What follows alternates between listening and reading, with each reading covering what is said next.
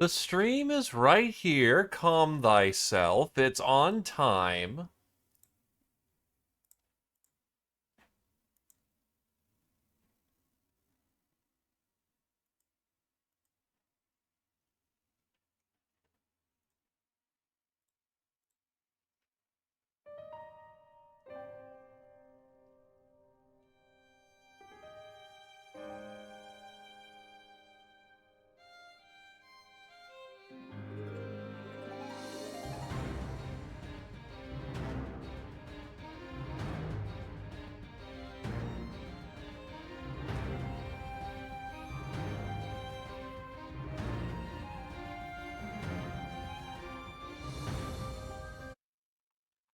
Up I'll tab, it kills the noise. Got it. Good to know about this game. But yes, hello Slegex, hello Dragon House.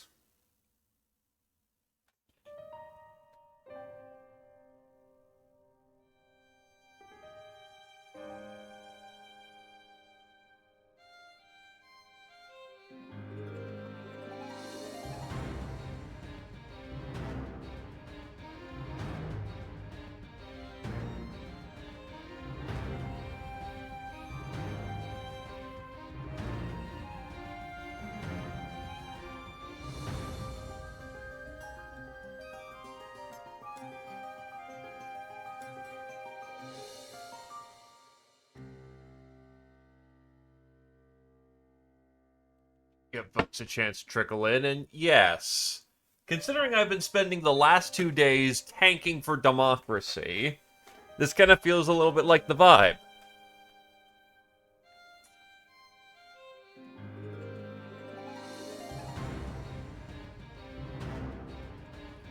Again, I do not know how long I will last. Bare minimum, I will last my usual time. And no, I am not a furry. I certainly cut the fine line, don't get me wrong, but I do not consider myself a furry.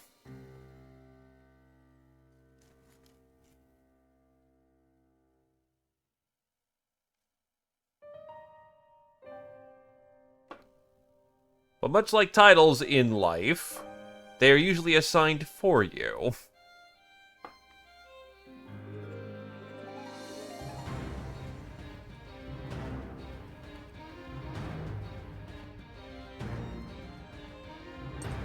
I will, however, state that I have already started a game before, so I know what I am doing.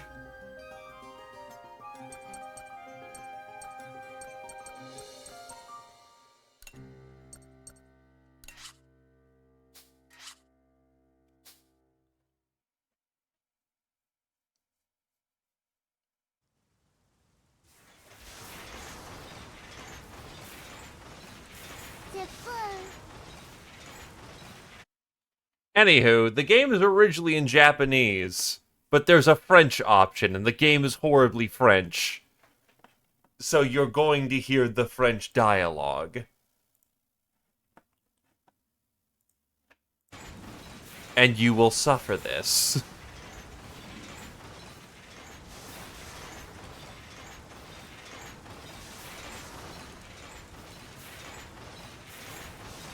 Meep meep. Hello, Ninja Zombie.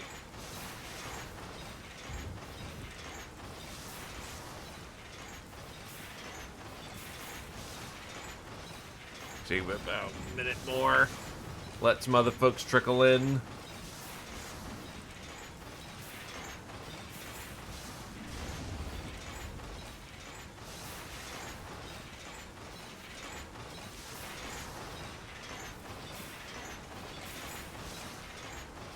So instead of the main menu looping a lot,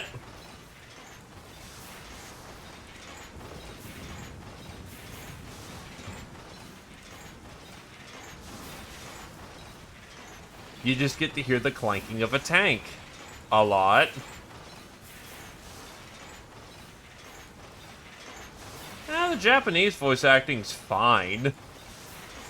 It's just we have a unique opportunity here.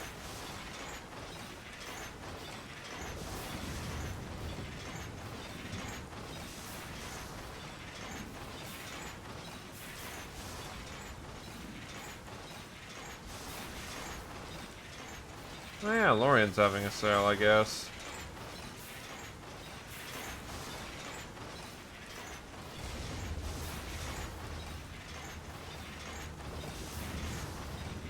Anywho, that is the 5 minute. Unfortunately, with no English voice acting, you'll have to suffer me reading the dialogue as well. I will not attempt to voice act, because, like, the oldest member of the crew is 12. I'm sorry. You know what? Challenge... No, I am going to be horribly offensive. And I actually fear the big blue blob. Maybe not nowadays, but I played enough map games where France is actually scary.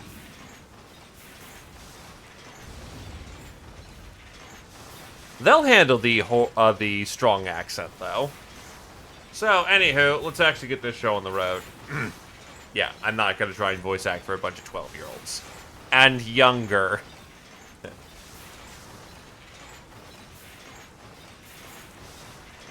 And I'm scared. It's alright, May. Everything will be alright. I'm getting dizzy. Get off of me, you big baby. Ah, yes. The big boy. We like the big boy in this house. I think we may be going too fast. But if we don't hurry, everyone in the village will be taken away. Un monstre de fer gigantesque fendait There's the l'ouverture de la French. forêt, labourant la terre de ses griffes d'acier. With clouds of steel digging incessantly into the earth, the massive beast of iron shot its way through the morning wood. Secoués par les vibrations et le grondement infernal de la machine, les enfants avançaient, sans répit. It does actually have a bit of Wakfu kind of art style to it. Along with the merciless screeching and vibrating metal, it carried the children forward and onward. Leur refuge était un char de guerre, imposant comme une forteresse et violent comme une bête enragée. Look, there are two voice acting options. There is French and there is Japanese. I'm going to take the unique option that kind of fits better along with matters here. They found refuge in a tank. It was as though they had been swallowed up in the belly of a ferocious beast of war.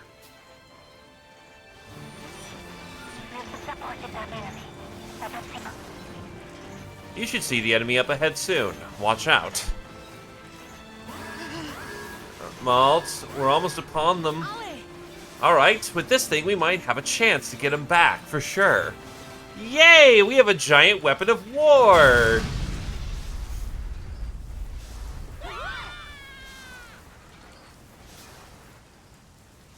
Look, the Mega Tank isn't a tank in, isn't a normal tank in Advance Wars, and yet we still call it a tank. Just call it a heavy tank or a Mega Tank, and it still fits. What is this thing? It's a monster? It didn't do anything. Oh, it does something, let me tell you. I think we're okay. This thing's pretty tough. Don't get cocky. If we don't fire back, we're goners. Seems you met the enemy. But don't worry. You have, like, 3 big guns. Use them. I'll teach you how to fight with the Tyrannus. Believe in the Tyrannus' power and fight. Hello, Kami.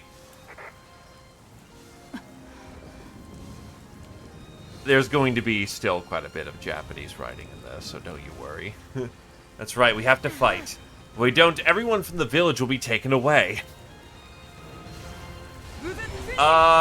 We get dossiers later on what the races are called, and there's different breeds within. There's basically sub-breeds within the 2 primaries, but essentially the world, as far as I understand it, is possessed of cats and dogs.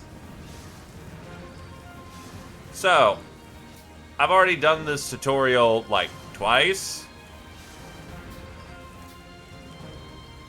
Just gonna flip through for the sake of speed. Basically, long story short, there are 3 kinds of guns that we've got equipped. And every kid is attached with a gun. Don't ask how the tank can rapidly change its weapons loadout just because of different kids at the mantle. You basically got three options. Red is autocannon. Biggest hit, lowest accuracy. Grenade launcher is yellow. Pretty good accuracy. Pretty reliable weapon. Typically has status effects attached to it later on. And then there is red. Oh, no. Blue. Blue is machine guns. Machine guns are good at penetrating armor, but do diddly dick for damage. So that's your basic 1-2. You basically match the colors over the bad guy's head to stun them, because this game is basically fundamentally dominated by action economy, and making them hit your tank as little as possible. Because as much as the game wants to portray up the fact that you're a big bad tank, you will collapse very quickly if you get shot.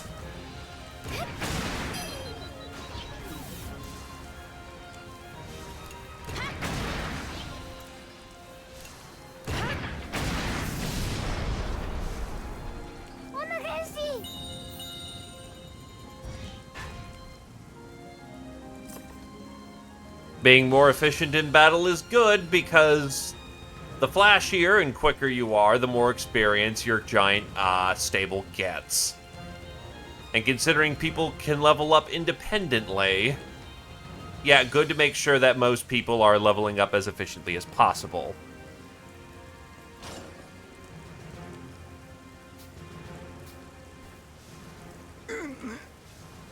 Everybody run! Run! Yeah, you deployed one tank.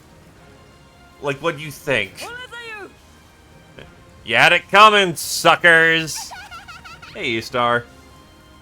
By the way, the child who's cheering your head off is 5. We are teaching a 5-year-old how to commence violence and to celebrate the blood of her enemies. Praise be to Corn. Don't you dare go outside there, you two. It's dangerous. But they're just kids. We'll deal with them later. Retreat! Retreat!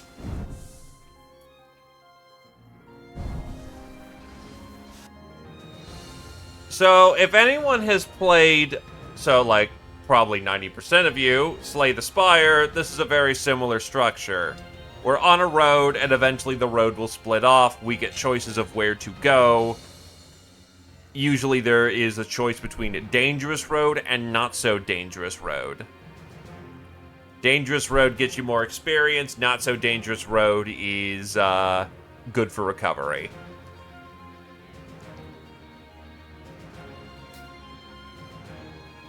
And yeah, icon with red or purple is battle. Healing, and yellow is looting stuff off the ground.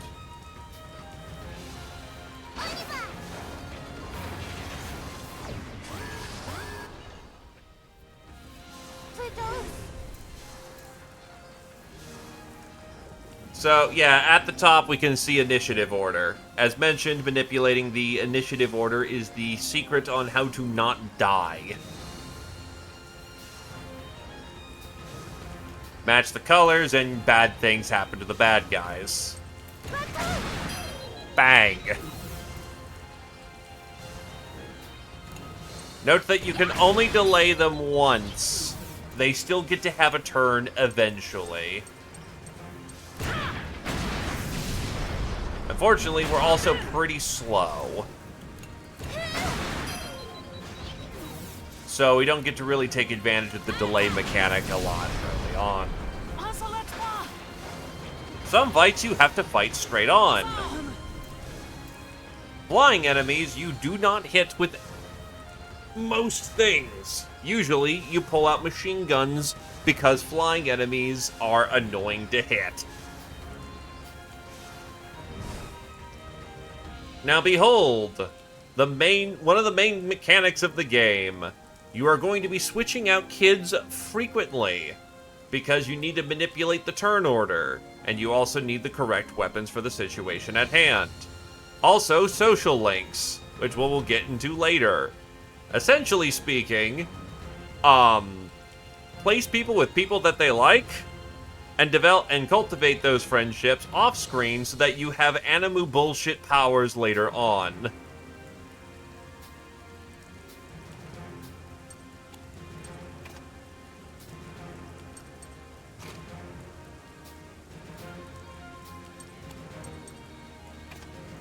I don't know why we just did the hard switch like that.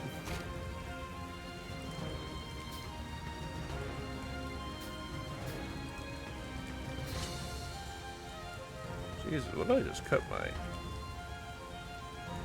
finger with?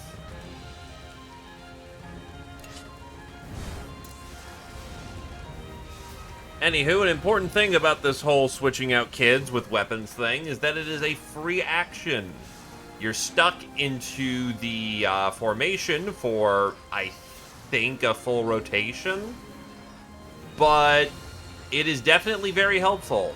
Also, tutorial is doing this like crap, because you can absolutely get it where the blues could have hit both of these things before they got the chance to, but unfortunately that is not the case. Oh yeah, the machine gun has multi-hit.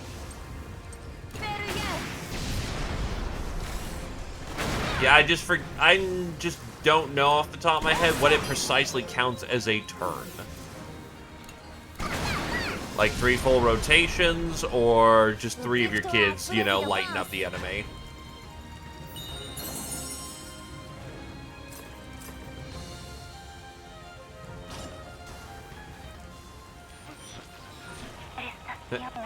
You fought well. Hang in there.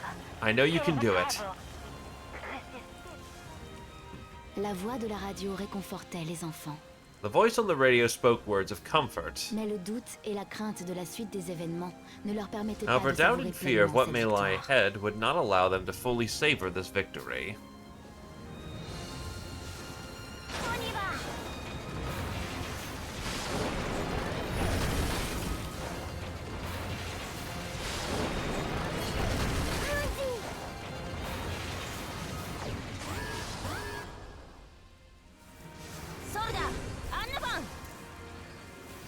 So, now they're mentioning the armor score. Again, this is a bunch of Japanese people who wrote an aggressively French game. I can switch it out to Japanese if it gets horrifically French. Or too horrifically French. But that is the armor rating of the enemy vehicle. That will reduce damage heavily. That is what machine guns are for.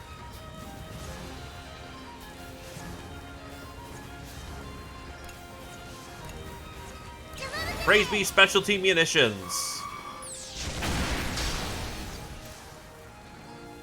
The enemy armor rank has been lowered.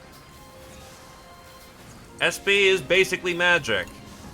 Use it, except not too much.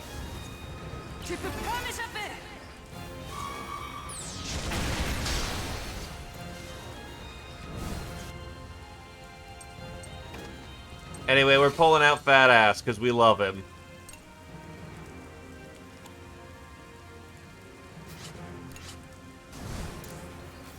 Oh, there, Yandros. We're going to delay you.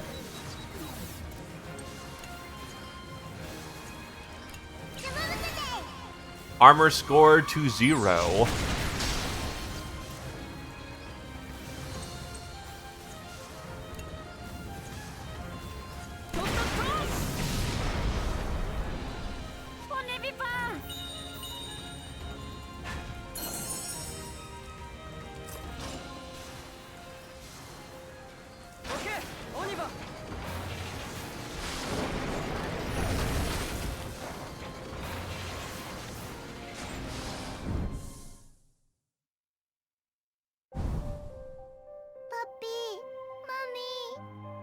Ah, yes. Time for the backstory, I think. Hope Grandma and Grandpa are okay. Don't worry. We'll get to them soon. So, what's up with that weird voice on the radio? Who the heck is it? Yeah, I don't know. Who could it be? Hold up. You think we can trust her? I don't know, but whoever she is, she helped us back there. We might have no choice but to trust her.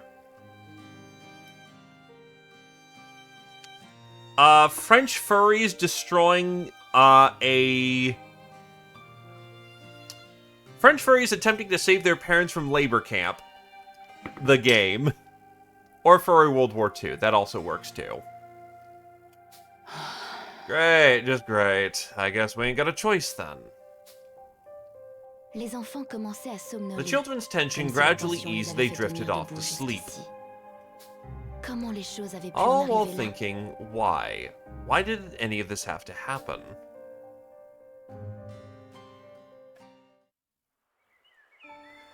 Look, the important thing is we have a giant fuck-off tank and we get targets to use it on. Also, the art in this game is very pretty.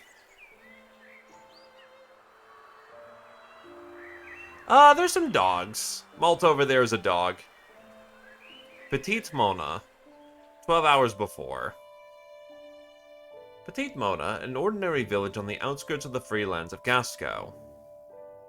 In this little village, we live simply in a quiet peace every day. I took care of Moo Sheep, looked after May, and my friend Hana was always with us too. Then there was the Big Eater Boron, Brainiac Socks, and Kyle, the transfer student from the city. Our daily lives were always filled with peace. We never thought that would change.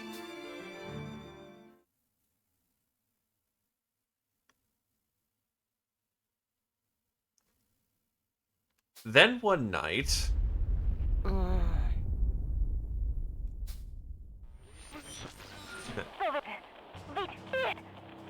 my radio started talking to me and I thought I went crazy.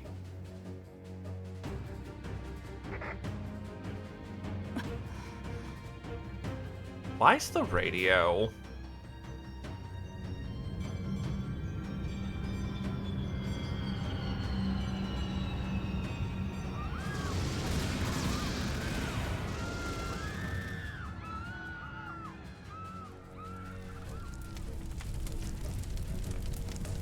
Now one has to wonder, why are they dropping that much ordnance on town? Seriously? Oh, did I not? I am good at this. 10 plus years. 10 years, everyone. Fuck. Well, thankfully, we haven't missed anything too important. No, how could you? Our village, our beautiful Petite Mona. It's horrible. Hey, you there, get over here, don't resist. Stop that rough behavior. There is no need to take the lives of civilians. As you well know, we have orders to take as many of them alive as possible. Oui, chef. The game is written by Japanese people featuring French people. So, yeah. A lot of that. Yes, sir. Damn it. Damn it!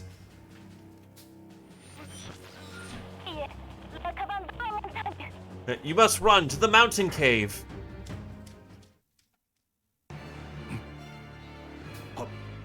Is there something wrong, Colonel Pretzel? No, it's nothing. Once the villages have been taken, proceed with our withdrawal. Oui, chef. Yes, sir. How shameful. Why do we have to attack such a strategically meaningless village like this? Huh? Well, as he is very fond of saying, he is the oldest. Where are the others? Taken, I bet, by those damn Burman assholes. You know, we are rapidly running through our PG-13 allowance. Impossible. They said the war would not reach remote places like this. Mal, where's Grandma and Grandpa?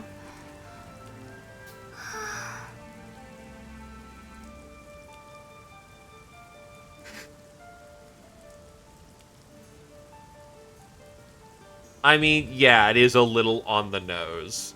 But Japan's been doing community service for World War II for like 50 plus years now. So, you know. Hey. That voice said to hide in the cave. This ain't a trap, right? I don't know, but let's check it out.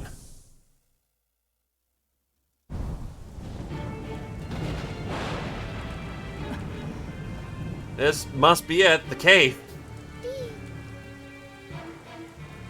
This isn't isn't this old forbidden ground? Affirmative. Yes, that is correct. It must be forbidden for a reason. I'm scared. It's dark. I ain't afraid. Okay, let's head in with our eyes peeled. Everybody stick with me, alright? Wait, don't leave me behind.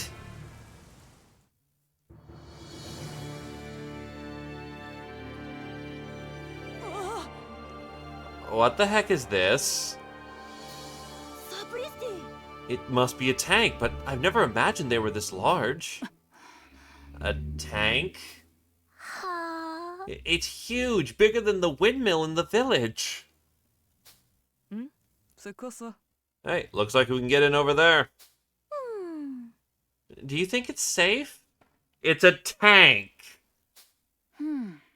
Let's take a look. Let's take a look. May, stay with me.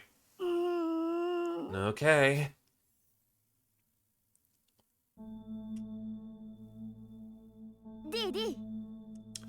No, but considering that behind me is now currently a crater, forward looks a lot more appealing.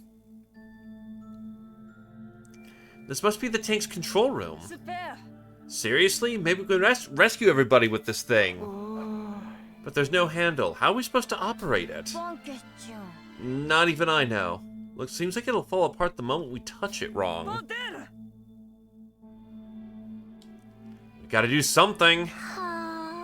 Thought we could save everybody. Papi, Mommy.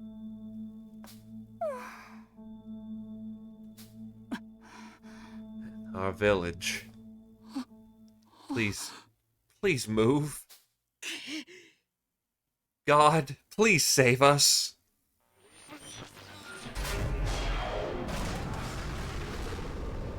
There are no gods here.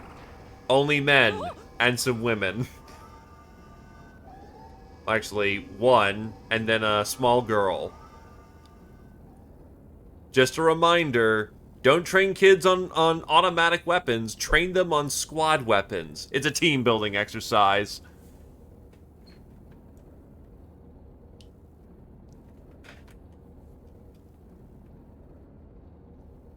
It moved. Now we can save everybody. All right.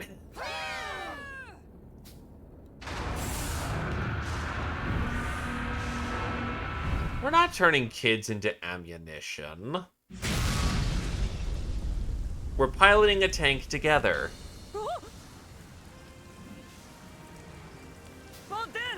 Wake up! It's those Burman bastards. They're attacking us. Sorry, guys. Get ready. We need to fight back.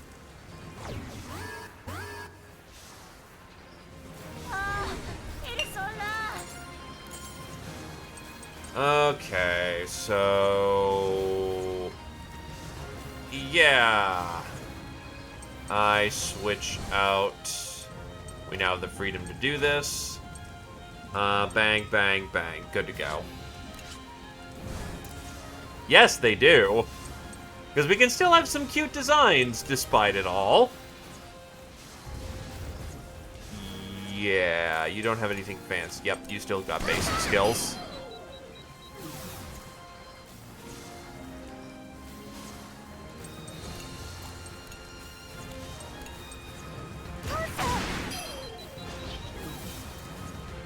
The red cannon's not going to be super effective as of the time being because that's got too much armor score, but...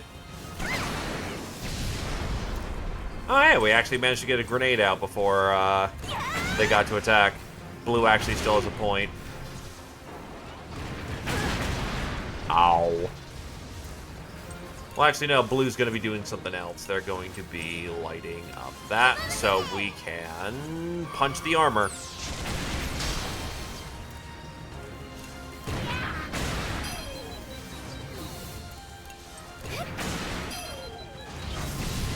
I will say at least one respect for the bad guys. They see a giant tank and they go, yeah, let's throw what we have at it. Because I don't want to get hit by that thing.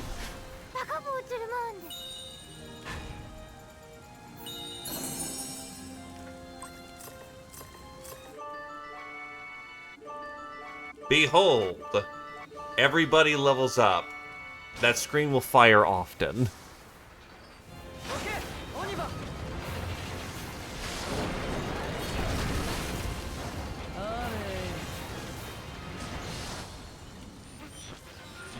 Seems like they're gone. It's safe to rest for now.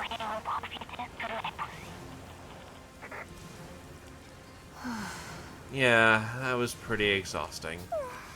Yes, having to suddenly fight in a tank like this, I'm worried how the others are. Let's go check up on them. Abhumans are still human. They're not Xenos. Didn't realize it until now, but it's really huge inside of the Tyrannus. What a marvelous technology to have such facilities to live inside a tank. This is where you upgrade the tank and interact with the kids. I'm gonna explore a bit. Okay, but don't go anywhere dangerous.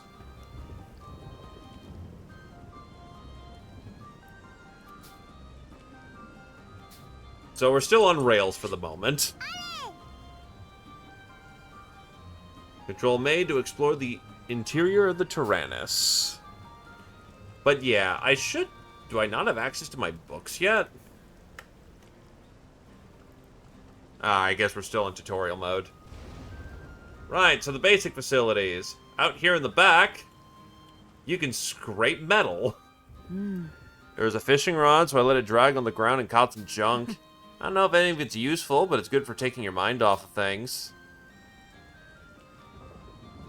So, scrap fishing is the thing in the back here. I haven't used it too much, but essentially if you're short on materials, you can spend time units to shore up what you need to do this. What amazing technology! We have materials, we can enhance the performance of the Tyrannus more and more. This is how we upgrade ourselves on an equipment level, because of course this is still an RPG at the end of the day. And even though the kids are getting better at murder, turns out we want the 7.62 instead of the 5.56 machine gun. Whatever calibers they're using.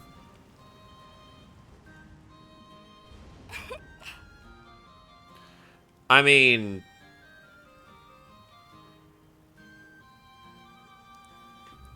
If M says it's okay, M says it's okay. Consider that the two abhumans that we see in a particularly high degree are... Before they got squatted, there was the squats before they became the dwarf, the whatever they're called nowadays, and made their own empire. But Ogren and Ratlings. And Ratlings are particularly fuzzy, but they don't have fur, so true. Botan, thank you. The tank even has a kitchen. With this, we can make meals for everyone. Yeah, he's hard at work. Hey, don't eat all the ingredients before we can cook. By making meals with gathered ingredients and eating together, the abilities and resistances will temporarily increase. You can food-based buff. How is exploding the Tyrannus? It's so cool, it's a tank, but it has places to eat and fish. It surprised me so much, I'm kind of tired now. Thanks, because of you, I know more about this place now.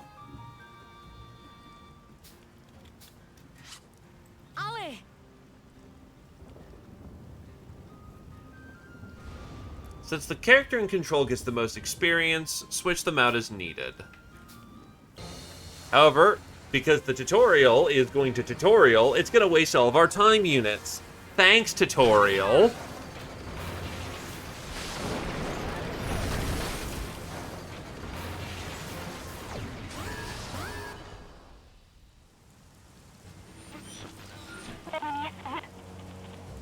The enemy's coming towards you.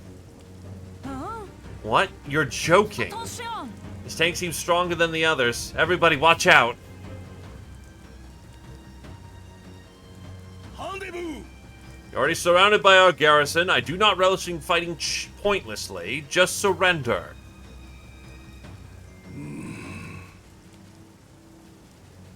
This is a battlefield, so I will show no mercy, not even children. What? You abducted our families. You give us no choice. Shall we fight? What are we gonna do? We will fight you. We will never get them back if we don't. Yeah, who knows if we can win or not if we don't try. Oh, what did I expect from children? Such foolishness. Indeed, that machine is impressive, but you are outmatched. I repeat, surrender now, kids. Give up, maybe they take us where they're holding everyone, but we should say we could save them then. Puppy, Mommy. I miss Grandma and Grandpa. I'm afraid to fight. I ain't afraid, let's kick their asses. Right. That means we can save everyone, I'll fight too. Alright, let's do this. This is war. This is not a place for children to play. It's not like we want to be here. Very well, I suppose you kids will have to face the consequences of your actions.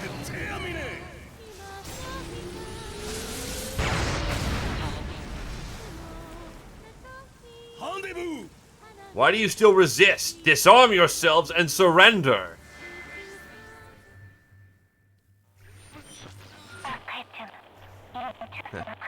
At this rate, they're all going to die. You're the only one who can save them. Give up your soul for their salvation.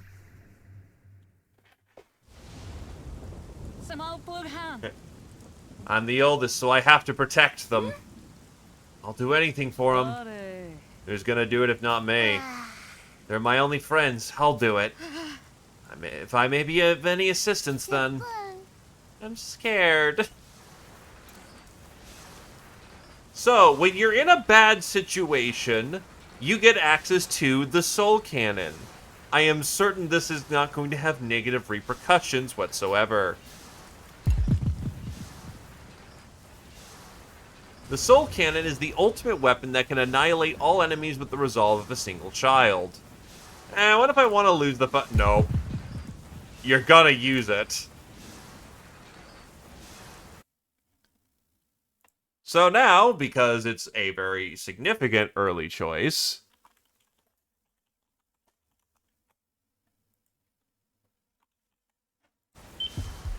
I don't know the names off the top of my head.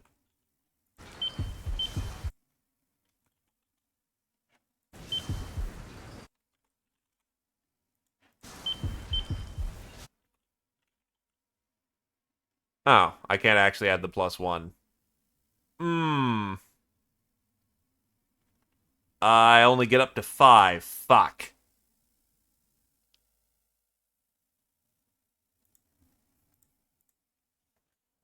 Okay, the 5-year-old is protected for now.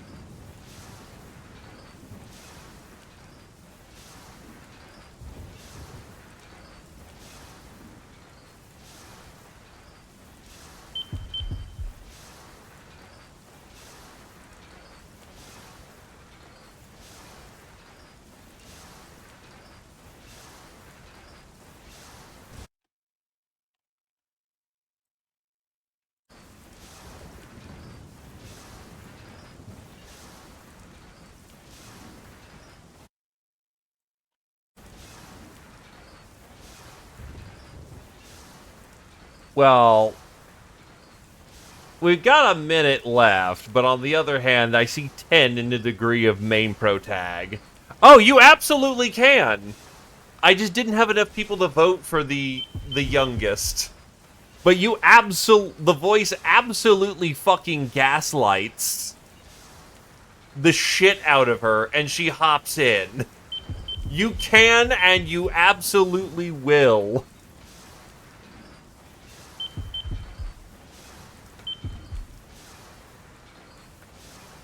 But, because people here are honorable, we'll go with main protagonist Doggo.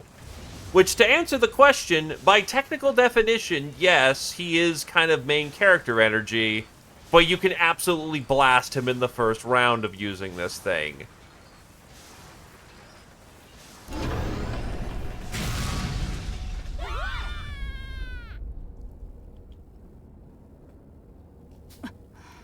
This is really bad. I have to do something. Malt?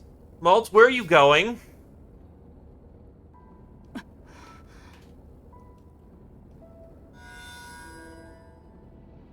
Huh? Is this the place? Yeah, it must be. To think something like this was hiding here. As long as I can save everyone, I've got nothing to fear. After all, I'm the oldest.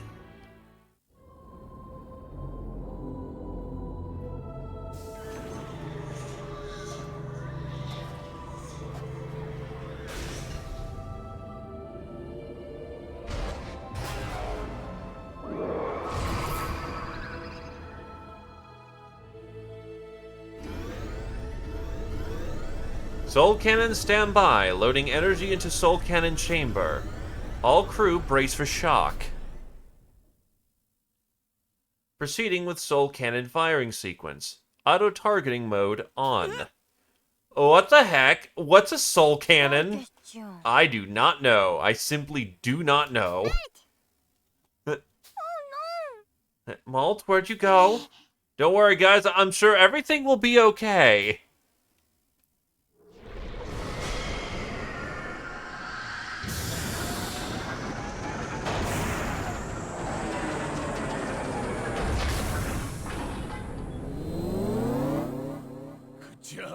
What in the world? Is it a weapon? How inauspicious. Take cover! All units, full power withdrawal! Yeah, that ain't happening, buddy. Initiating Soul Cannon countdown. Firing Soul Cannon in 3, 2, 1.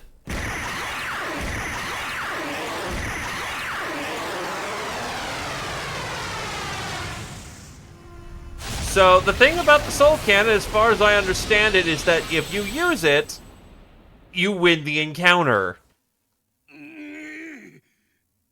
No questions asked, you just win. You demon. The Soul Cannon is a powerful weapon that can destroy strong enemies in a single blow, but it has a great cost. It's typically sealed and only be released when the Tyrannus itself deems it's necessary for use. Huh? What was that? I do not know, but that light was intense. Hey, check it out, guys. The Burman army's gone. What? We're saved. We're safe now, right? Haha, this thing's freaking awesome. Bet with this big old jalopy, we can even defeat those Burman jerks. Anna, where's Malt? Now that you mention it, he hasn't come back yet. You don't think that attack was his doing, do you? Let's go find him. This is Malt's hat. Malt? His hat was here on the ground, but he isn't anywhere. What the heck?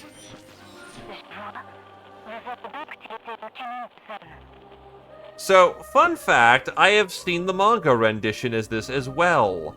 It is much worse in the manga. Interestingly enough, people picked the person who got sent in during the manga. But let us say that it is more than just a superheated chamber. If they got to express how they wanted this thing to fire, the person is essentially flash fried from the flesh, but they also get jammed with needles that drain them to nothingness, evaporated, and it leaves a bloody mess that is, let us just say the blood is left behind. Imagine you put an explosive inside somebody and then you detonated it. No bone shrapnel or anything. All the flesh and bone was taken away. But the blood, oh, that's everywhere, man.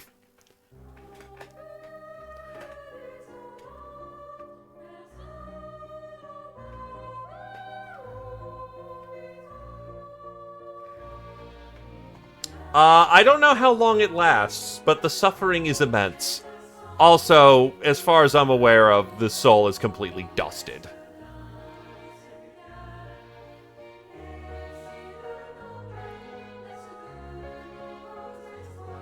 Oh, god damn it, Kodal.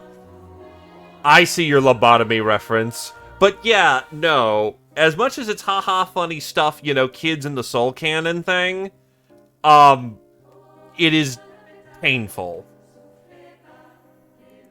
We made the manga canon choice here. I think in Japan, Boron gets stuffed into the canon because he's seen as a fat, useless individual. Well, in the West, it's typically the 5-year-old who gets shoved in. I at least have respect for the director in one capacity.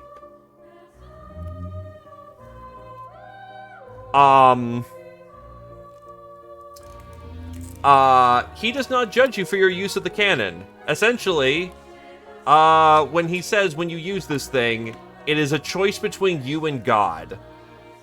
And no one else can judge you for it.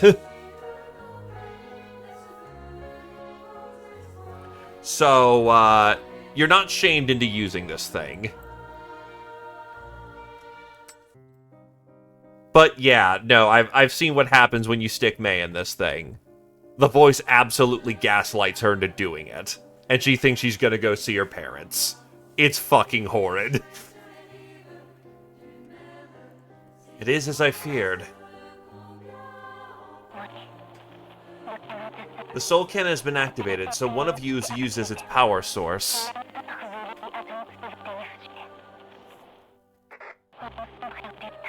The Tyrannus' ultimate weapon, the soul cannon, has the power to eliminate any threat.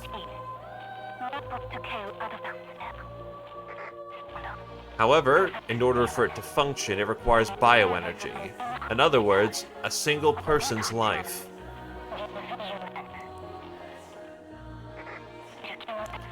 Someone sacrificed themselves to become its energy source and thus faded away.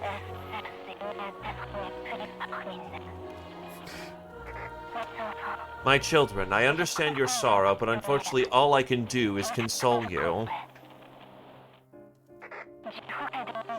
I promise to do everything in my power to help you reach your objective.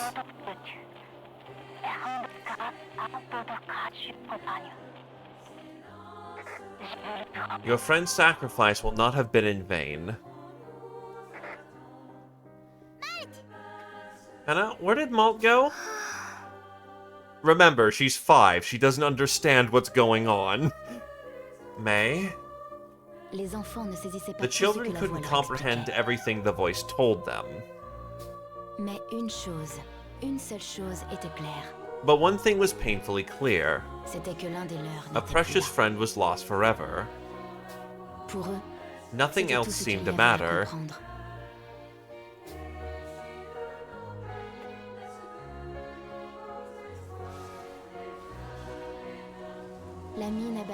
Heartbroken, the children continued on their way. However, that was no concern to the Burman army. A garrison discovered the Tyrannus, and attack would soon be imminent. Hana is the second oldest, so it's not like they're completely without leadership. My children, you must fight!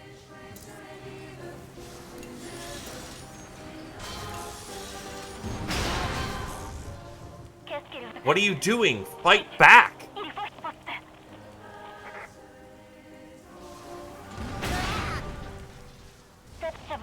Hurry up and attack! You won't lose against this opponent!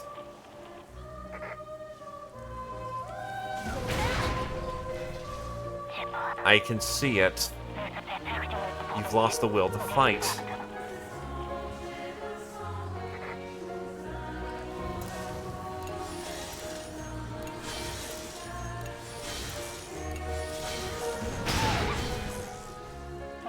I suppose this time, inevitable. No one's expected to instantly overcome grief and fear.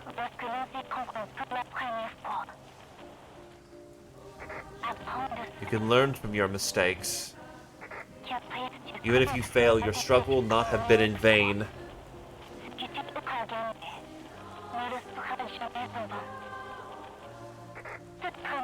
I'm sure next time will be different. I will help you overcome these hardships and fear.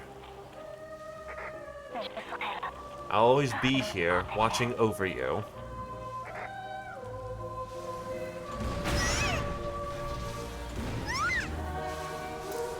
Wow, they can miss?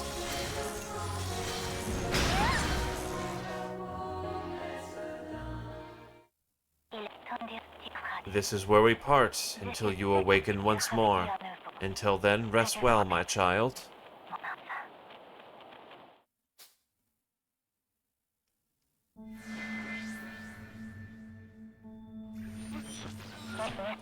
Utilizing this power was more than they could handle after all. The fault is my own. I should have used the children's lives more wisely. Of course, winning battles is important, but don't lose sight of our mission.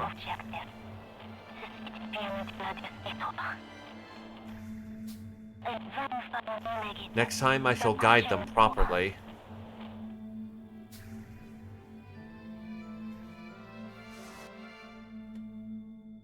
The battle has led to an unfortunate ending. Nevertheless, mysterious power surrounding this world can turn back time. Select retry before the last intermission from the menu.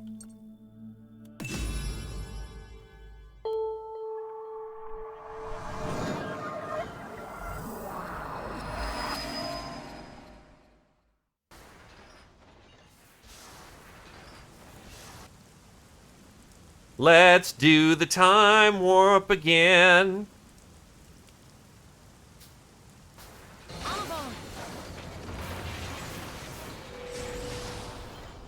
So, yes, at the end of the day, he's not dead. And that was technically a faux choice. This will not happen a second time.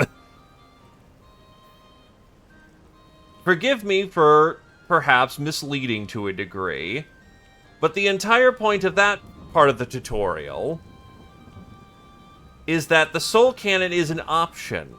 And the soul cannon has consequences.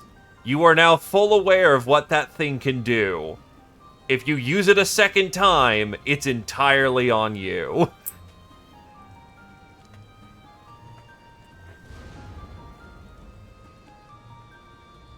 So, yeah. It also sold the impact of the moment more correctly. As mentioned, the choice to use the soul cannon is between you and God.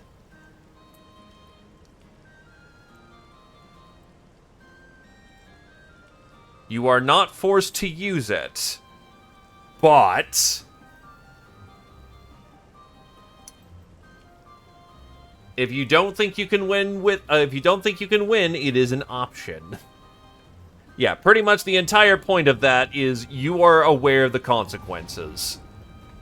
From this point on, everything is your discretion. What's the matter, Malt? Why are you crying? Huh? I'm not crying. There are tears on your face. Oh, you're right. I wonder why. Geez, did you doze off or something? Everyone's tired. No wonder you might fall asleep. Must have had a sad dream, huh? Malt, are you sad? No, May, I'm fine. But what is this weird feeling? Children do not realize time has been turned back. Experience gained prior to this point will be lost. However, by increasing the affinity and strengthening the Tyrannus during intermission, you may be more prepared for battle than the last time. Hope May doesn't feel anxious. Since I'm the oldest, she can always feel safe and rely on me. Increase the affinity between two children by talking with them. Behold, we are now going to be taught how the hell social links work. Social links are pretty good. I'd say they're probably about as Persona important. Fire and the sound of booms are scary. I don't like it.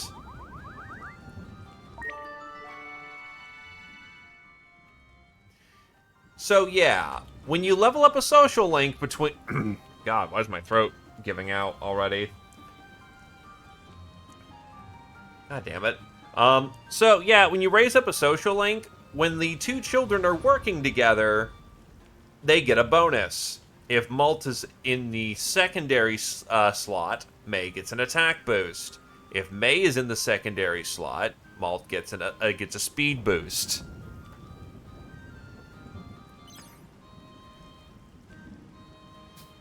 The children's support effects in battle will increase alongside with their affinity. The icon will appear every time their affinity level reaches a certain point. This is the chance to trigger a link event. These are thankfully free. And no, this is not going to result in some Fire Emblem shenanigans where we're pairing off kids. The only one who's old enough to do so may be Malt. Hey, Malt, what's up? Why are you so jittery, May? What kind of people were Mom and Dad? Huh? Mom and Dad? Yeah, I don't remember them much. That's right, they went to paradise when you were just a wee little thing. Are you feeling lonely? I don't know, but I've got Grandma, Grandpa, and you, so I'm not that lonely. Right you are. We'll just have to hurry and rescue them, huh? Uh-huh, I bet they're lonely without us. Bet you're right.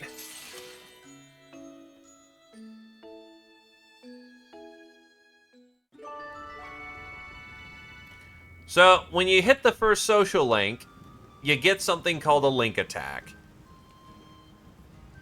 Translation to this would be, appropriately, this would be something like Devil Trigger or Berserk Mode. Because the link attacks are ridiculous.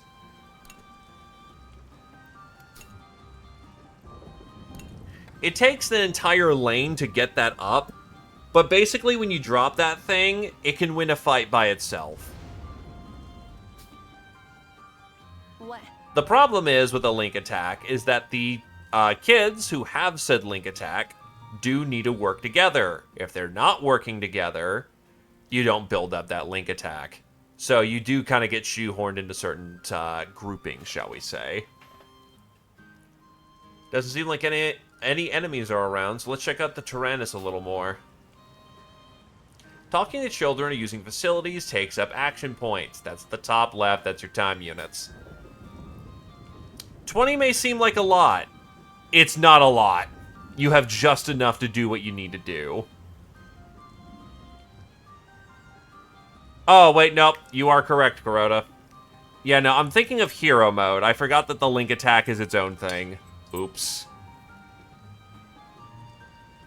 Yeah, no. I'm not... I can be wrong. Make good use of the limited AP, and get to work. Do I have access to my books? Okay. So, now that we have a minute to sit down and look at the cast, I believe when the time warp happens again, you reset before the intermission. So, no, you don't keep anything from before the intermission. Or from, yeah, after the intermission, sorry. Yeah, so here's our pro tag, or one of them. Because, as we just made very clear, we stuffed him in the soul cannon. The dogs of this universe is, Kaninu. The oldest of the children from Petite Mona. Ever since his parents died from an illness, he's been living a moose sheep herder on his grandparents' farm with his little sister May.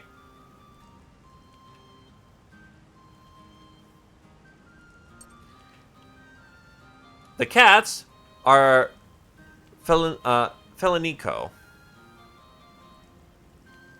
So yeah. Our oldest is 12. It gets worse from here. Hana is Team Mom. A thoughtful girl with a compassionate grown-up nature, she is kind to everyone. She loves to read and enjoys taking care of people. Someday she hopes to be a doctor. Kyle is a cat. Due to his parents' circumstances, he moved from the capital to the unfamiliar countryside. Even though he has quite a bad attitude and a foul mouth, he actually is quite gentle and lonely. has a crush on Hana. He is 11. Boron is also a cat. 10 years old. He's one of 5 children born to his father and mother, a farmer and cook respectively. Always calm, he dislikes fighting. Though he's a big boy, he often acts like a big, scaredy cat crybaby. Socks is a dog. Fascinated by mechanics and a desire for knowledge, he is driven by curiosity, is easily excited by topics on knowledge, often speaking rapidly even though he is usually more reserved. Has difficulty speaking with girls. You're probably correct. My brain is trying to autocorrect, because in Japanese that'd be fele neko. But how it's probably pronounced is different. And then, oh, I was wrong. May's not 5. May is 4. Malt's little sister and the youngest of the crew. Cheerful and sunny, she grew up without letting the death of her parents affect her. She is a friendly personality, but likes her big brother the most. Yup. Yeah, that's the crew. Again, I've seen what happens when you stuff her the first time in the tutorial into the canon. She is gaslit into thinking she's gonna see her dead parents again.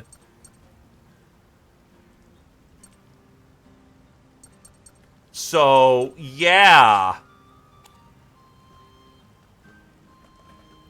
Let's actually figure out what we got here. Alright, what do we got for Kit? Brack. I can get the cannon, maybe? We're gonna want the machine gun because we know it has armor. Oh, by the way, for some reason this game features a success and failure rate. I don't know why, it hasn't hit me. But that seems very silly considering you have a cost everything.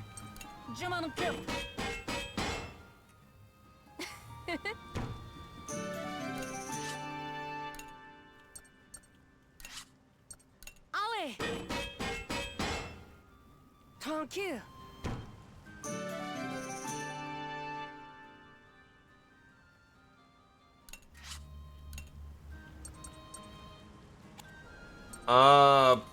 Usually not worth it in my opinion. Oh, wait.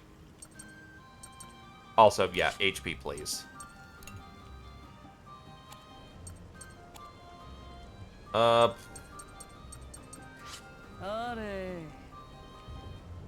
Cat. I like cat. Yeah, armor is HP.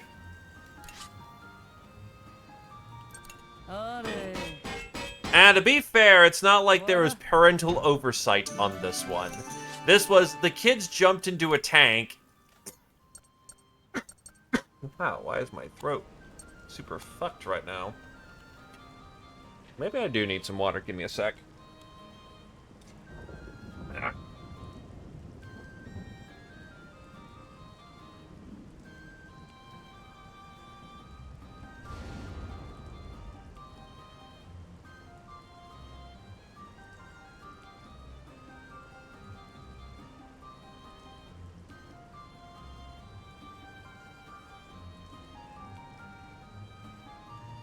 Bro.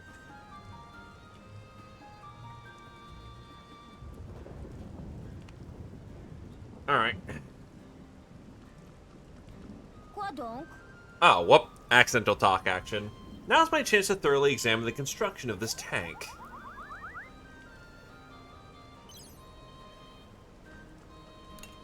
We only need one small barrel. So, how this works is you choose a difficulty and the quality of your rope. After that, you just kind of pray.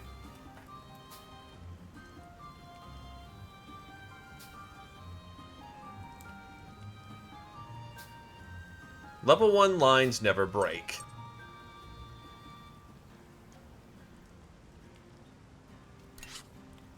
Allez. Fini.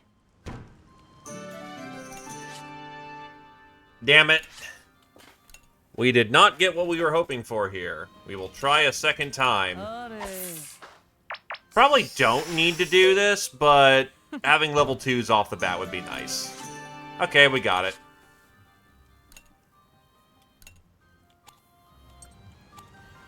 Everyone can bond with everyone, but there are generally gonna be some biases.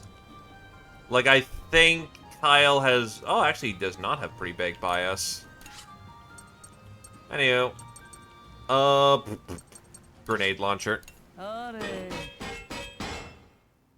What?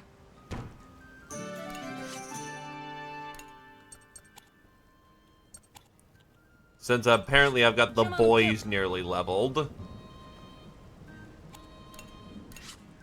And I can even give the reactor a spool up. So why not?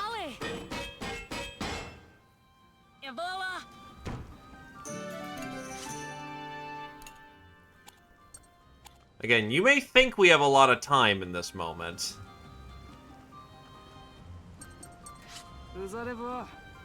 I should be able to at least get one relationship up. Is everyone alright? You're not hurt, are you? Nope, I'm not gonna have enough time for this. Tu vas bien? I'm scared, but I have to be strong for everyone. Oh no, maybe I'll just have just enough time to nail this. As one of the oldest, I need to work hard.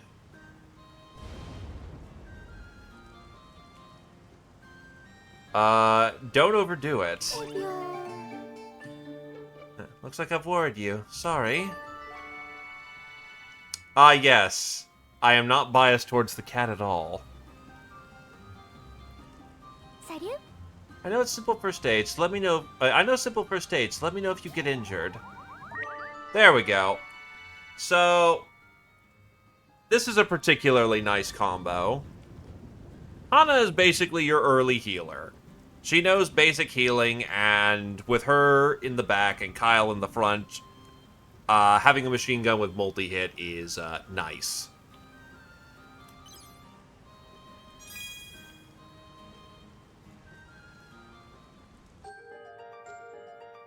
She gets life leech if she's in the back with Kyle.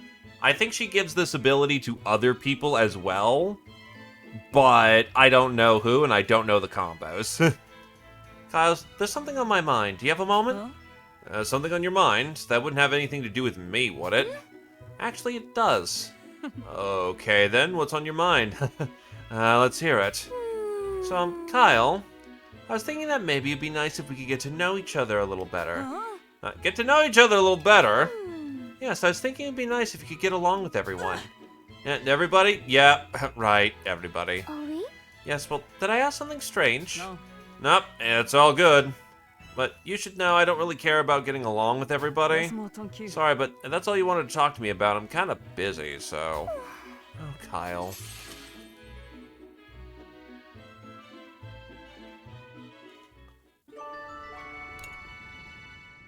Alrighty, so we have spent all of our time. I was hoping to get maybe a Maltz 3, but I needed the extra bits there.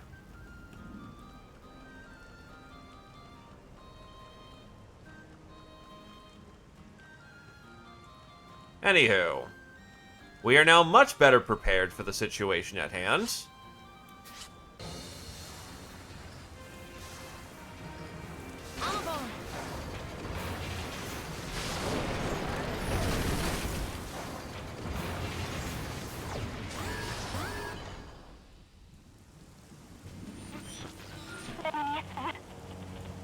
Round 2. What? You're joking?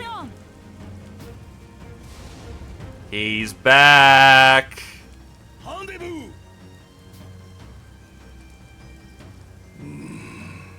Oh mon Dieu. Dialogue's mostly the same. I don't think there's any changes, so... Abandonné! If we give up, maybe they take us where they're holding everyone, but who's to say we could save them then? Mommy. Yeah! On y va. Attack! Ennemi en vue. される遅れて Bouncy.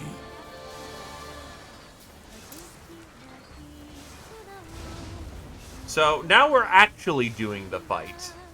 From here, when the Tyrannus nears a crisis in specific battles, the restriction on the soul cannon will be lifted. Still, depending on how you fight, you might be able to defeat the enemy without using the soul cannon. Examine the enemy, find its weakness. That moving part up there, it seems they'd rather not attack it there. Right, let's focus our attacks there. We gotta try something. Battle tip 1. Aim for the weakness, the tower. Attack and deactivate the tower to prevent it from healing the main body. 2. Take advantage of your defenses. Since you can attack while defending, it's effective while fighting strong enemies. Be sure to defend before heavy-hitting attacks. Use link attacks. You can use link attacks by setting up characters with high affinity at the same turret. Link attacks can be used when the link attack gauge of a pair with high affinity at the same gun turret reaches max. Malton may have have a high affinity, so let's use a formation to place them on the same turret. Even though you switch to another child along the way, the accumulated gauge will stay the same. Alright, what's positions? Also, yes, the music's banger.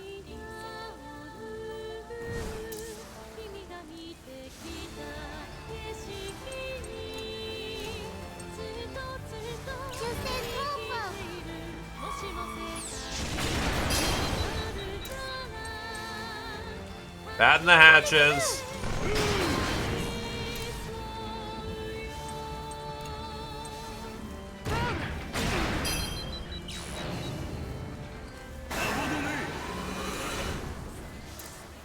Got it. I did not remember doing repairs. I thought it was health repairs, not armor repair. Oh, it does both. Right, well, bang.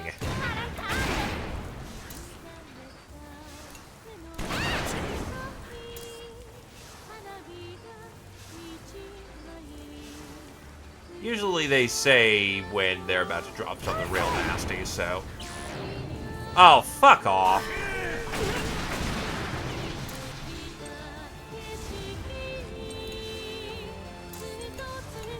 Still want to reduce that armor score?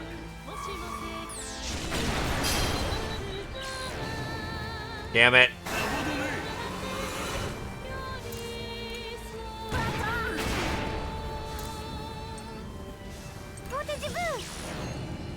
Now that's what I was remembering. Yeah, it should look familiar.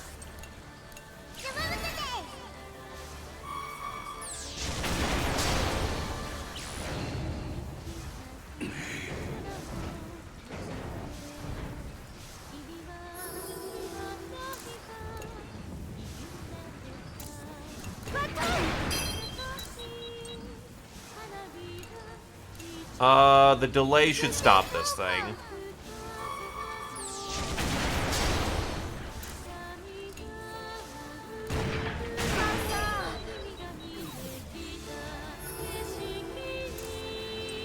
Barely. Yeah, so let's not get nuked. We saw what happened the first time.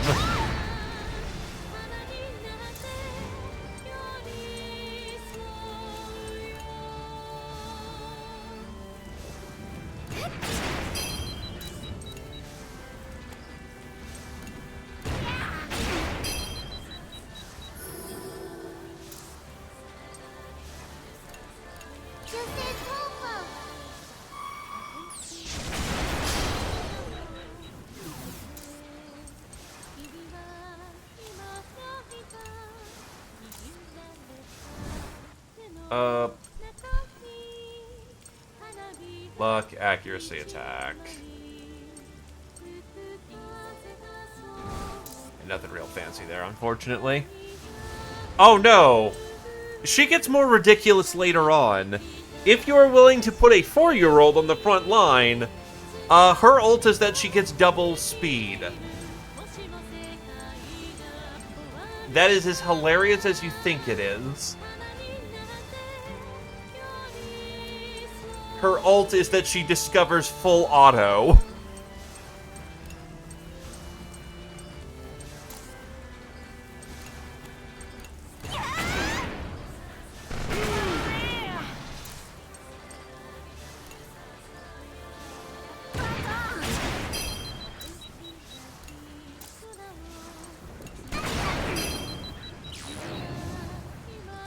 C'est plus au piège.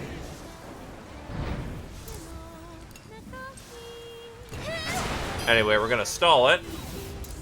Now behold, this isn't her ult, but this is their link.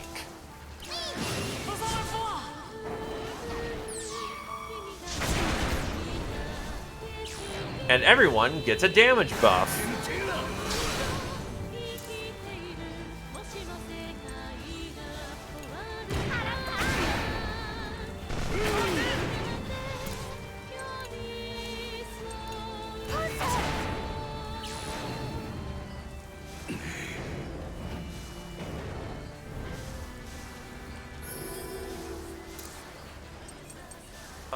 Anyway, I'm not thinking that's... Yup, called that one.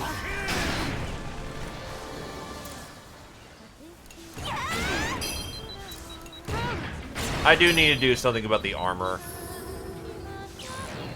It's getting up there.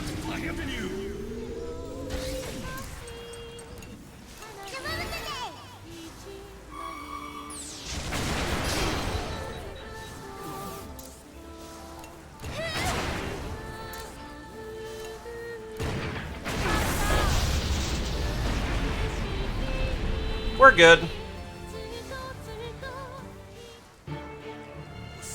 What an incredible machine.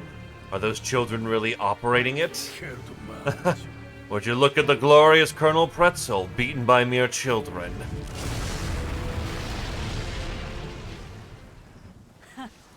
We did it! We won!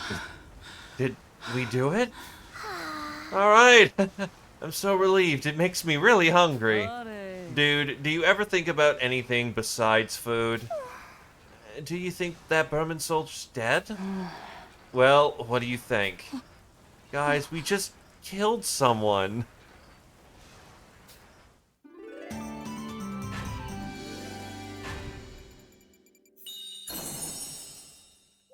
Aces.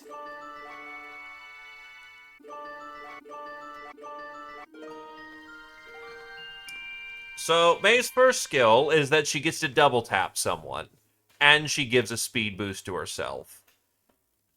Again, her entire, I think, skill line is learning how to hold down the full, like, the trigger accurately.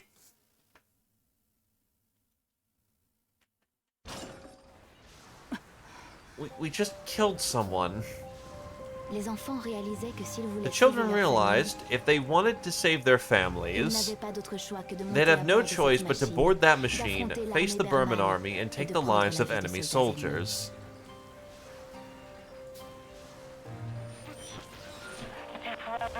This time you succeeded all on your own. I'm so proud of you. So from what I understand, if you pull out the soul cannon for this fight again, you do not get heat death of apathy, because the radio is much quicker to stop that shit. Many more enemies will stand in your way.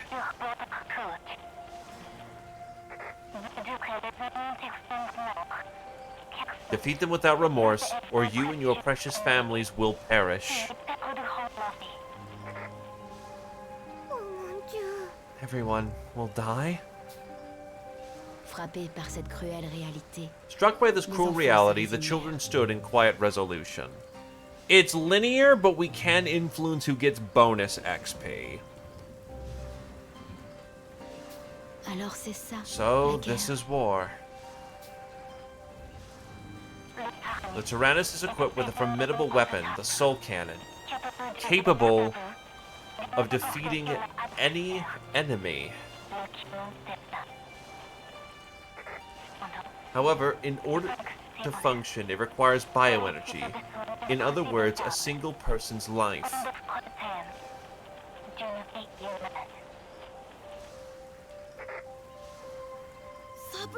What? I hope you won't need to use it. But if it's the only way to avoid everyone's death, you mustn't hesitate.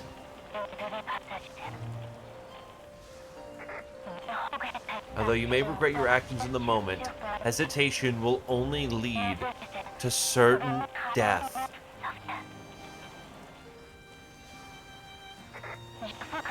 I promise to do everything in my power so it doesn't come to that.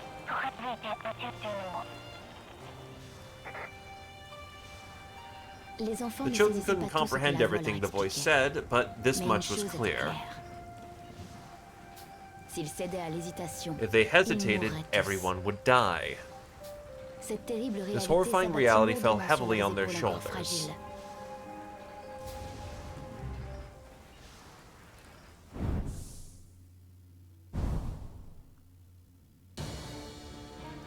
Special Gasco Invasion Forces Berman HQ.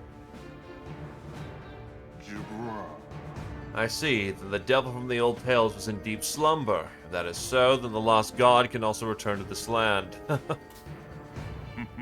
You did well in your final moments, Colonel Pretzel. This was truly your most valuable achievement.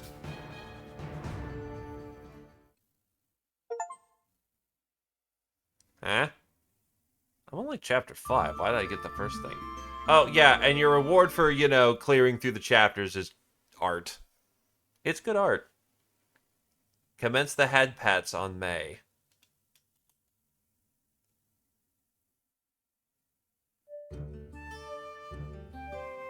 Also, don't mind the fact the continent is about the size of Africa, and we're clearing it rather rapidly.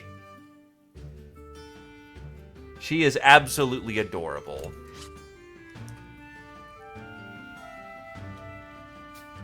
So, in between chapters, you have the ability to go into a village. The usefulness of this is debatable. All major cities have suffered catastrophic damage during the attacks by the Burman army. Those who fled, however, created small settlements like this in various locations. People try to make the most of their lives while distancing themselves from the gaze of the Burman soldiery. Money's useless during war. You got something to trade? So, if you have items to throw around, you can trade up or down on stuff. I haven't really used this all this much, admittedly.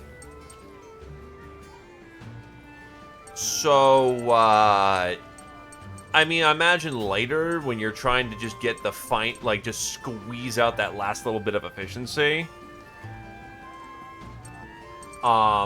It's useful, but early on I haven't seen much use for it. Can't believe the Burman army would attack a place like this. You children are so young, it must be hard. This isn't much, but please take it. Yeah, people will give you stuff. The war broke out all of a sudden, didn't it? But being prepared means no worries. At the very least, you should prepare for anything. Hey you, do you know about the comic pages? The Adventures of Sucre is so good. If you never read it before, then here, you gotta read it. You obtain an adventure of the episode, an episode of the Adventures of Sucre, a serialized comic. Get other issues by talking to villagers. So yeah, this is an actual thing. It's done in the classic style of like old comics. So it's neat. The Vanishing Key arc. A courageous 15-year-old boy with a sense of justice. When push comes to shove, his wit is his weapon. Sucre. Crema. Sucre's buddy and female pet owl that understands spoken language. 'Cause, of course we have the animal companion. Malia. Sucre's lively childhood friend. She tends to be a little too helpful. Le Docteur. The Doctor, oddball inventor. Creates some amazing inventions even though they usually break right away. Again, the Japanese wrote on French culture. Whether this lands or not, I'm not 100% sure. But I like it. Inspector Coffee. A friend of Sucre's father, whereabouts unknown, who understands Sucre well. Well, of course the parents are gone. How can you have an adventure with a 15-year-old if dad tells you no? Madame Assam, the widow of an antiques dealer. Professor Buri. Previously an archaeology professor, he was banished from the academic society after his fraud was discovered. A money grubber. Count Novaloon, a mysterious man in a mask. He persuades Professor Buri to come along and steal treasure. Le Mystère de la Creux Pasteur. And now that is my one offense to the French. I get one.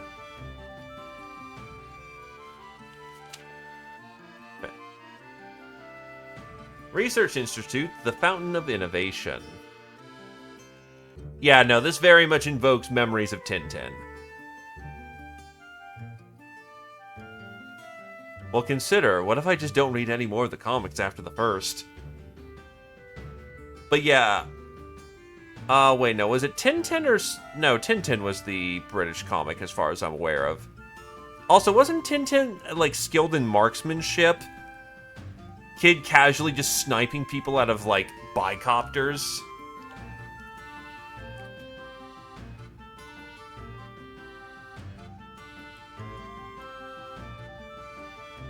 Oh, Tintin's Belgian. Thank you.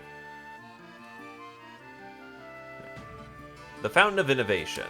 Oh-ho, my small-sized radio prototype is complete. The vanishing incident in Lumere Mine. Incidents of livestock and property suddenly disappearing continues. Doctor, that's awesome. We can finally hear the news now.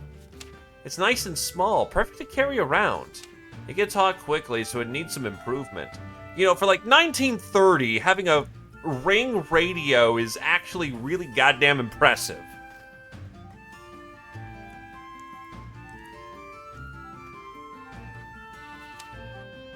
You know, if a Frenchman heard you that, like, they're closely related to the Belgians, they'd probably beat you over the head with a bottle. Hopefully it won't explode again, right? Ooh. Knock, knock. Hi, Inspector Coffee. I knew you'd be here, Sucre. And who's this? I brought you a client. Hello, pleased to meet you. My name is Assam. My dearly departed husband was an antiques dealer. While going through her husband's personal effects, she apparently found something strange. Thought this might be a good job for you. And by a good job, I mean I'm going to get the pay and offload my workload onto you.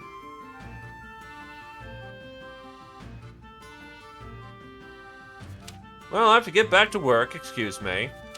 Okay, Inspector, leave it to me.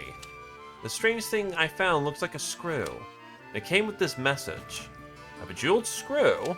And you say a message? Oh my.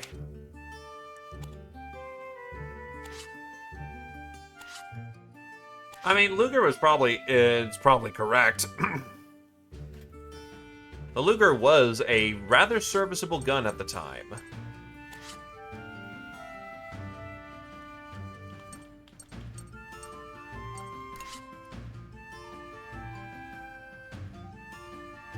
True, a baguette gets stale, and that thing is a lethal weapon.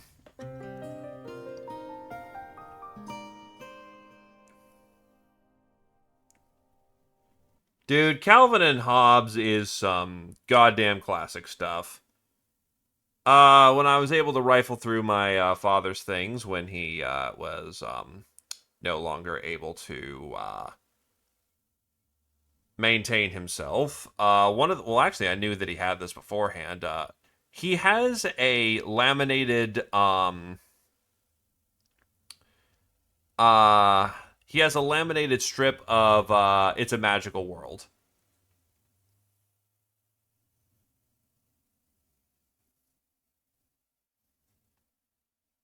Last comic strip. Like, straight from the newspaper. It was good stuff.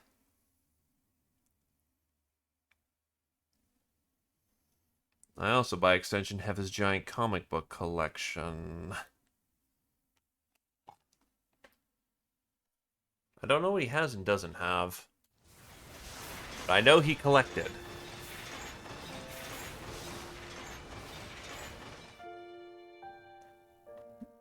Le poids de la cruelle réalité The weight of pesait this sur cruel l'ambiance qui reality régnait dans hung le heavily Taranis. upon the children, as though nearly crushing the air from their lungs.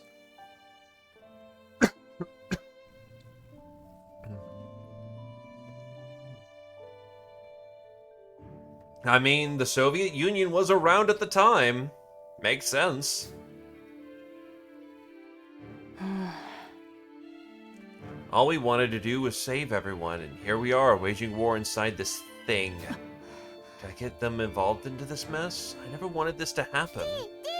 Can we save Grandpa and everybody? Yeah, I'm sure they're fine. What are we in for?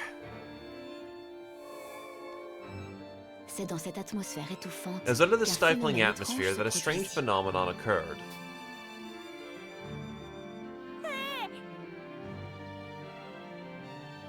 Ah, ghost? I'm afraid of ghosts, guys! That makes no logical sense. L'un des One of the enfants children jurait avoir swore vu une they petite silhouette saw a briller figure dans bathed in l'enceinte du light, char, avant que celle-ci ne disparaisse and it comme si de disappeared rien without n'était. expressing a single word. Ils s'accordèrent à mettre cette vision sur Everyone le compte agreed de the la fatigue must have fatigue. caused them to see Une simple things, illusion, that it was sans just doute. their imagination.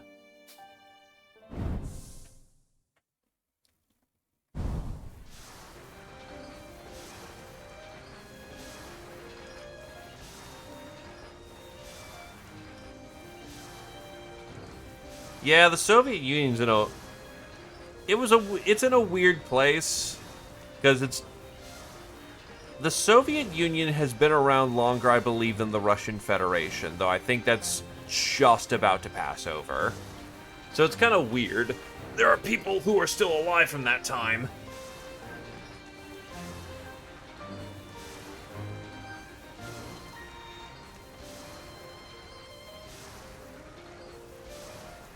I am certain they will be well-adjusted individuals.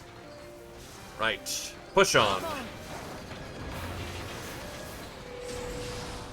Intermission. With the Tyrannosaurus functions restored, lifts in one section are now available. New facilities are available on different floors.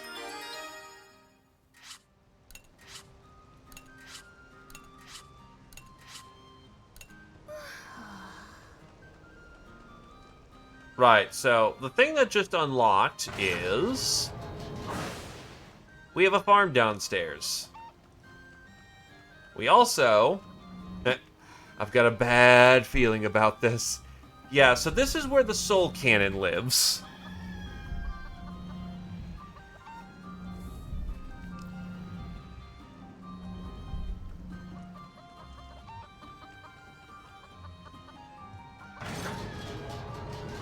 It's right next to the farm. Oh, hey, May's eating something. Haven't seen that animation before.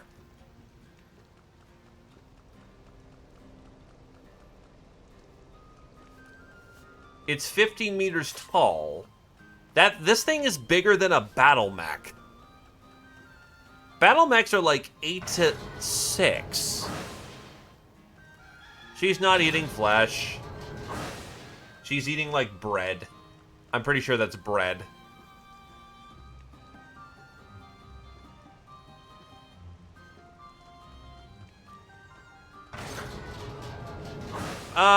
Two battle mechs would be taller than the Tyrannus if they're on the bigger side.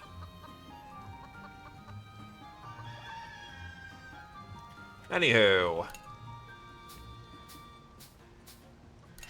We need to plant things. Because, as it turns out, we don't have a logistical chain. So we have to grow everything by hand.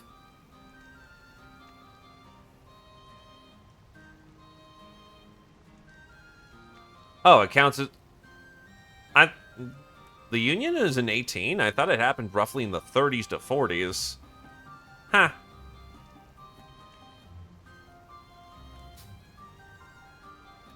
Alrighty, so basically we have so many slots, or I guess auto. It's forcing you to auto. You generally want to get the farm going immediately because it requires a full intermission before you get resources out of it. But we will plant potatoes, plant tomatoes, plant wheat, and tend to Cluckin. Ça va bien pousser.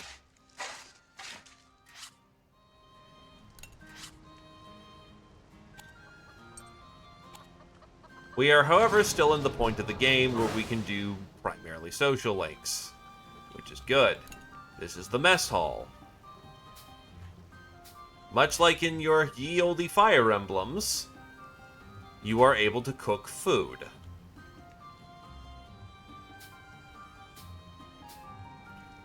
Yeah, since all the children eat together, these effects are always attributed to everyone. This matters, because it is an entire company-wide buff. How is Maltz? Maltz is already level 3. Kyle's... Alright, we will get 1 round for Maltz.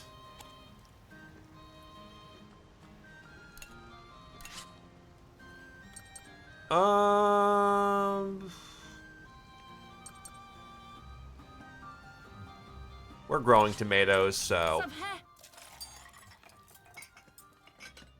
Et voilà. Yay! Dinner is tomato juice! I'm sure that the kids who are growing and need nutrition will greatly benefit from tomato juice.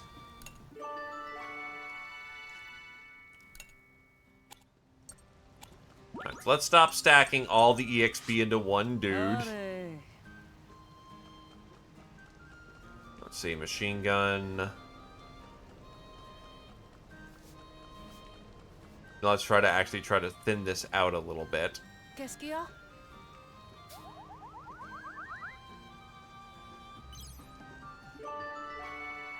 Level 4 cat. C'est parti. The boy!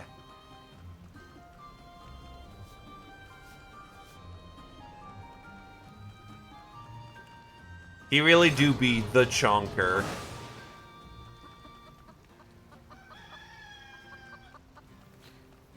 Well, yeah, but usually you use sauce to add to things. Tout va bien? These aqueducts, I wonder just who and for what purpose they were made. Quoi donc?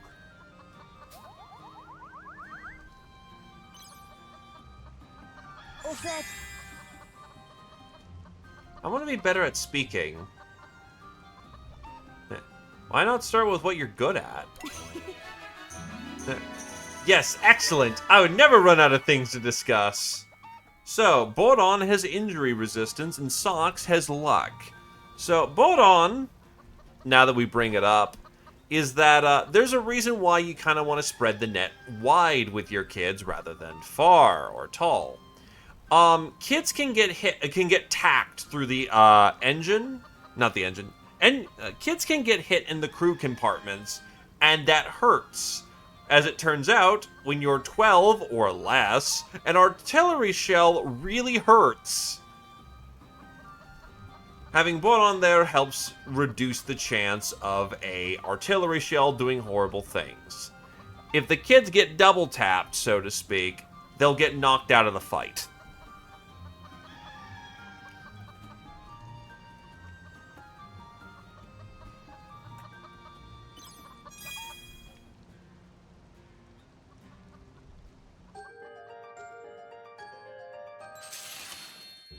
salut. Hey, Socks, are you thinking about your inventions again? Affirmative. Yes, there's so much unfamiliar technology in this tank. I thought if I examined things, it'd help give me some ideas. Oh, really? All I can think about is going home to the village. Well, yes, I do as well, but this is this and that is that. Okay there, Roland. I really don't get it, but I hope you can think of a good idea. Also, Jake, that is a decision between you and God. I would say that if you... With how much we're being given in the moment, getting Mambo shouldn't be terribly difficult, especially since they're a 2-star. But... you'll need to plan around 30k if you want reliably, you know, the character. Well, actually, since you're going for Mambo, yeah, I'd say about 30k. Jake was asking about Silly Haunts game. I'm like, That's my suggestion. Okay, let's see. So... Up. Well, let's get some life steal in. Life leech. Let's see, you've already got some affinity. We're already pretty much ahead of the curve in that capacity. We need some of the stuff from this area to really bump up. Social links are going to be the strongest thing right now. Let us get May going. Why'd they take Grandma and Grandpa? Yeah, but this is gonna be... did they take Grandma because her jam is yummy? Yes, that is the reasoning.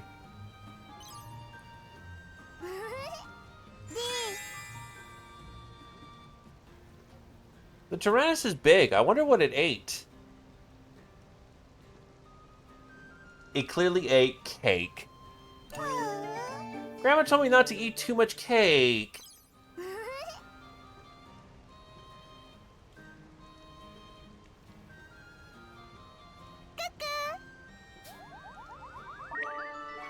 There we go.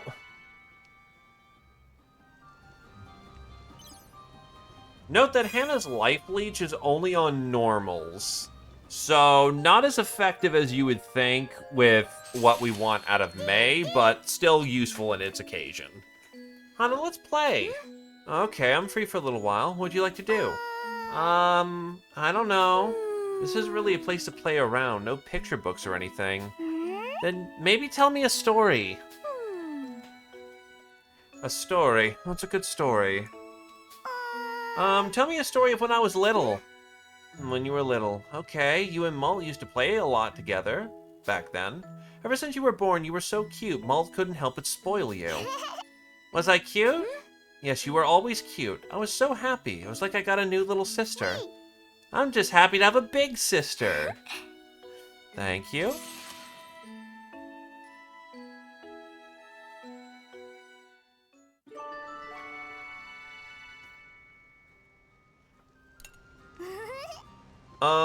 Then, do I want Life Leech on anyone else?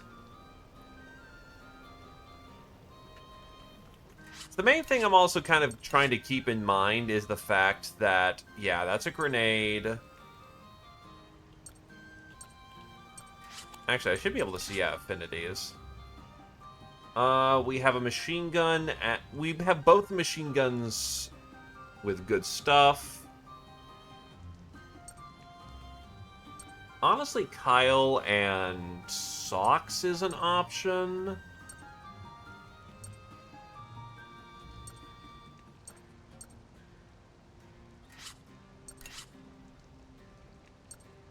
Yeah, let's start bumping up Socks a bit. He's kind of falling behind with the bonuses.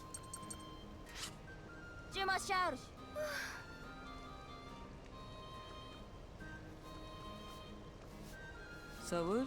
Who knows how far those guys took our families.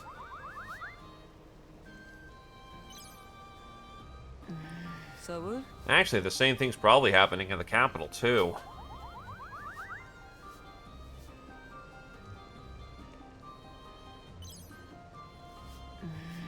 They don't. What's something you're proud of me for? Honestly, he dresses slick, so fashion sense. Oh, I like your taste. Ask me anything. Yeah, so Kyle and Socks I could see potentially just being a good pairing. Because a little bit of spoilers, the tech nerd invents tech abilities. With a grenade launcher having a accuracy boost, that could be really nice for him.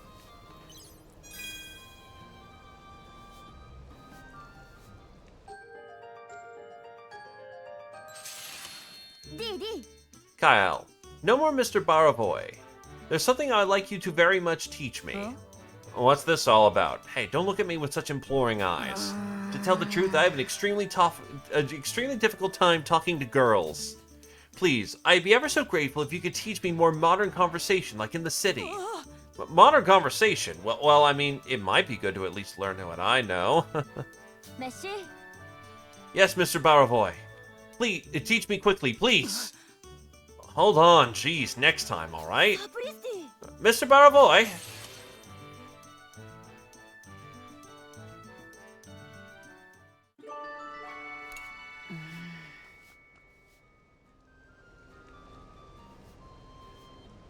Is there anyone else I could just snake that?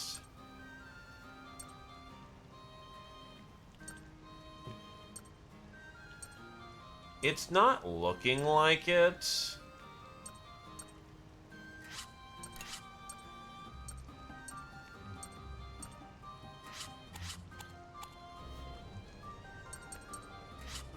C'est parti.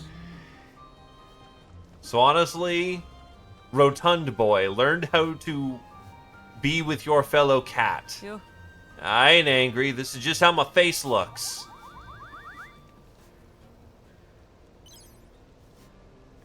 Qu'est-ce que tu veux? Crap, I forgot to bring a change of clothes when we escaped.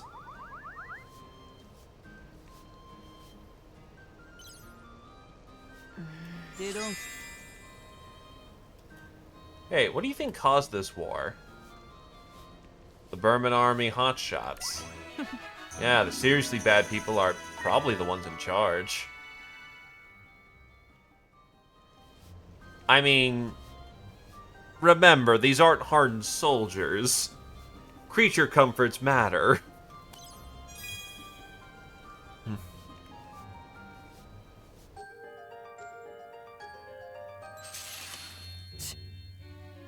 Move it. Désolé. Sorry, Kyle. Dis donc. Jeez, why are you always so slow? Stop getting in my way. I didn't mean to. I'm sorry. I can't help getting in the way, being as big as I am. You know that much, then lose some of that weight already. I'd like to, but I don't know how. I wish I could be more like you. Eh! What do you mean by that, huh? You saying I'm puny? Huh? No, I didn't mean it that way. Oh, man. Oh là là. Bye, Kyle. Kyle is kind of an asshole.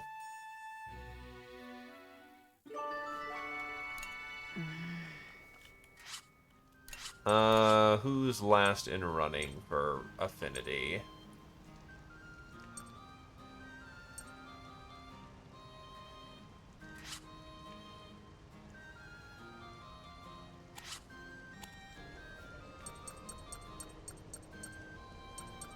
Allez.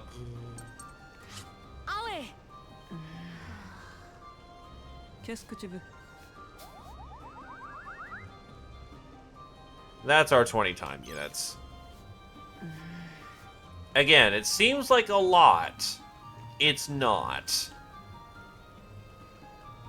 It's a lot right now.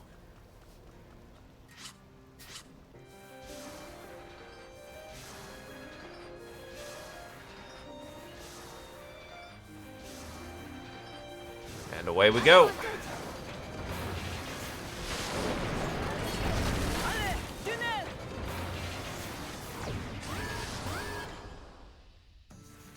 Soldat, en avant.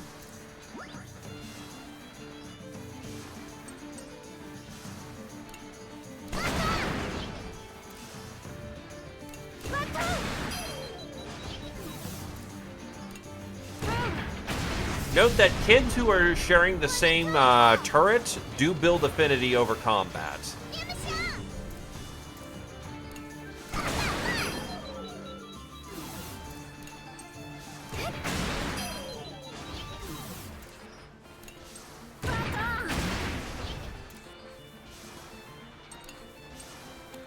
We're gonna get tapped by the tank below.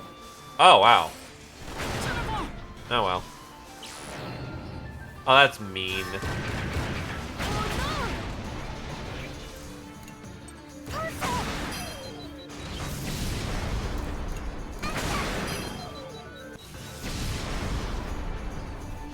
Not super great on that one.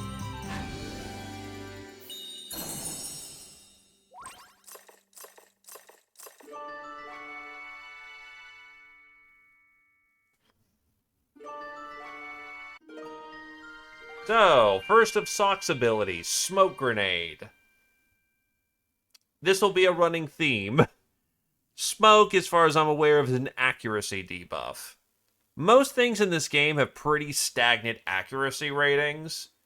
So, hitting someone with smoke is like negative 50 accuracy. That matters a lot.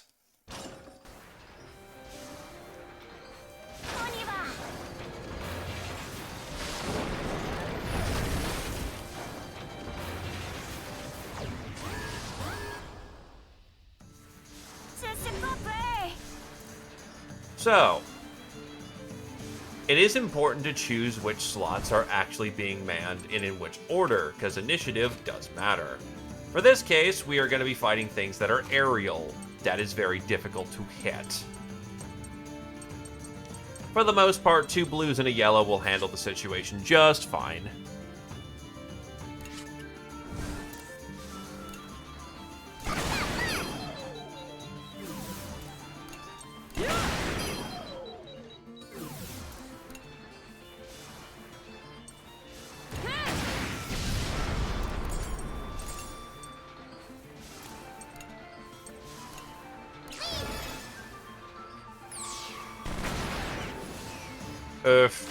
I was hoping to get it before,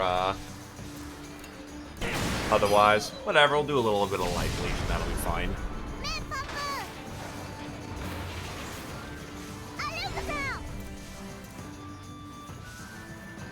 So, 2 yellows on the field. Pull out our grenades, and honestly pull out a cannon.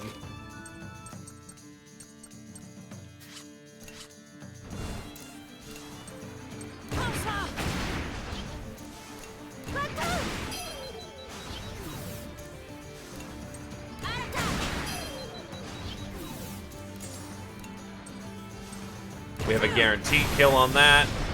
Oh, Jesus. Very guaranteed kill.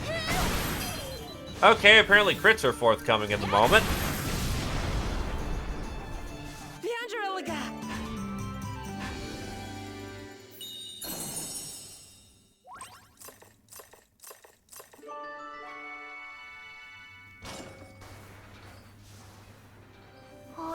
I think this is the furthest I've ever been from home. Yes, me too, but I never imagined leaving under such circumstances. Guys, I'm kind of afraid.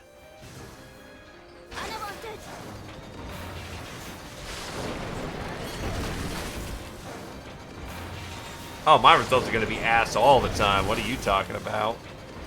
So, Roosh, you are wondering about linearity. Yes, but we do have the option to make split decisions. We can either go the safe route or the normal route. We're in it to, you know, get some experience because we are still in fine condition.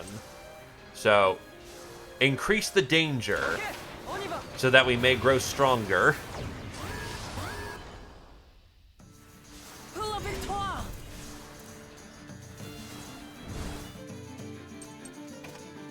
Pull out the gunnies. Actually, oof.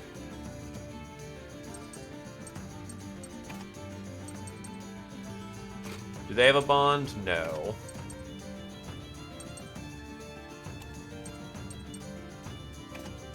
May has a bond.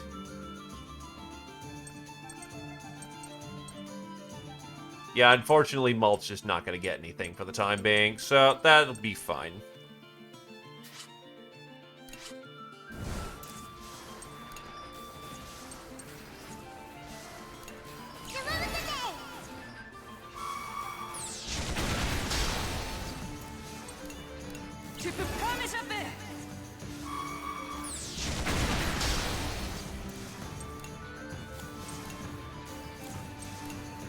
Actually, we can go a little wild here.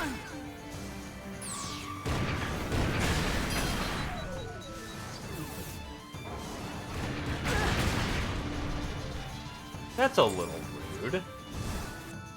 So for this situation, I am going to pull out Hana first.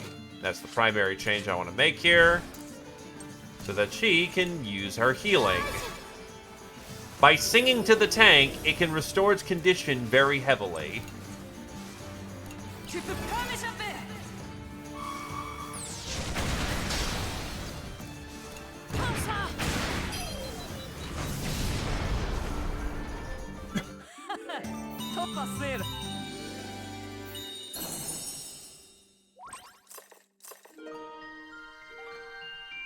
Malt is your standard striker.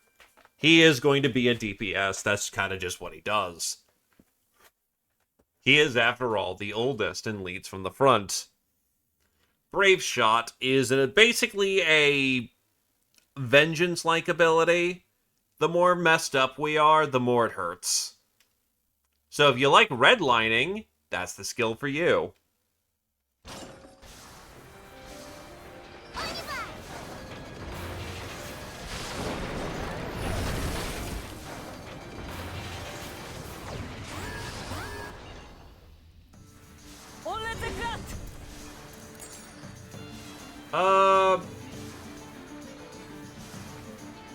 It's a ground vehicle. Deploy Fatty.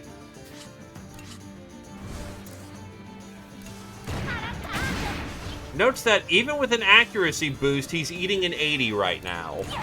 Cannons hit like a truck.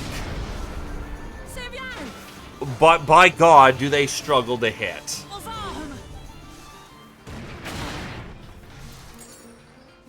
Also, at the start of every new fight, we can switch out our formation.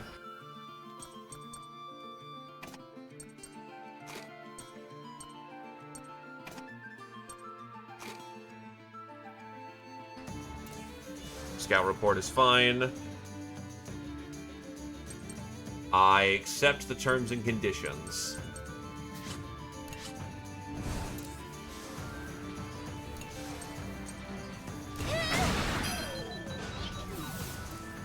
If an enemy is stunned, though, you tend to hit it much more accurately, so... we will hit him first. True, they got to go first, so...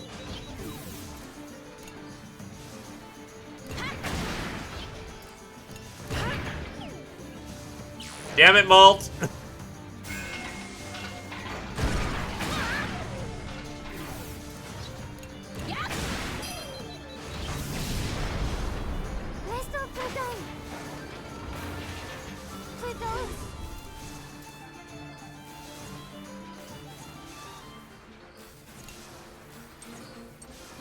The formation is still acceptable for the time being.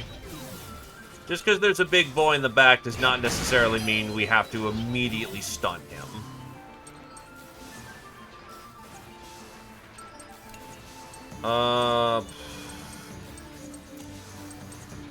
Bunker.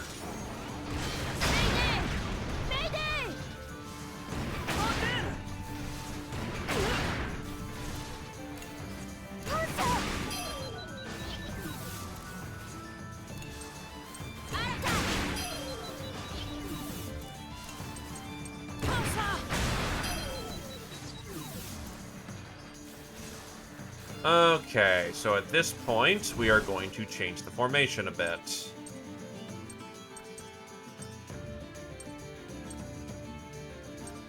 We are gonna need Armor Shred.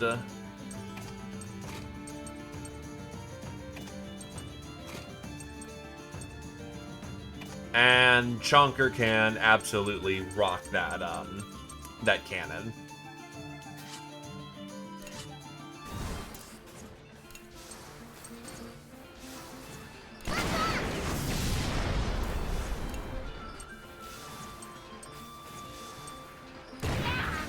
He's already been stalled, so honestly, damage off the board.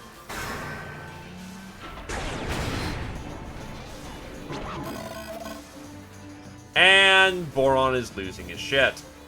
So, sometimes, when you're getting beaten up, the kids reasonably panic. As the HP decreases, the probability of receiving status ailments like fear, injury, and depression increases. Be careful, the children with status ailments will not be able to fight at full power.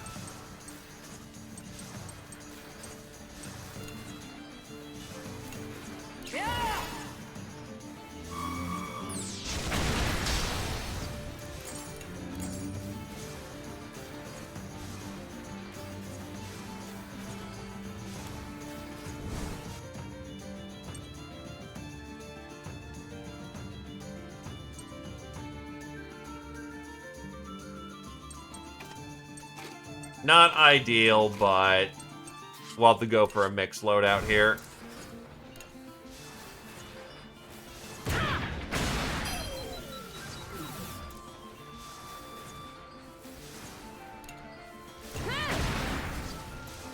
Oh, I meant to put... I'm very silly Billy, don't mind me.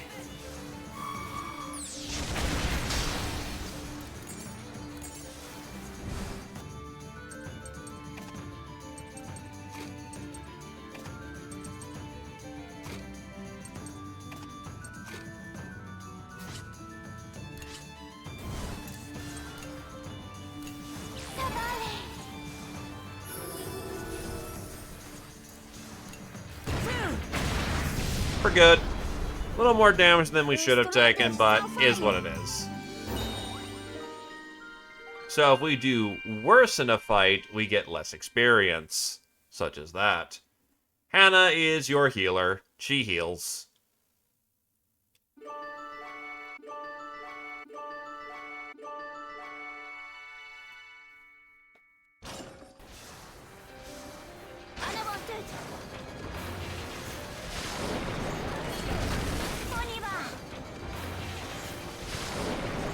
Our prize, however, for doing this is a lot more stuff.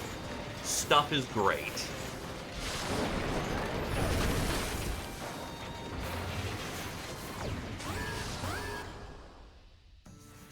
Enemy on view.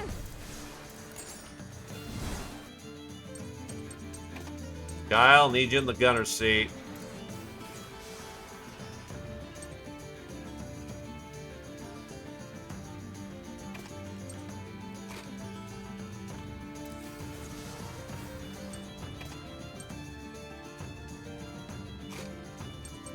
That is an acceptable formation. Do it to it.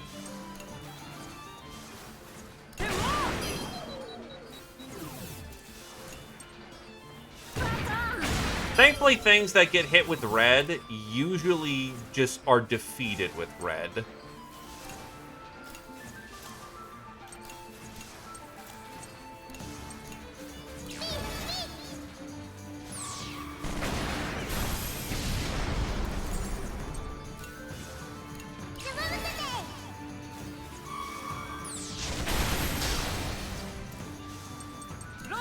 Bunker.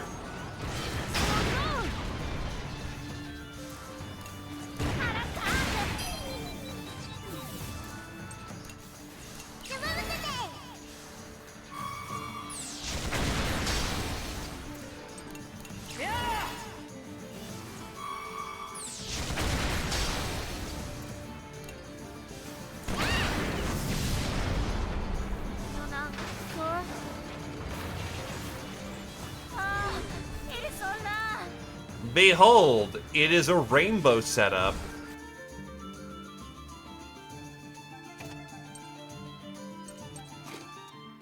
Get healer out on deck.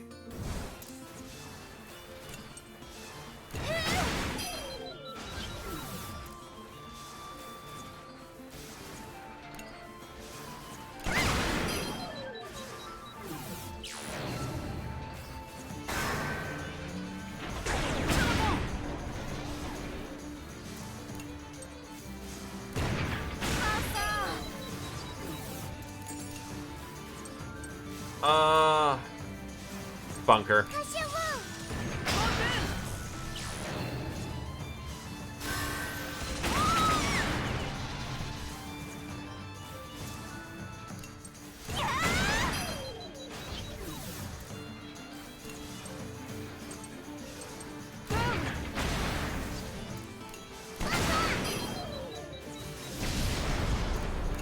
We'll take a nasty hit, but on the other hand, my healer's up front.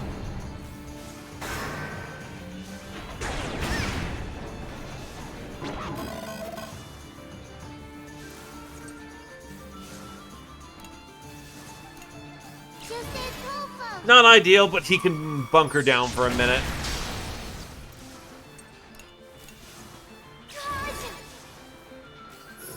Tank, don't blow up, tank!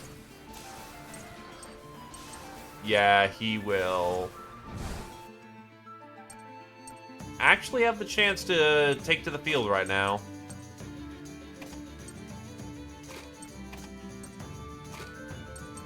Just flip who's out front, and we should be good.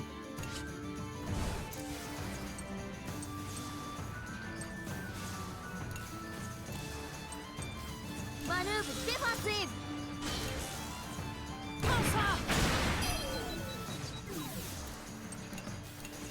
Tu peux pas m'échapper. Believe it or not, I'm more of a fan of inventory scale stuff. I've only recently really broken into armored fascination. That being said, if I have to pick a good tank from the time,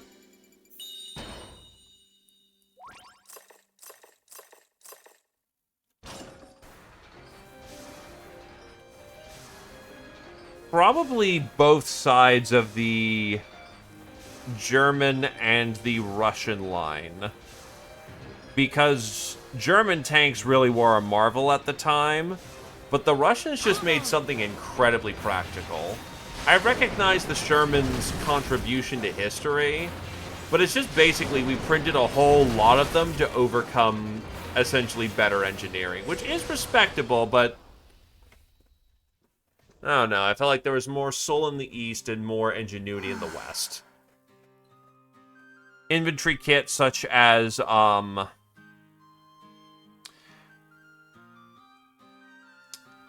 difference between the 1911 and the Luger, the Kar 98 versus the, Garand, the British being able to do the Mad Minute on their bolties. Oh yeah, the Stug being the first, I believe that's the first assault rifle that mankind has recognized. The fact that 9x19 Parabellum was a German invention at that time. The SMG coming into its own. The fact that the Sten gun basically was just a marvelous piece of engineering that was needed. The Piat grenade launcher, no. The Chow Chat gun, yes. I never thought the Burman army would reach this far. Oh no. They may have reached every end of Gasco.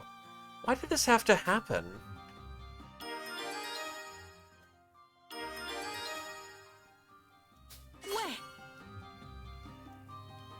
Resources from the farm automatically become collected in such a way. Work on the farm again for a new batch of resources. Hey, buddy. That was certainly a gun.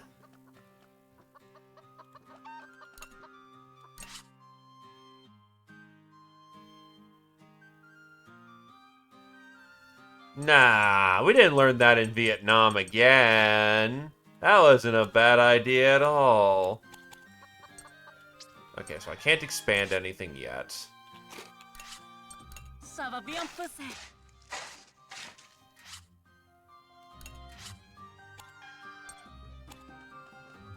De quoi? The Tyrannus has no handle, so how does it move?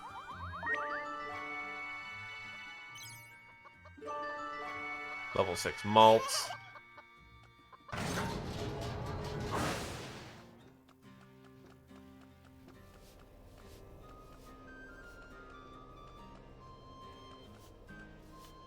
So, now that we can head upstairs, this is the dormitory. The dormitory is, if you just need to mill some experience, it's an option. The primary function of the dormitory, though, is there to recover children who've been wounded in combat. Anyone who's knocked out or injured will be perfectly fine. But as you may note, that's 5 time units. That's really expensive.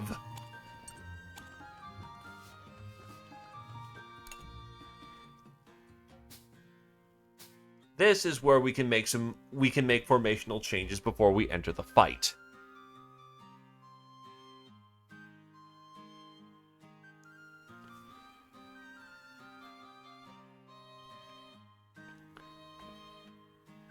To be fair, the Poles had to make do with everything they had. So, while that must have sucked to get going in a fight, it's what you had.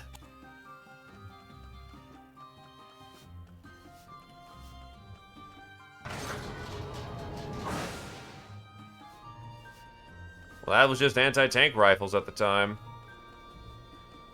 Okay, who needs actual experience?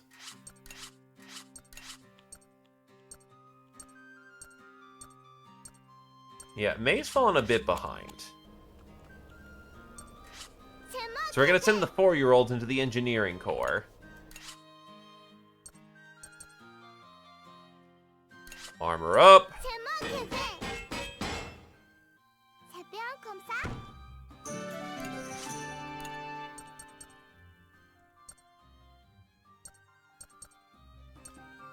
I'm a little off with my barrels.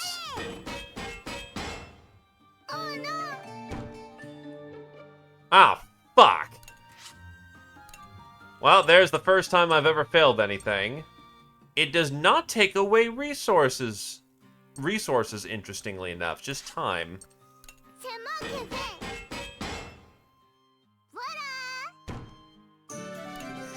Imagine sending a 4-year-old into the engineering bay was going to have bad results. So, nice thing about this situation, ironically, you know, now it's showing up. If you're good friends with people, they come and help out on occasion. The higher your social links, the more likely this is going to happen, and in better degrees.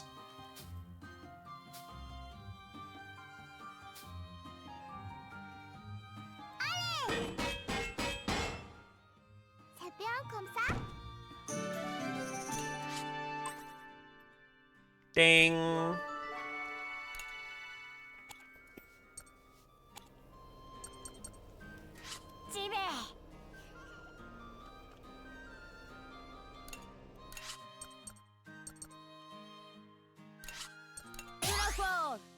Hey, the actual engineer's helping out.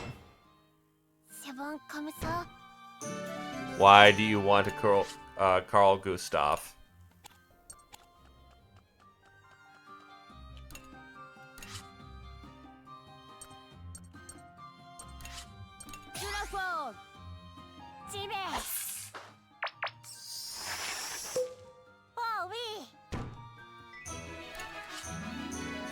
Oh, critical success.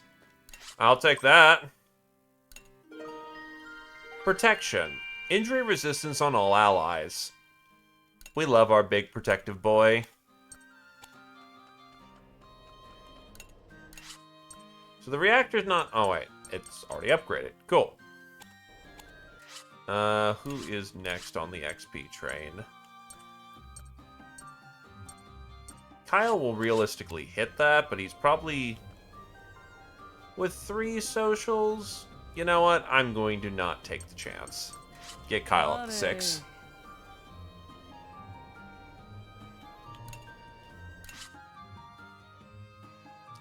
Yeah, no, absolutely they did that, unfortunately. Like, the Industrial Revolution was, kids were very valuable for getting into places that they really shouldn't have been at the time.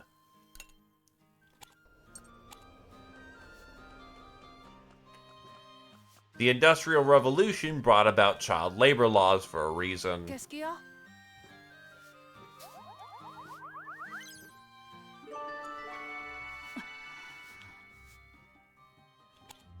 Je sais.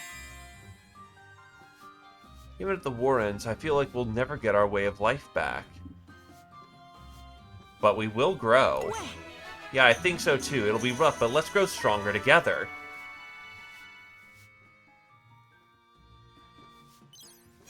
Yup, everything OSHA related is written in blood.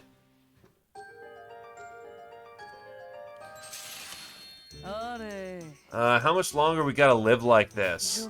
What's that? So even you want to go home? Huh? You kidding me? I want to go to the city, not back to our boring village. Somewhere like Parisia. Ah ouais? Oh, really? It's not like I actually liked living in the middle of nowhere. I hated having to move from city to that dinky countryside village. Oh. But Petite Mona's a nice place, you know? No. Like how? I need a place with culture, not constantly surrounded by moose, sheep, and hay. I want more music and art. You're so weird. You're weird. No, you! That's a comeback.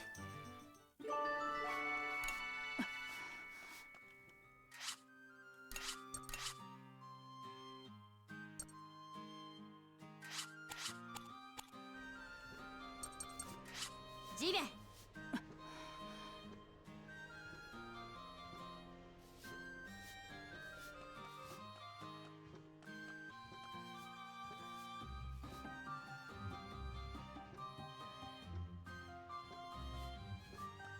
Wait. I managed to survive last night, but I don't know about next time.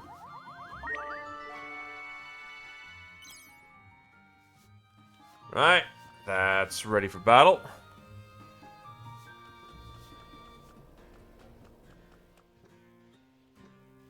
That's about everything we can do, and the tank's level 3 in all capacities, so we are ready, well and ready for this.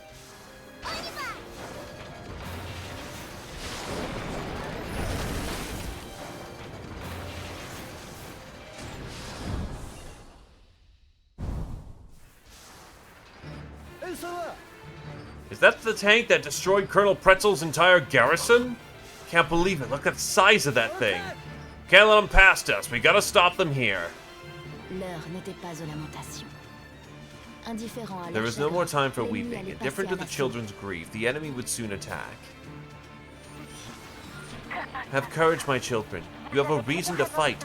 A reason you must fight.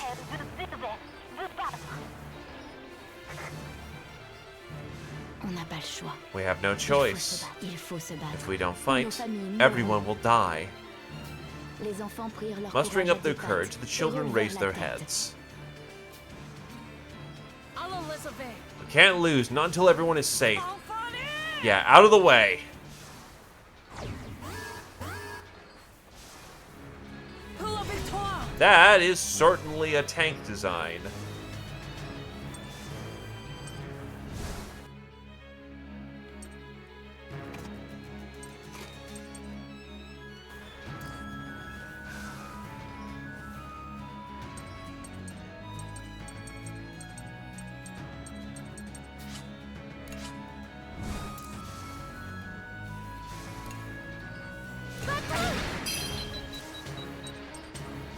Manœuvre défensive.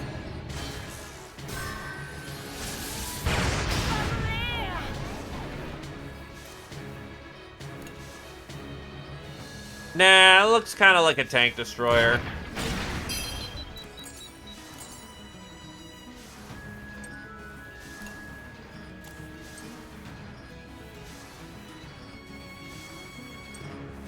I think he gets friends, so I'm gonna wait on that.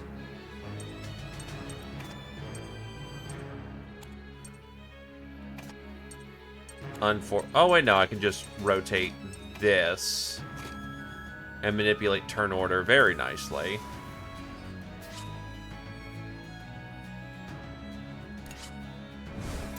Look, we like Gun Tank. Gun Tank is a beloved design.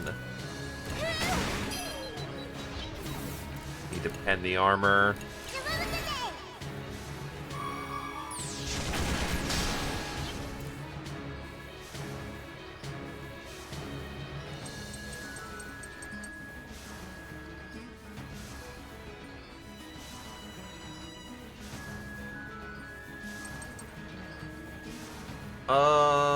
Hold.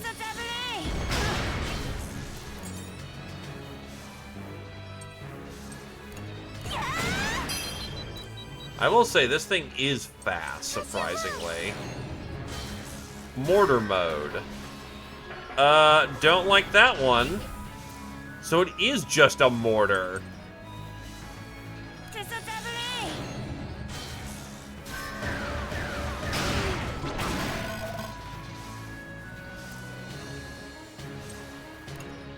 Healer, we're gonna need help.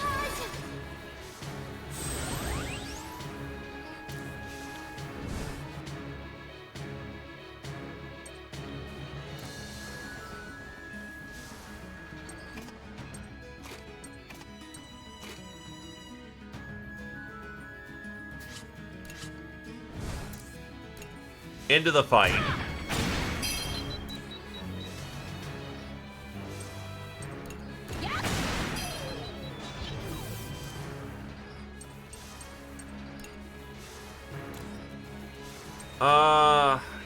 Hell with it. That's just free armor right now.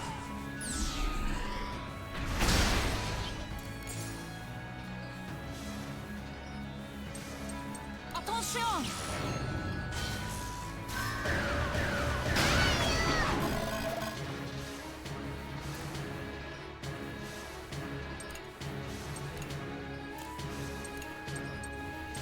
Pop and smoke.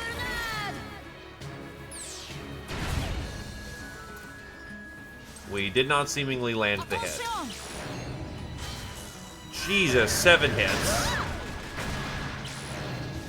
This at least can't get worse. In regards to at least having universal fear. But, let's get rid of fear.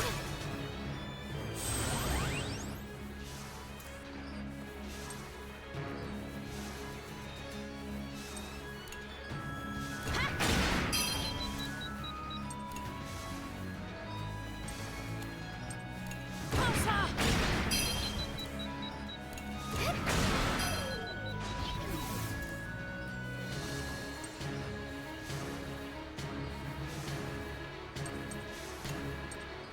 Pop smoke. When we actually reliably get the smoke on. Now we can actually gamble a little bit here because his accuracy is a little botched. A little does not mean a lot, unfortunately. Steady.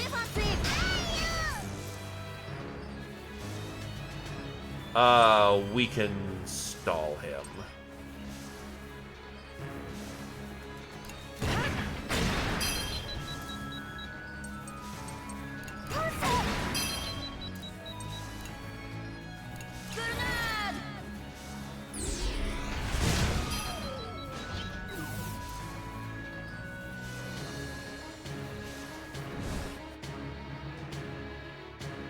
Yeah, they're ready when they are. Attention! Add Wrath.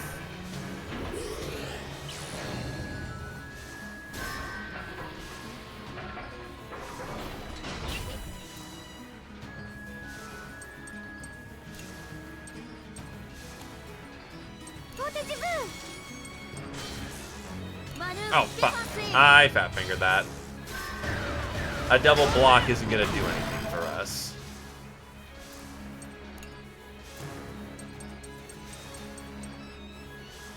Attention! Bump off the fear. Actually, that's probably not the right time to use it either, unfortunately. Yeah, because that just reapplies fear on everyone. Bucket 75, let's give it a crack.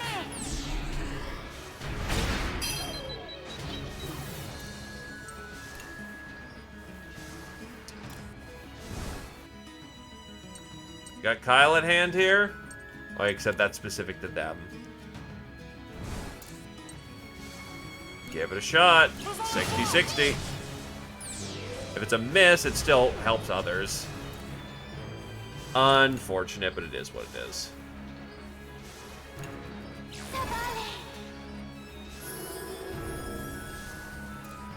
Maneuver défensive.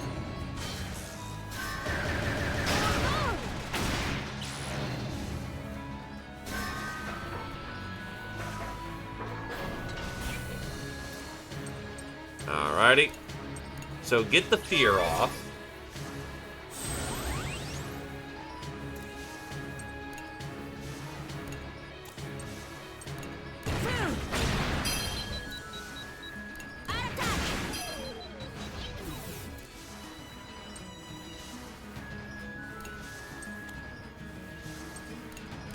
Yeah, dump another shell.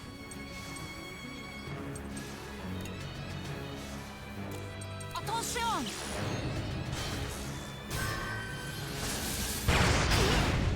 Yeah, your tank destroyer cannon barrel don't do nothing.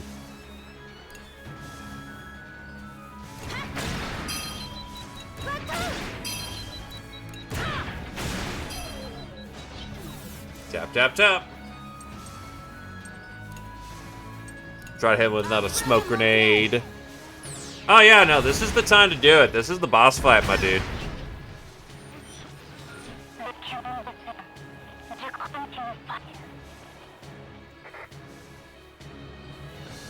Stuffing a kid in. I didn't actually look at this super deeply the first time. But they actually all have quotes. I'm not stuffing a kid in. But, yeah. Malt does it because he's the oldest. Har har, that's a meme. Hana does it because, well, Hana's gonna protect everybody. Kyle actually has a very depressing stance on this. And I'm gonna do it because who the hell's gonna care when I'm gone? Boron is still just a sweetheart about this. My stomach may be rumbling, but my heart feels toasty warm. Socks is purely logical on the matter. And May has to be gaslit into the matter. Anyway, we are not using the funny cannon. But there is some insight into the individuals when they actually decide to use it.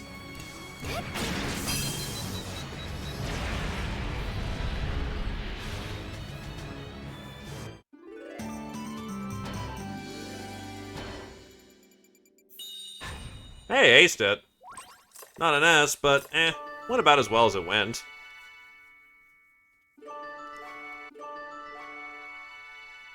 Social Link 4.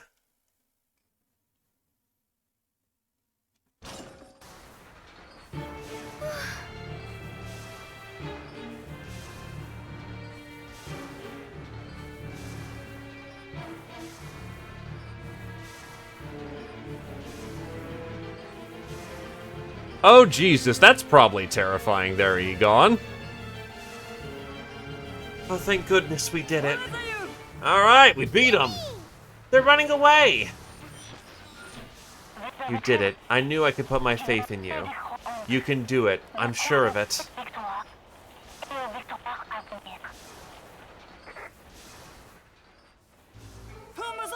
That's right. We have to fight.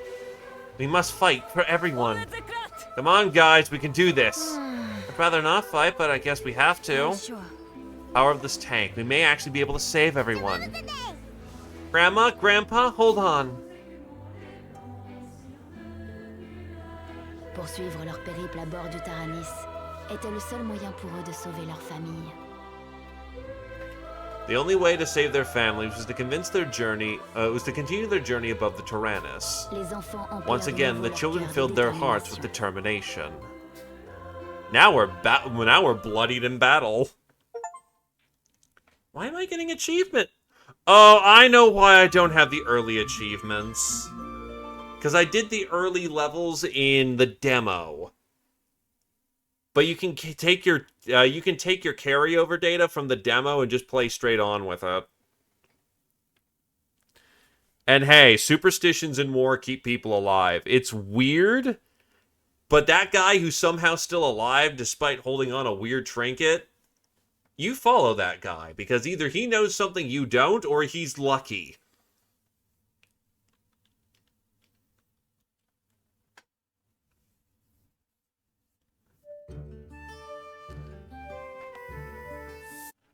That was a good old decent length of time. I'm putting up another vote.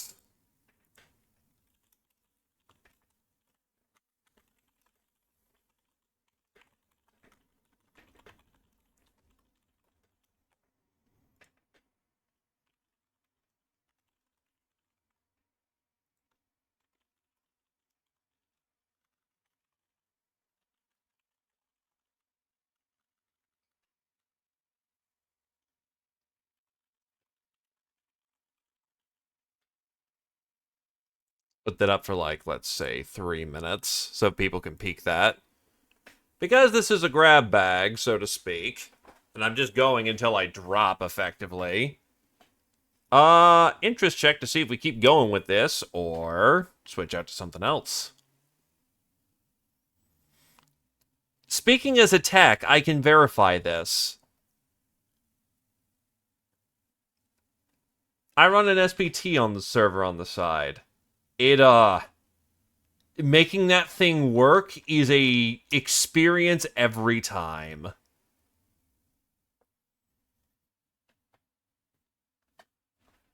In the meantime, I am going to get a drink. I do not know why my throat is disagreeing with me in this moment.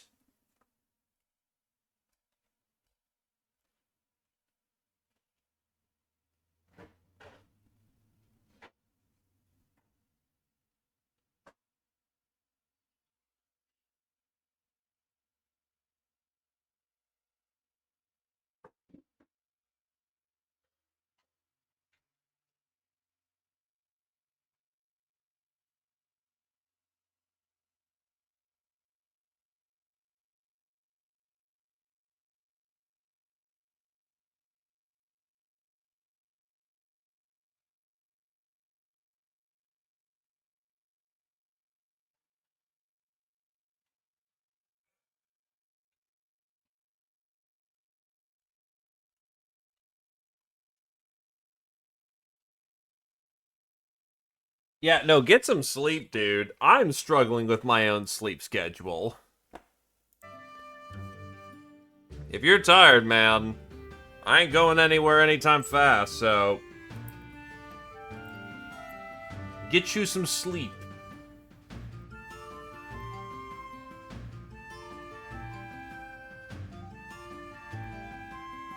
Oh, wow. That's a generous amount of time off. Then yeah, keep your eyes on the prize, man.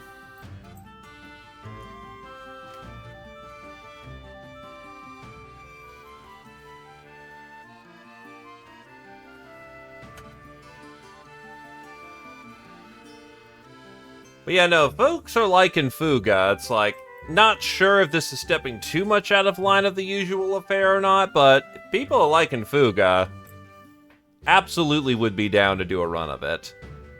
Half the reason I get to I do grab bags is to see what people like and don't like. Yeah, no, this is a comfy game.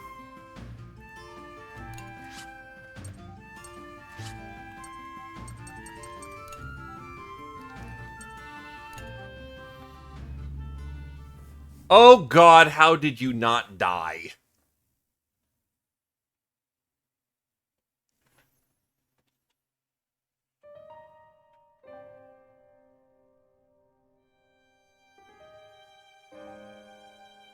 I mean, yeah, but it also still has Animu attached to it. There are still horde things that happen, but at the end of the day, we still got... I mean, we don't have to use the child's cannon. We can just ignore that.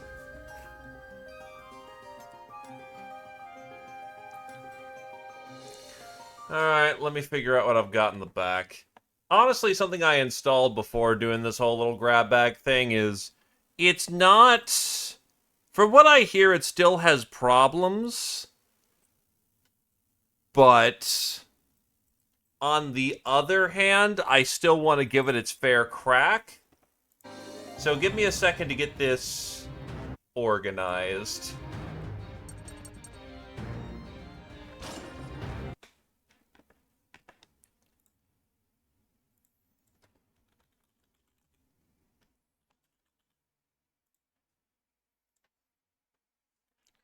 They do yearn for the bombard.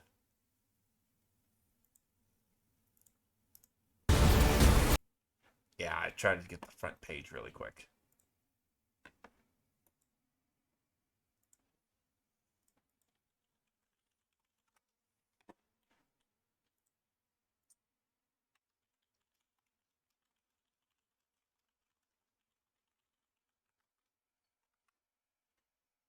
Do do do do do do do do do do do do do do.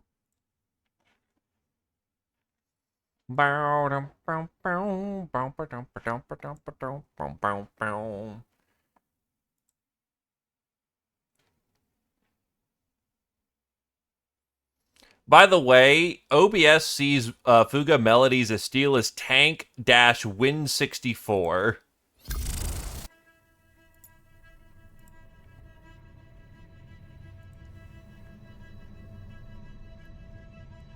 People who have been here for a minute may recognize this one. I think it was Tarmf who recommended this.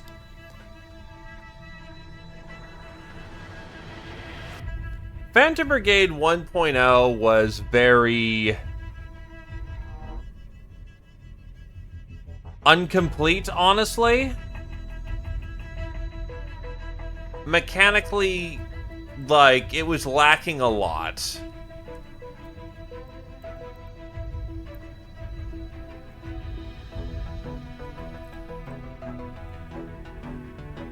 I wouldn't say it was ass, but it ran to a problem that a lot of modern games do. It had one thing that it did, and it underbaked everything around it. Like, this is a neat idea. Time manipulation precision.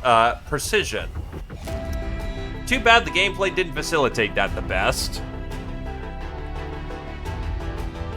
2.0 has actually been out for some odd months at this point, as far as I'm aware of.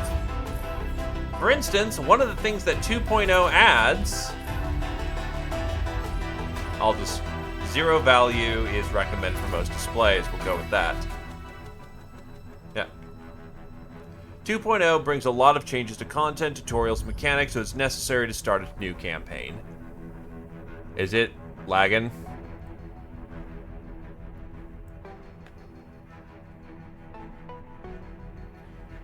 It seems like it's...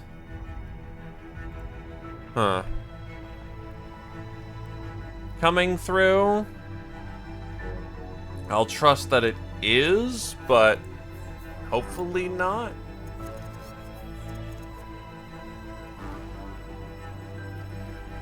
But yeah, so, good news. You can now actually customize your pilots more than just being faces. Bad news is, I hear they utterly gimped and destroyed the overworld map to be incredibly linear. So we're gonna see how this plays.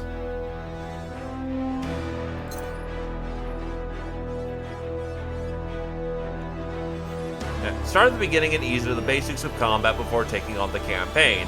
I've done this once before, but apparently they changed everything so much that, also loud. They changed everything so much, we gotta do the tutorial again. Maybe there'll be more voice acting than, like, the first 5 minutes of it.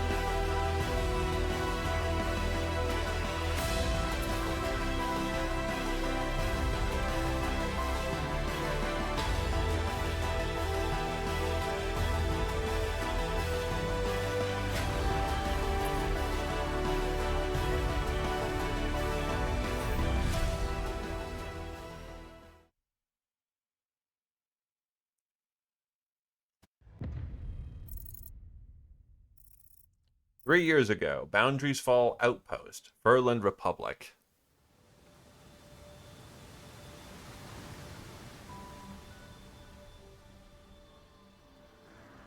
Tutorial's looking the same to me, honestly.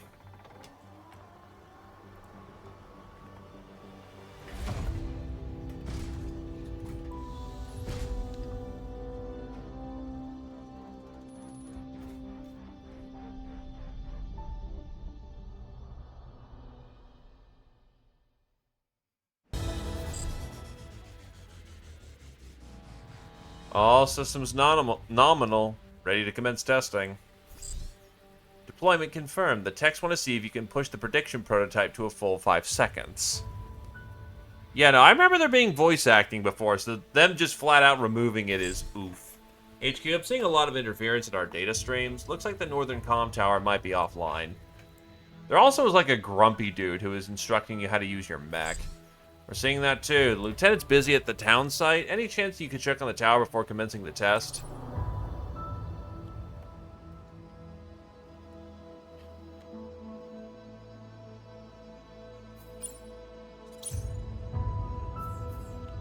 Oh, God.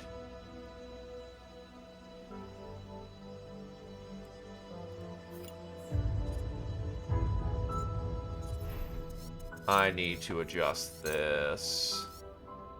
Is there no borderless window? Oh, that's kind of ass. Well, again, it only really happened in, like, the opening, and there wasn't really a story attached to Phantom Brigade. It just kind of existed. And a lot of the problem with the early game was that it set it up for kind of like being a ye olde story of revolution, but there wasn't much substance to it, so to speak. No surrounding structure. But again, we're going to see how it performs. Because, yeah, the tutorial is different. Because you had an instructor. On our way. So it's those damn birds again. Major, looks like the power line has been completely severed. How's that even possible?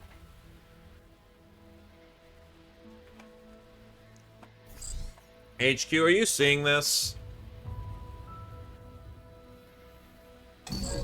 Connection error. Attempting to reconnect. This doesn't feel right. Let's bring the prediction system online. So, the entire gimmick of this game is the prediction system. Essentially, you will see enemies in their movement phase practically picture perfect. And you'll also see your units in picture perfect. You are essentially trying to set up the situation where you will be victorious and their effectiveness will be minimized. I'll circle the tower, cover my 6. If your system is warmed up and the thing actually works, you should be able to see my predicted movement.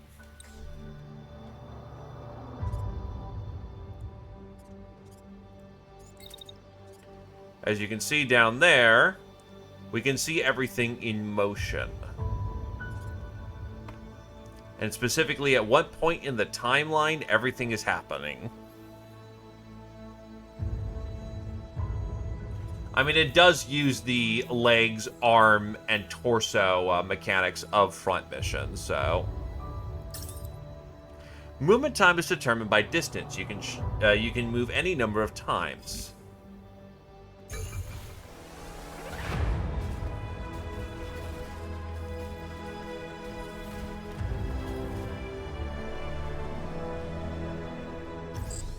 We have contact. Looks like a Cassad tank. I'm not detecting any registration or responder. Attention, you have crossed the border into Furlan territory. We will provide an escort back to Kasken Dominion soil. Please confirm. Contact confirmed. Commencing Phase 2. Boundary Falls has multiple prototype units on patrol. Try to take them intact.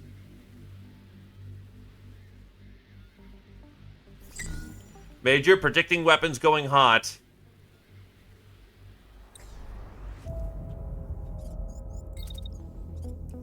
But as you can see, things will actively be happening, and we can see them happening. If you are not, however, using your full 5 seconds, you will stand there like a gormless idiot. Now, we can set the attack action as we're in motion.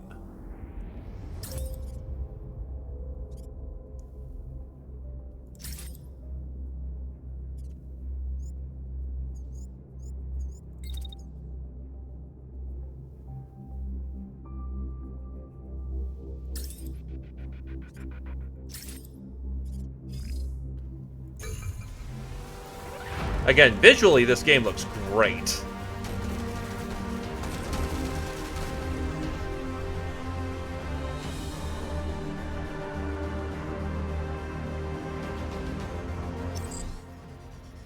What the hell were they thinking? That was an active war. Calm still down? We need to.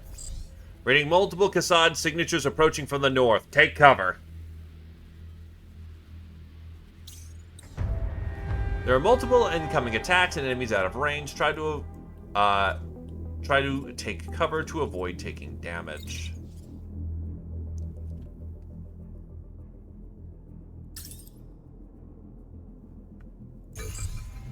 All teams continue to advance weapons free. Secure those prototypes. Level everything if you have to.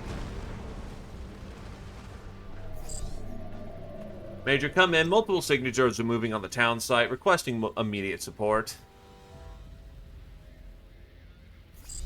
Get to the town, cadet. I'll defend this position.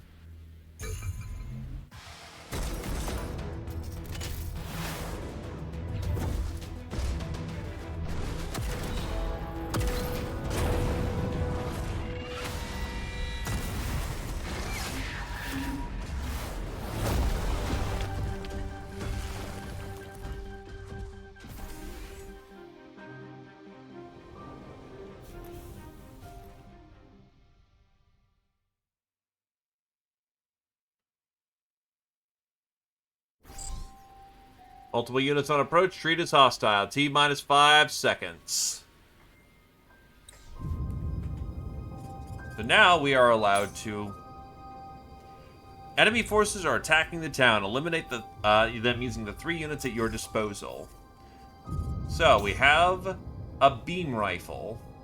Beams cut through cover and hit multiple targets at once. It's essentially a sniping weapon.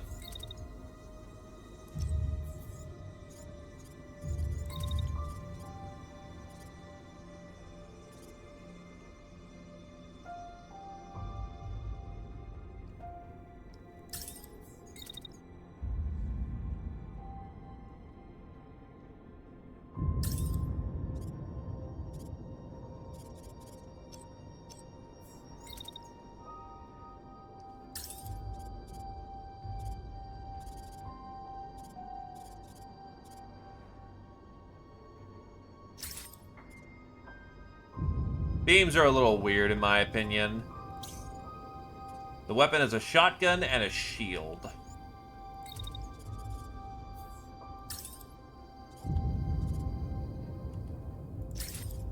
Shields deflect attacks in a specified direction.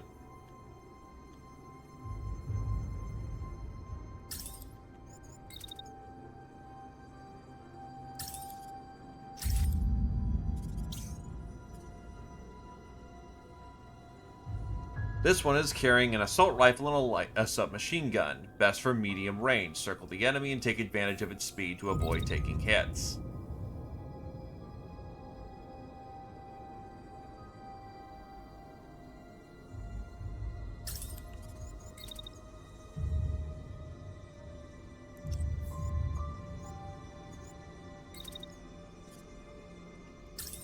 Go right here.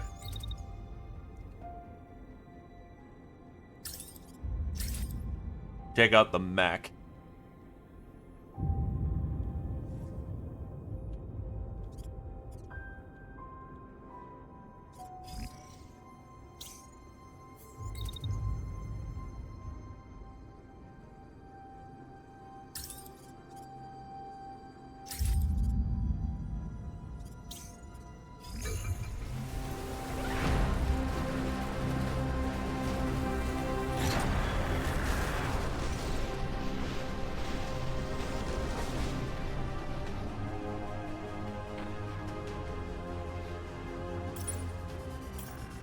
In the heat of battle, it can be hard to keep track of everything. Click here to play the last 5 seconds. So you can analyze everything. Isn't usually going to be too overwhelming, but it's nice that they have the feature.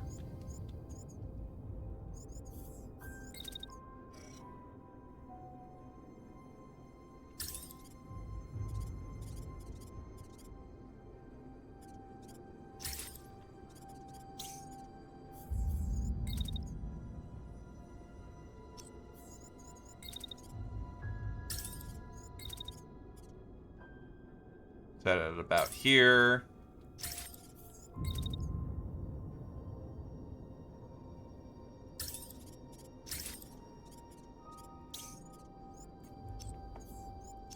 Actually remove that. I can get the beam to hit that target because you can move in about here. Start lighting them up.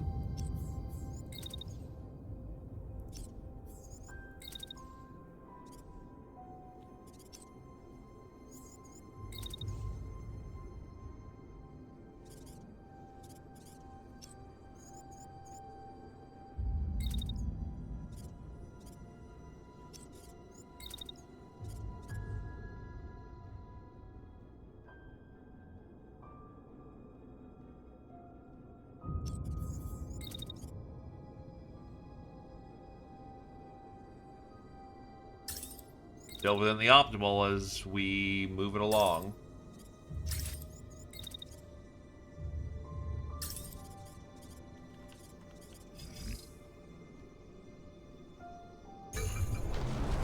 Get you some sleep. Thank you for coming on down, and hopefully you enjoyed yourself. Best of luck with work.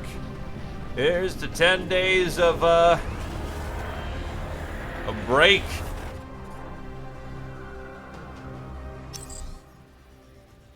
More Cascade signatures approaching our position, detecting 20, 30. Reserve relay offline. Emergency broadcast failed. We're being overrun. All units evacuate the civilians and fall back. Do not let them get their hands on the prototypes.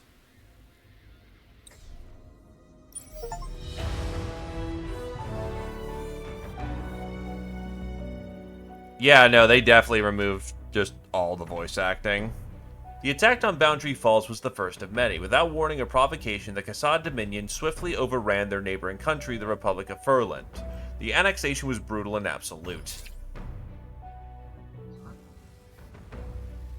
Within days, Furland's military was reduced to scrap and rubble. Their surviving forces fled to whatever safe corners they could find. Arming only with salvage or rebuilt equipment, they worked together to form a resistance, engaging in covert and guerrilla warfare against their occupiers. Over time, they became known as the Furland Freedom Forces, or the 3F.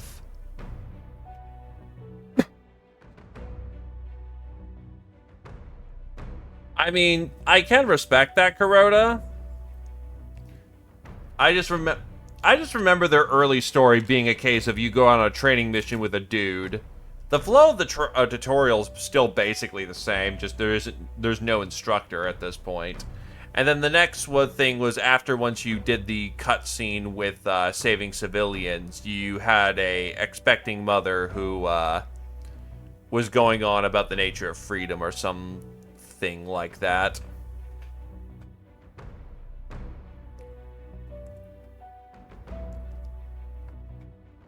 I would say that's an expensive PC, but on the other hand, I know prices are fucked.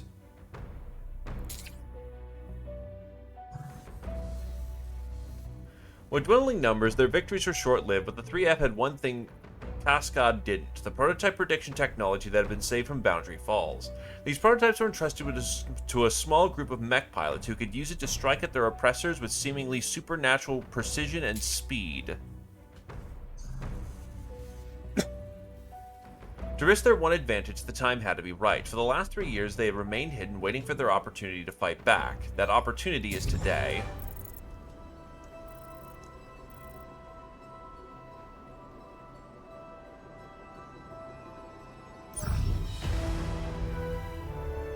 You appear at the vast stretch of land before you. Despite years of occupation, it still feels like home.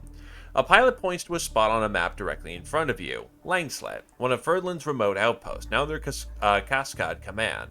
And if your intel can be trusted, home to a mobile base currently undergoing repair. It's time to make your move.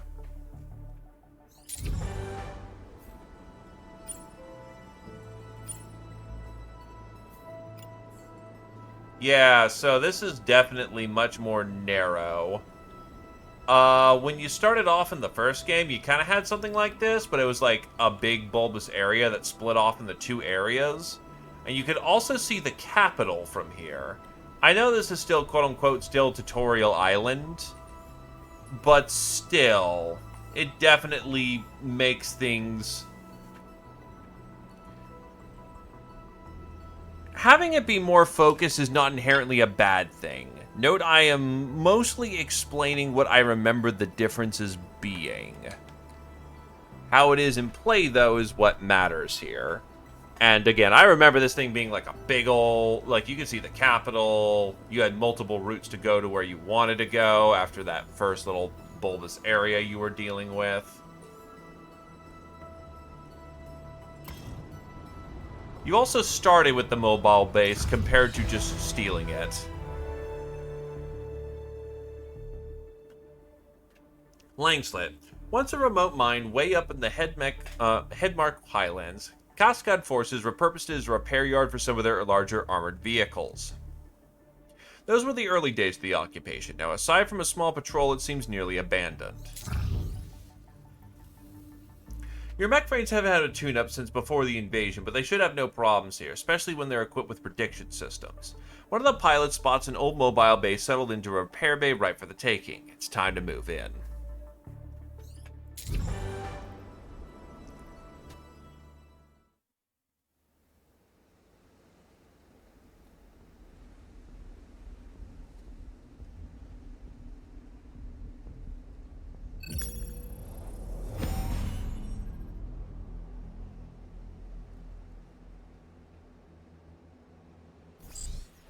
Okay, this is what we've been training for. If we can capture that mobile base, we'll be able to repair and refit these rusty mechs. By the way, Control, I'm seeing 2 mechs approaching from the west. I'm getting negative response on my IFF, treating these signatures as hostile.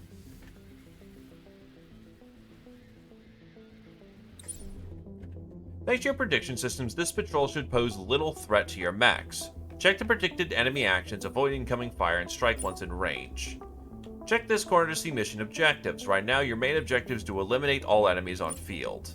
The enemy is called for reinforcements. It'd be a good idea to clear the field before they arrive.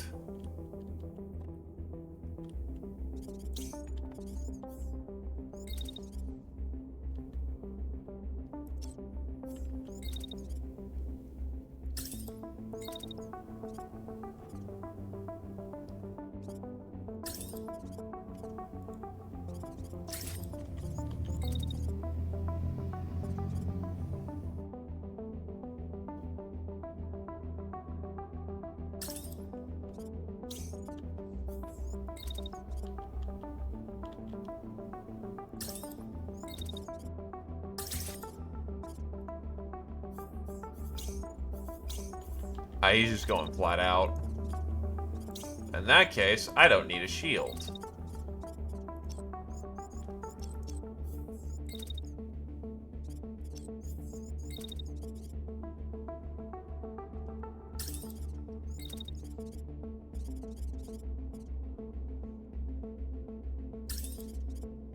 By the way, heat is now a factor.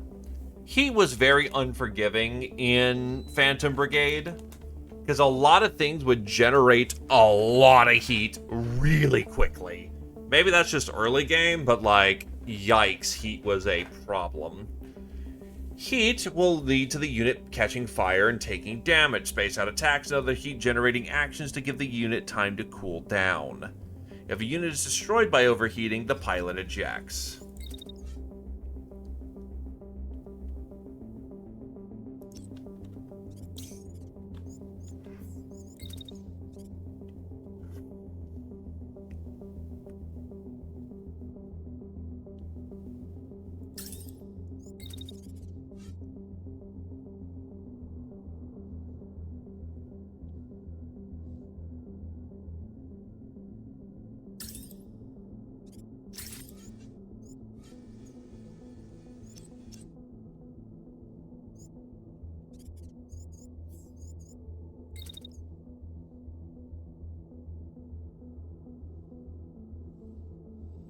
Yeah, one burst of the AR jacks up our heat rating to ridiculous degrees. See, now they're getting you to double tap everything. Yeah, don't do that now.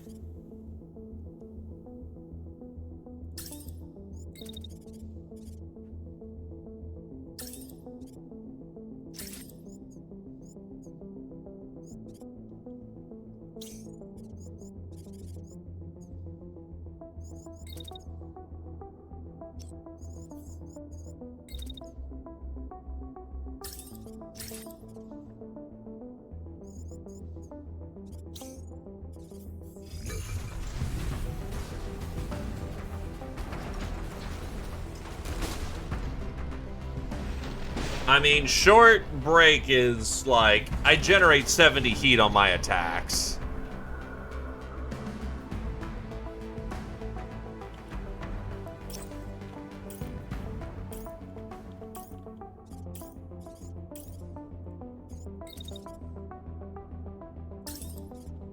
But to be fair, the amount of lethality these weapons seem to have is really goddamn high.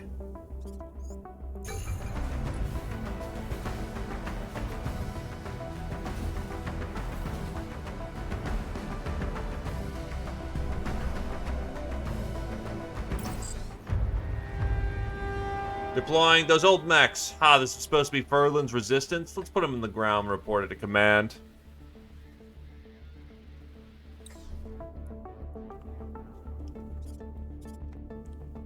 Oh.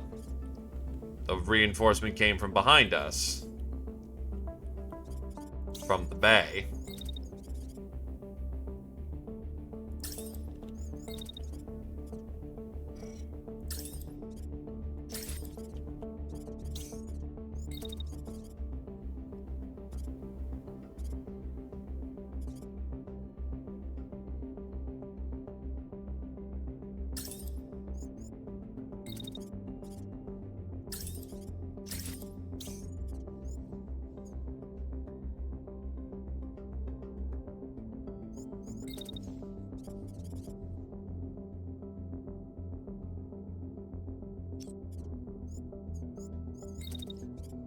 Want to wait for about 7 seconds and then start moving it out.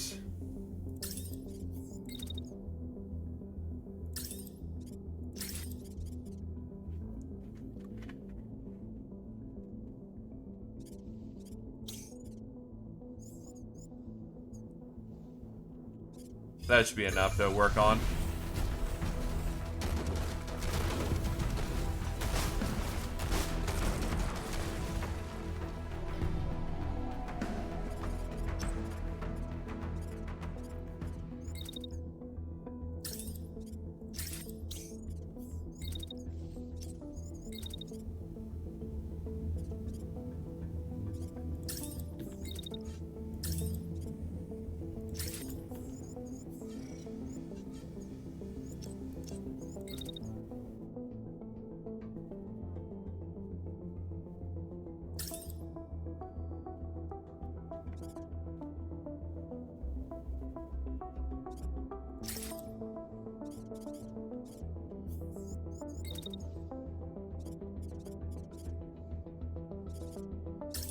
And here.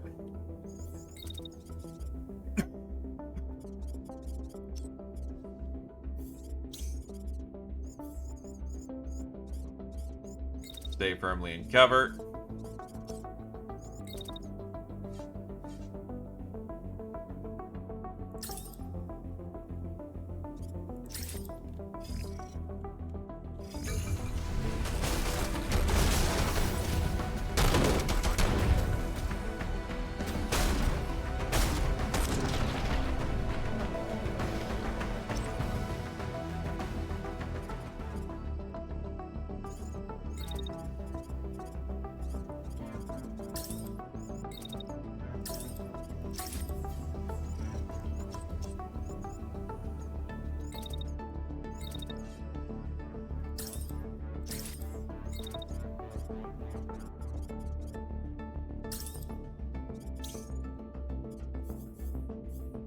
CT's taking some hits, but I'm otherwise fine. He's mostly not doing super hot.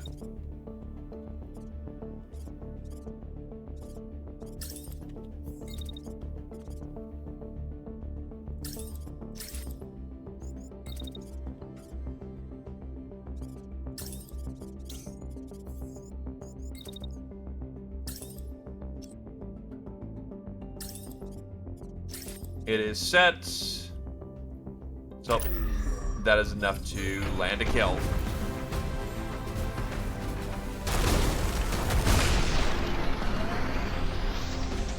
The pilot is concussed. Oh, Claire, looks like we got him before they managed to get the word out. Let's salvage what equipment we can, then get this crawler up and running.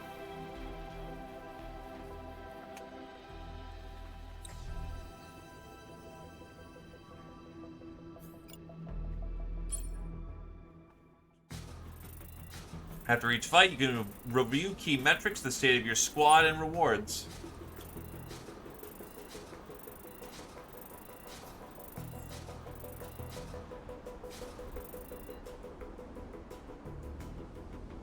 Battle length is one of the most important metrics here. A quick, decisive fight is usually better for your squad than a protracted engagement.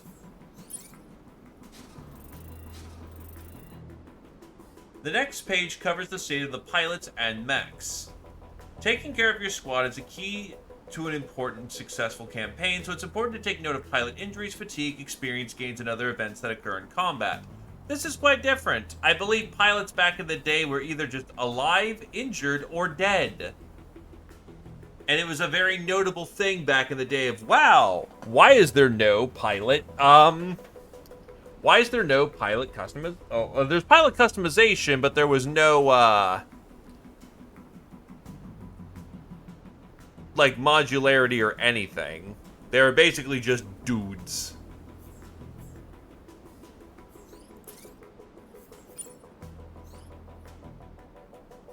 The mech assigned to a given pilot will be displayed in the background. You can hover over this panel to get information about its state.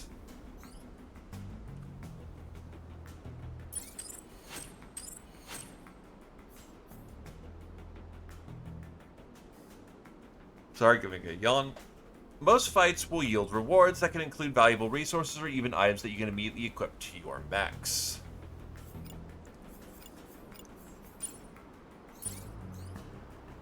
The final step is salvaging. Every enemy you defeat on the battlefield might provide new parts for your mechs. In this step, you can decide what to take and what to leave behind. Each enemy with compatible equipment will be displayed in this list. Units like tanks might not have any, while enemy mechs might have up to 6 useful parts. Some fights can involve dozens of enemies, so be sure to check additional pages, listings, and more items. You are limited by your salvage budget. It can vary depending on the number of defeated units, mission type, province, or even pilots you bring to the fight. Some options are more costly, such as recovering items instead of scrapping them, recovering higher quality items, recovering parts that were destroyed in combat. If you're unsure of what to pick, it can be a good idea to check your squad. You can compare parts that are those on the field now. Awesome.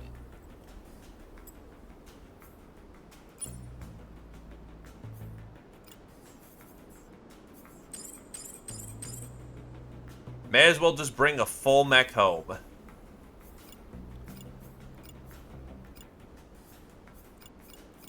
Remember that unlike in Battletech, we don't need to grab arms, legs, side torsos, and CT. We just have legs, arm, there are 2 of them, and the torso. The mobile base is creaky from disuse, but still otherwise intact. Inside the giant crawler, there's ample space to accommodate pilots and crew, complete with a mech bay. Won't be cozy, but it'll serve as your home for you and your crew.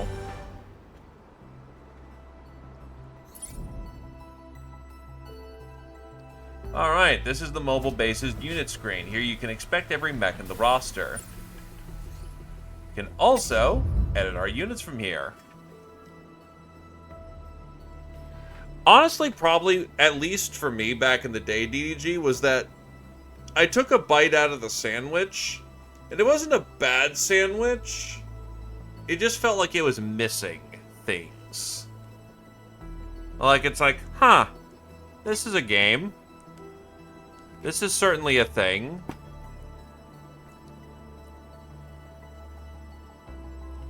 And that's kind of just a lot of what Phantom Brigade 1 was. It didn't really amaze or hook. The first opening act of a game should be enticing. And I believe that Phantom Brigade, from the outset, at least at 1.0, failed to do so. I think I liberated the first region and was like, yeah, I'm good with what I had.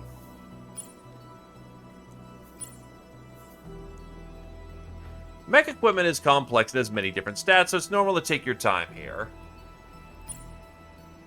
The parts in your inventory are compatible with the current socket. As you acquire more, you can take advantage of the filter to sort through items. That is an assault rifle.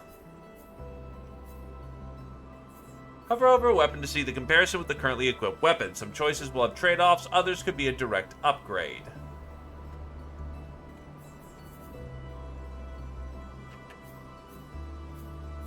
This thing is stabilized. None of the stats in the average level of your unit have increased. Consider the unit's overall performance when refitting. A weapon's power might have trade-offs in weight and speed.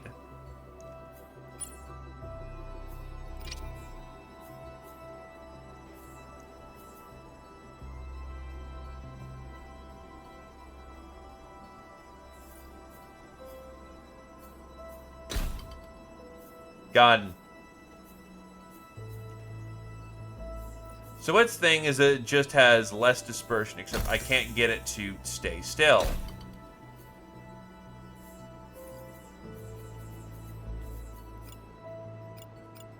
Okay, this one doesn't have the burst, or rather the stabilize quirk.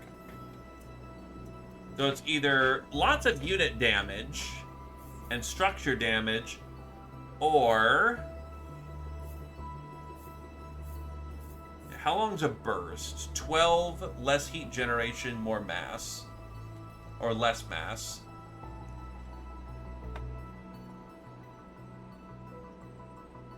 So the UI is a little weird to understand, but I think I get it now.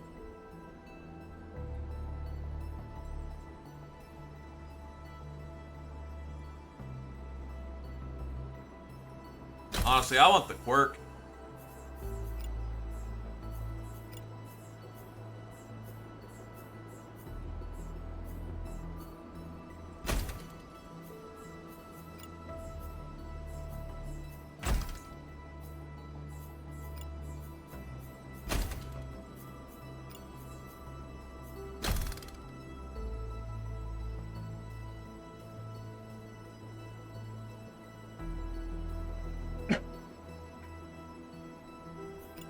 Does not have a backpack, and the handgun's still garbage.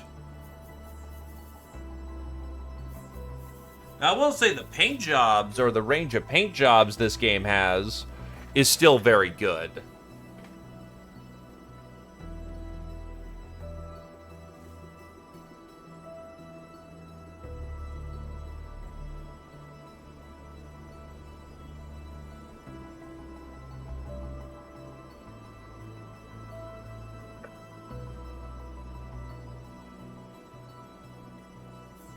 So let's see.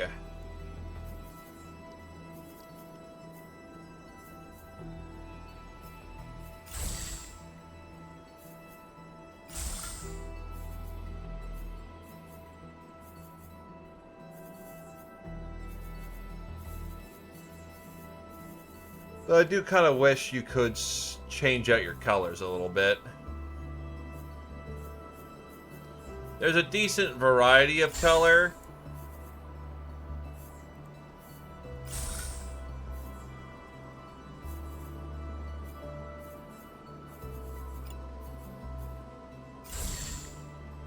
But some things I wish were colored.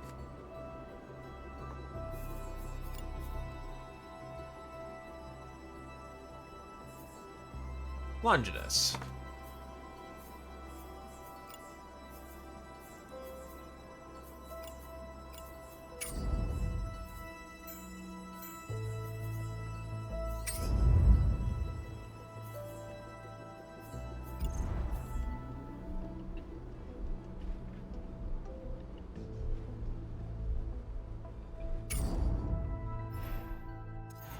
The one thing I find interesting is that maybe it's just not relevant yet. But I do know that parts do influence how you look, and yet there's no way to kind of keep a part that you would like. Like, say I wanted to have the Elbrus torso, but there was just a much better item that dropped. Well, I'm kind of just shit out of luck in that one for what it looks like.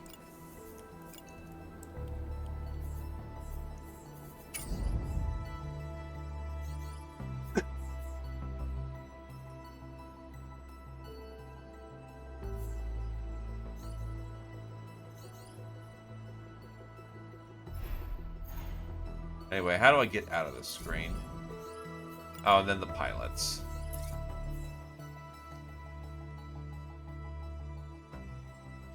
Well, at least you can see more of your options for customizing people now. You kind of just had to guess, as is the standard.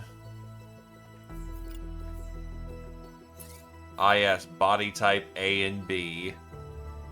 Understandable. Well, as far as I'm aware of, yep, they added they thingy-majiggers. I think it was just lads and lasses back in 1.0. Oh, hey, there's a memorial wall. Well, now that the pilots are actually... Well, I mean, I think 1.0 even had a memorial wall. They just weren't special in any capacity, so who cared? As the crawler systems hum to life, you immediately notice a blip from the scanners. It's a distress call sent from a civilian radio on 3F frequencies. Cascade forces have begun to move into a local village, no doubt in response to your attack on the outpost. There is no time to waste.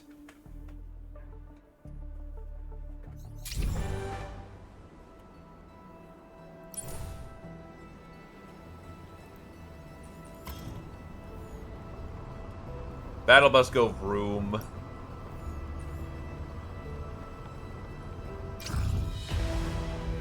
The crawler stops on the outskirts of the village. The briefing table in front of you lights up with enemy signatures and topographic scans. We can't go in there guns blazing as usual, a pilot says to another. This isn't a base or a battlefield. These are people's homes. I do hope that's not a running theme where it's just like a pilot. Now that we actually have people, you can absolutely have it where it's like Jake punches a dude in the face, and then someone else complains about it. The mobile base can scan the site in advance, revealing valuable intel. Customizing your squad depending on the mission and local terrain can be the key to victory. You can review mission details, environmental warnings, enemy numbers, and other intel before proceeding to your squad. Holo table lets you preview the terrain, unit positions, and key locations. The second page of the briefing lets you see how many units can be deployed and decide which mechs and pilots to send out. Check the tooltips of the units and pilots on the left to review their state. You might have a unit with a weapon that doesn't fit its pilot specialization, an injured pilot, or other issues that can be addressed before deploying.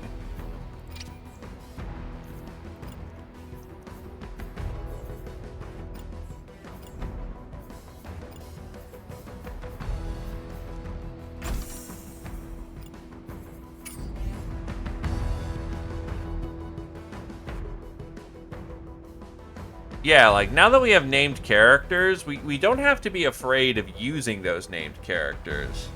I understand that probably quite a bit of their event structure is just not programmed around that idea, or that specifics are going to be mentioned. But still.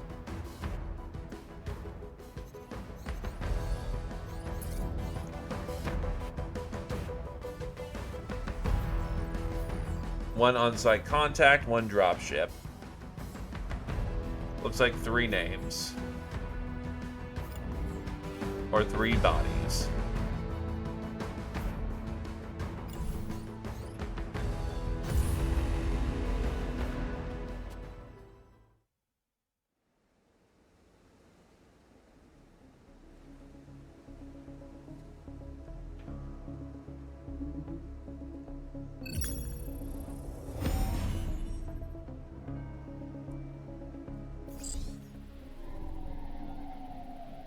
This mission calls for careful work. We need to eliminate the enemy, but we can't leave this district in ruins. Lure the enemy away from the buildings.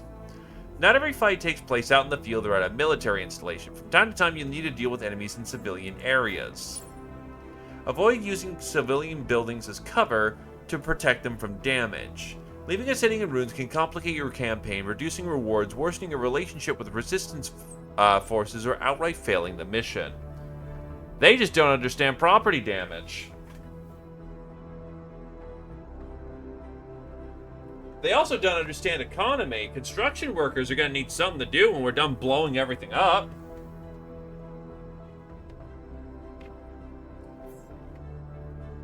Three F forces are approaching our location after receiving our call for help. When fighting in cities, some of the enemies might hold fire until they have line of sight. However, it's best not to count on their trigger discipline. The enemies will fire if they catch a glimpse of your unit, even if there's a civilian building behind it.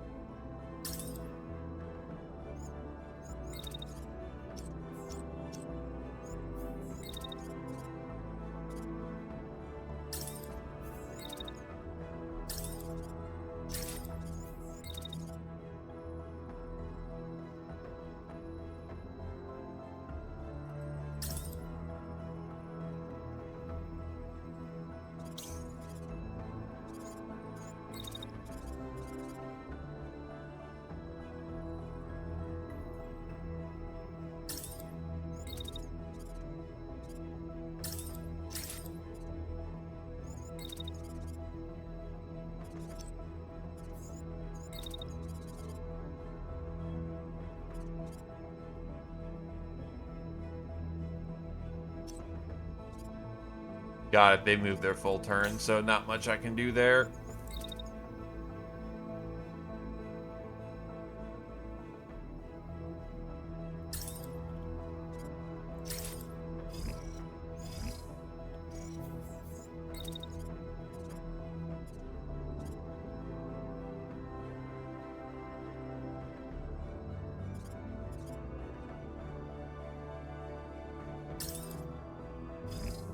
Give her a shot.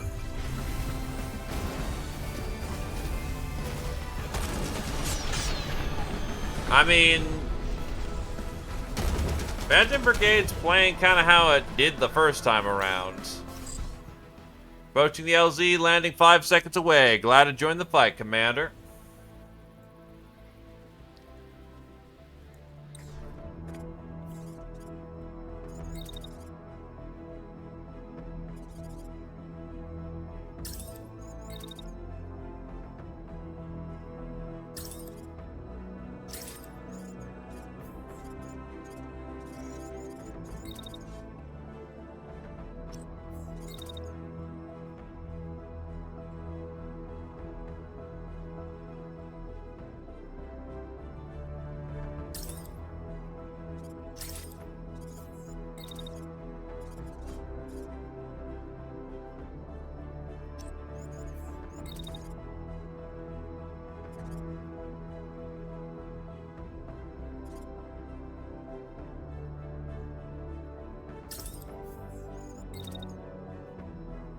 And collisions are a very real thing in this game. Like, a very real thing.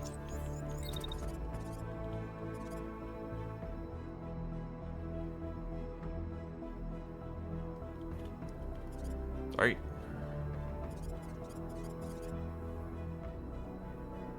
I was aiming to pop it for tomorrow, but you know what? I might need the boost right now. Like, I should not be this fading right now.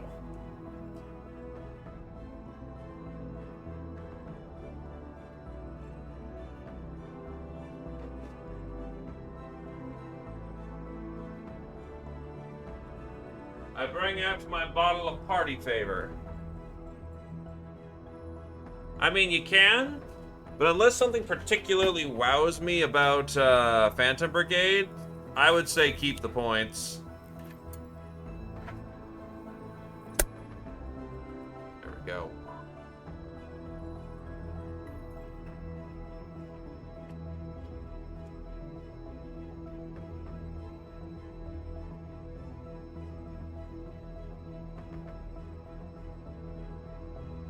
Empower me, Lemonade. Give me the energy I need.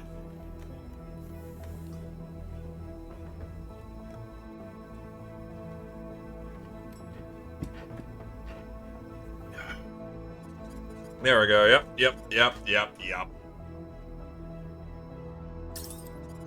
That's hitting right.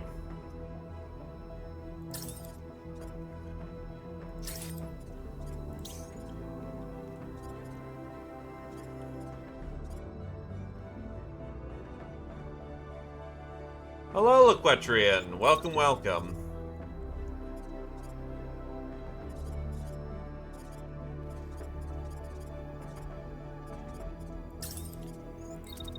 I think in this particular map, you actually get access to people who have jump jets.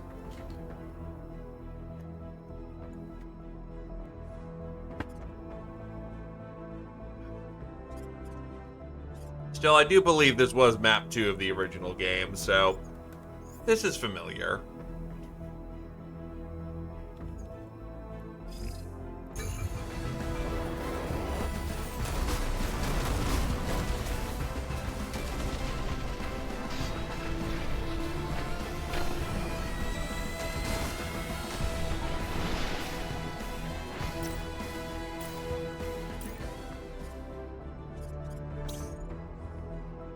Okay, so he's just gonna do his own thing.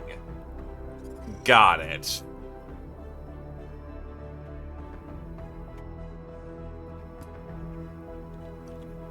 Nah, JJs are better spent,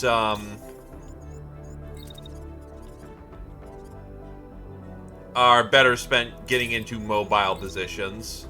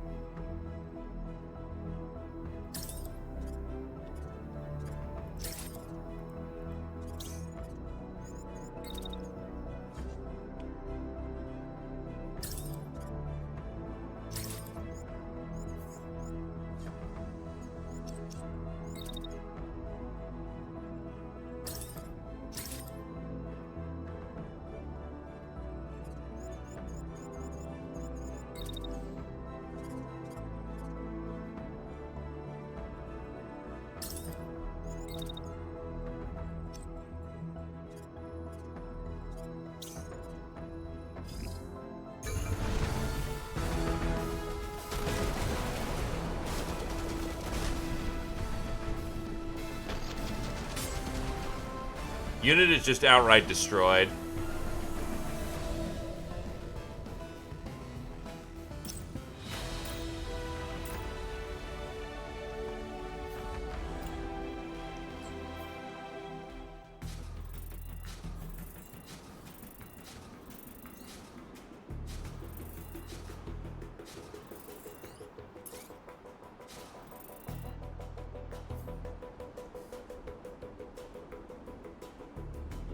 Exhaustion from combat triggers adverse effects if max. Reduced towards neutral every time the pilot is not deployed into combat. Can only be fully cleared by assigning the pilot to the med bay during a camp stop. I mean, to put it bluntly, someone's backyard got a little torn up. Oh no. Permanent trauma from getting knocked out in combat. Each pilot can only tolerate a set number of traumas before death. Each acquired trauma adds a new trait to the pilot.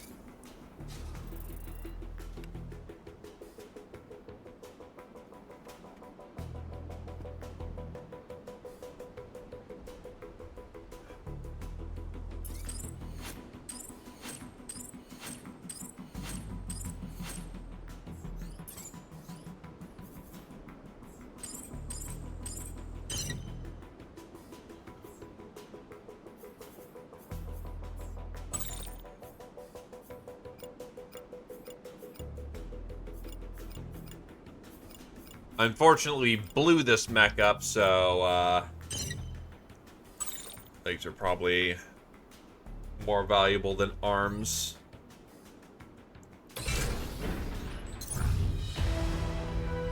No name claims in the moment. If people like what they see, I, again, don't mind potentially making this a thing, but...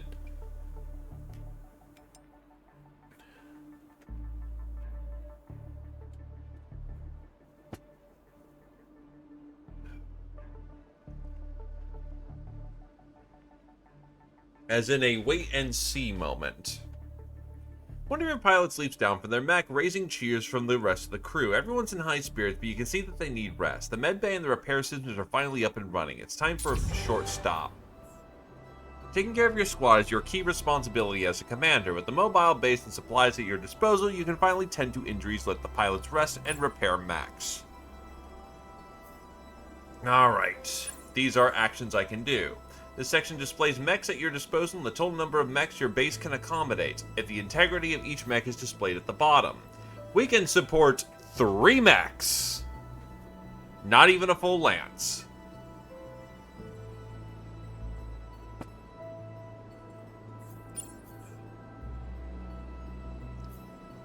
This thing can also support 3 pilots.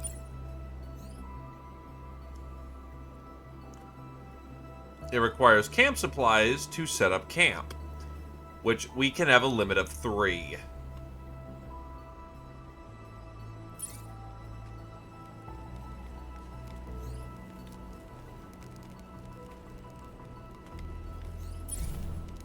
I like to spend supplies to set up camp. This is the last set of camp supplies in your inventory. No further stops will be possible until we find more.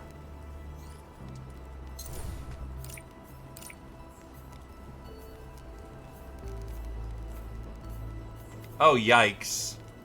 So apparently you either decide if people get to take naps or to repair mechs. Both things aren't happening at the same time.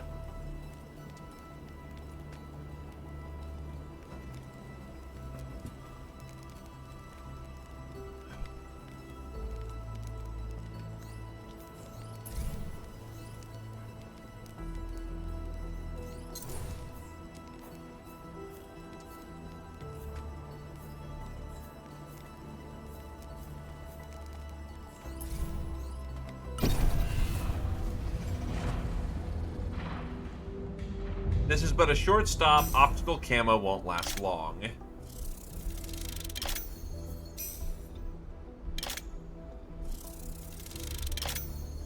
Hope 2. This effect is based on the hope level. Hope is gained when you progress the campaign and lost when the enemy gains an upper hand.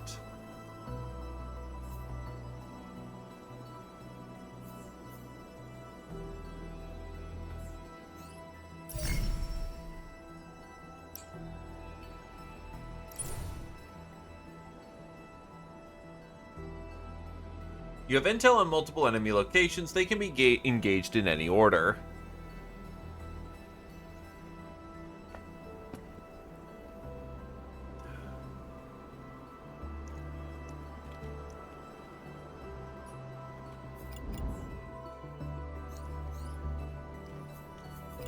You know, you can take the squad lead, Tarm, if you're dumping for it.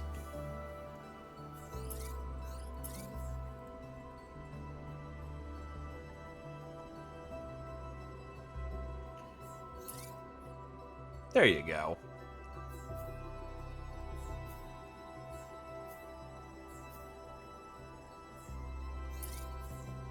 So how do I, like, get pilot abilities?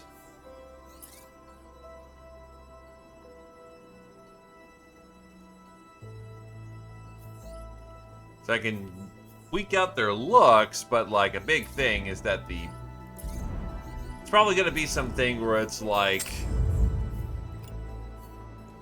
It's its own,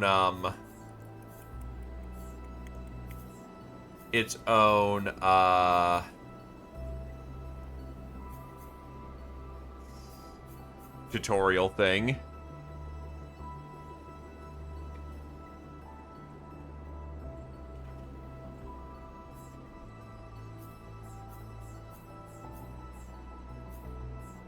This increases speed, has the plated effect. Extra integrity.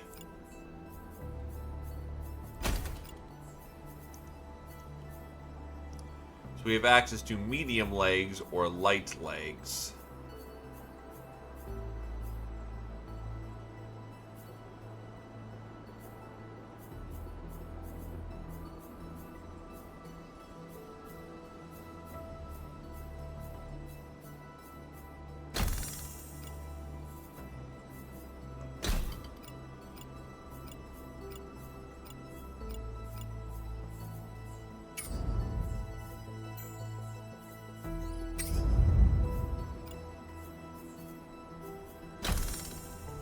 Gotta go with a missile system. This missile system apparently comes with Force Enhancer, which increases my damage.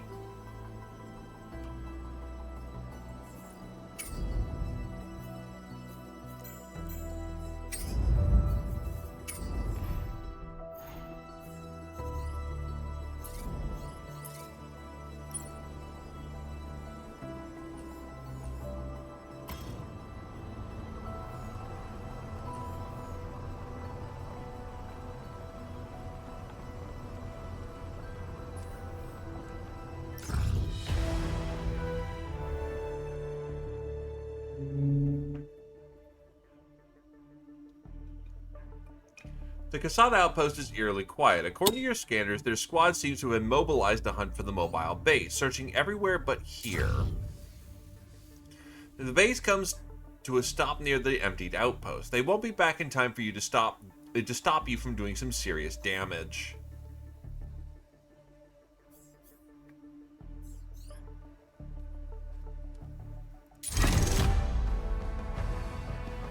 The mission involves damaging structures. Let's make sure the squad is up to the task.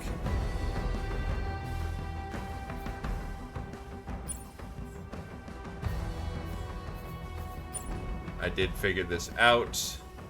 Destroy some structures. You'll need to use a weapon with structure damage. Look for a line like this in the weapon damage summary. Once you're happy with the choice, proceed to the mission. If something goes wrong, you can always go back to the autosave before the fight and adjust the build.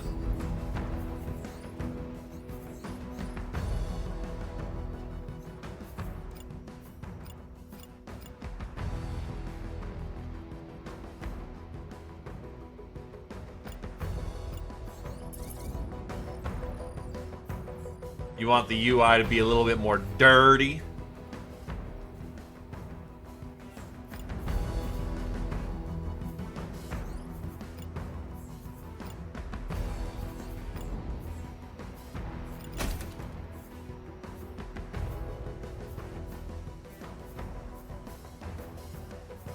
I'll still stick with the assault rifle.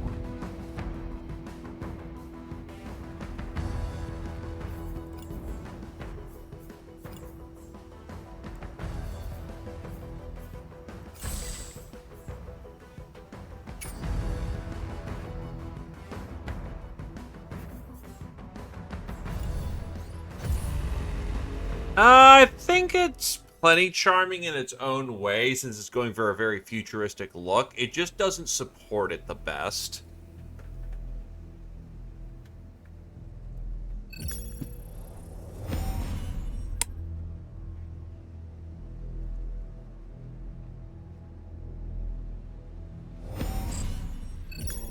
No active threats in sight. Looks like they sent all their forces on patrol after the clash in the village. Let's get to work. And I personally think a good UI is...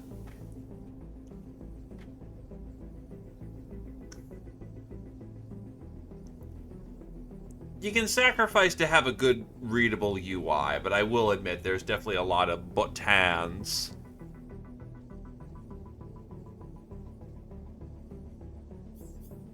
The enemy base has just one unit in active heavy mech under maintenance. This is a good opportunity to practice directional damage. Mechs from the side most likely damage the arms. From the front damages the upper body. From the back is the damage to legs. Back damage deal double damage to pilots.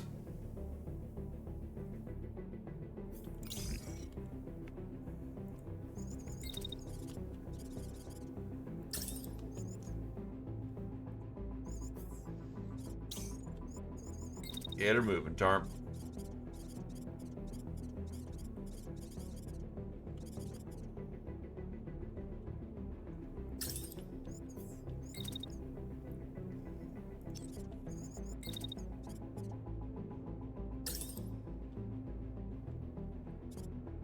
Now, I will admit, I kind of wish it was a little bit more clear when I had back shots. There's no real line tracing this kind of thing.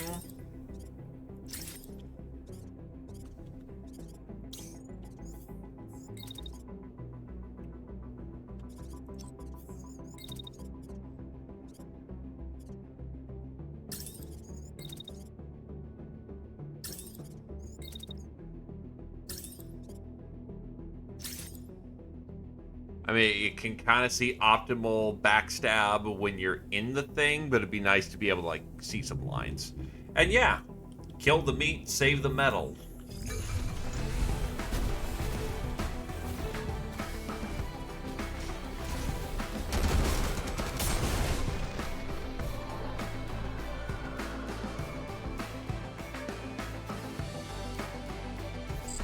This is Outpost Sierra. All squads return to base immediately. We are under attack by unidentified mechs.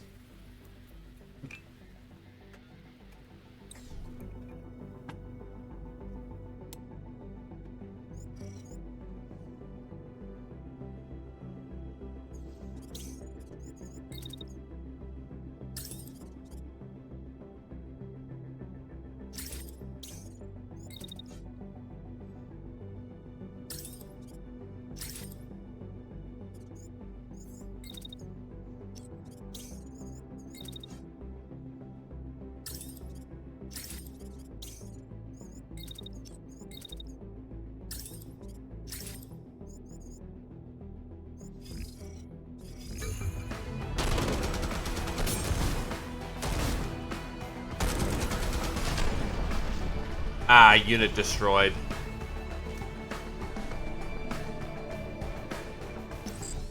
Unit down, all clear. Base is still calling reinforcements. We still have some time before they arrive. You are free to renovate.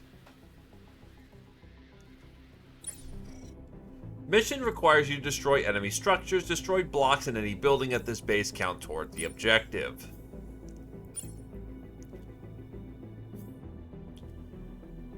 Once you select the right weapon, you'll need to target an enemy structure. By default, attacks require an enemy target, but there is a way to fire at any location.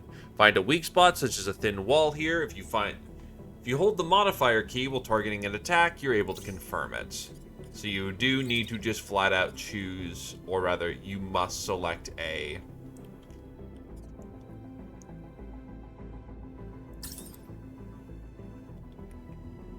Cone.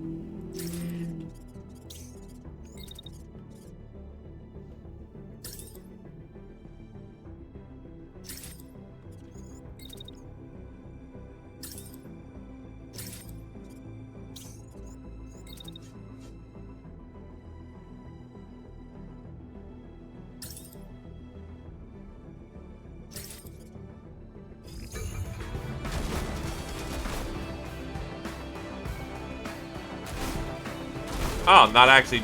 Or am I doing damage? That is not exactly clear. Distress call received, Sierra. Returning to base. Prepare for emergency airdrops. Keep landing sites clear.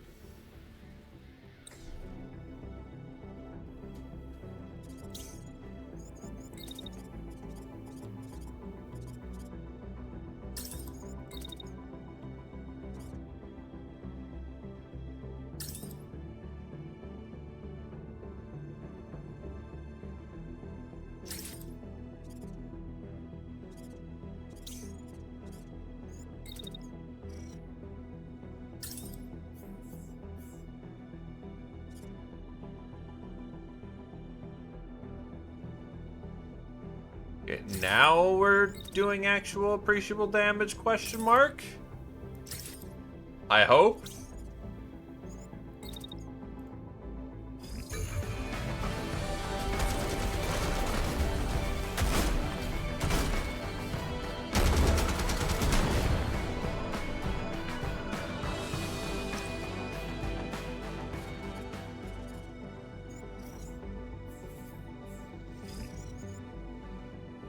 Now the shotgun does do structure damage. Not a lot, but it does something.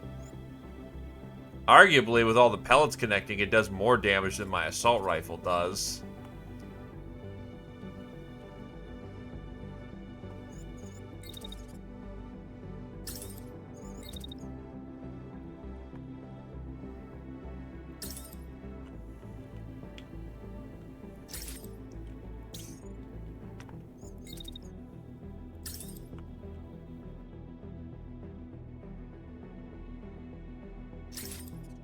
Though the shotgun doesn't do much. True, I do have backup Sidewinder missiles.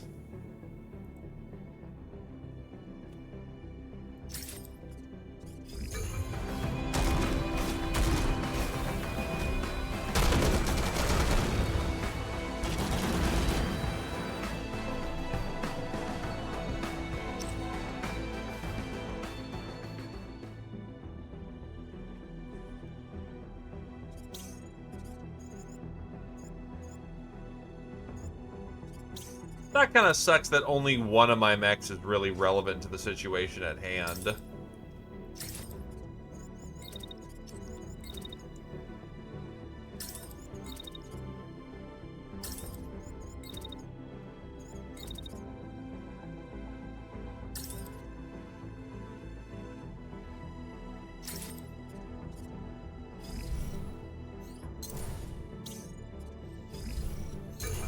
Yeah, just cool off, honestly.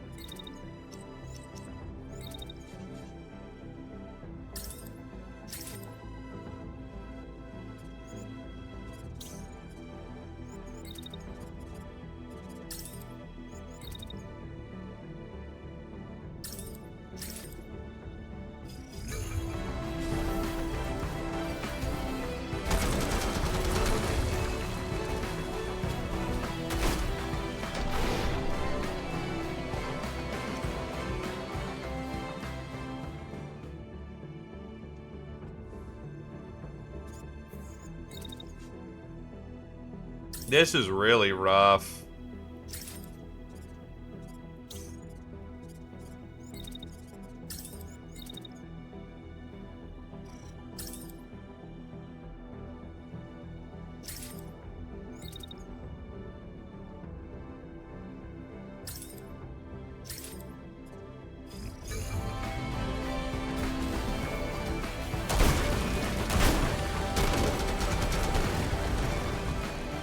You can absolutely bulldoze through buildings. We're just not equipped for that with these mechs.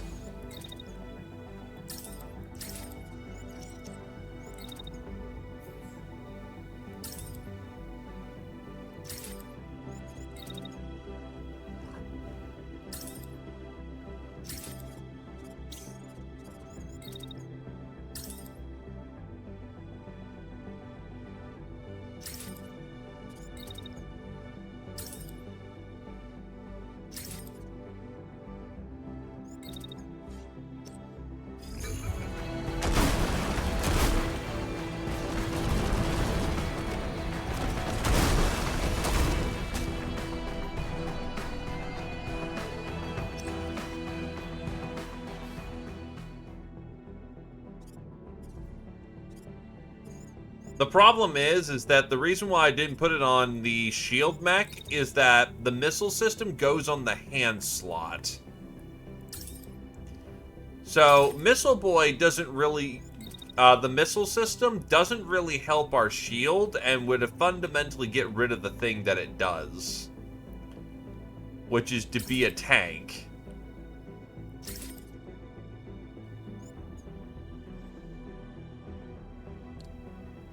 Yeah, unlike in Front Mission, where it goes on the shoulders, or in Battletech, where,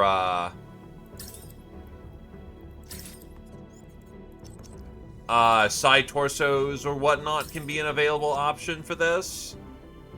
You get 2 hand slots from what it looks like.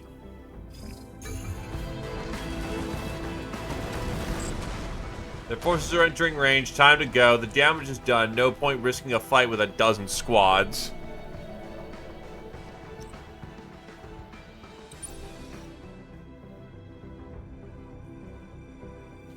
This is a retreat zone. Some missions like this one require retreating for successful completion.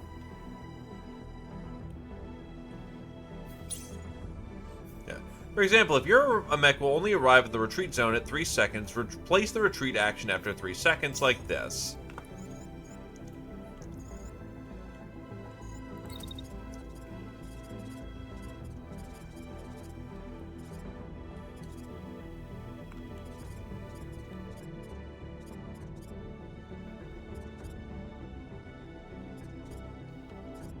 Why am I taking damage?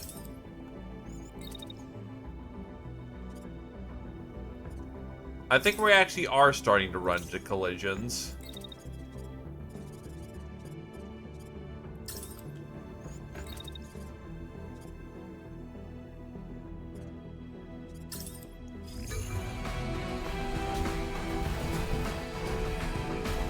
And away we go.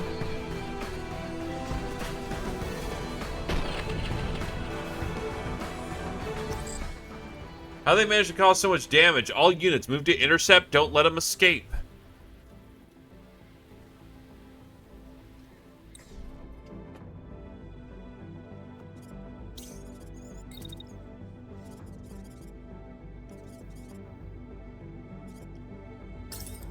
Brother, we're in the suck wars. Your TMM and engine speed does not keep up with mine.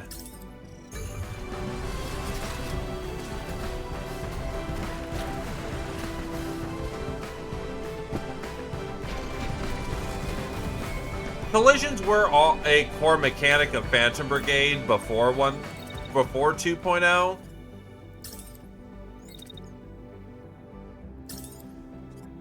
But yes, collisions can knock down mechs and otherwise cause problematic effects.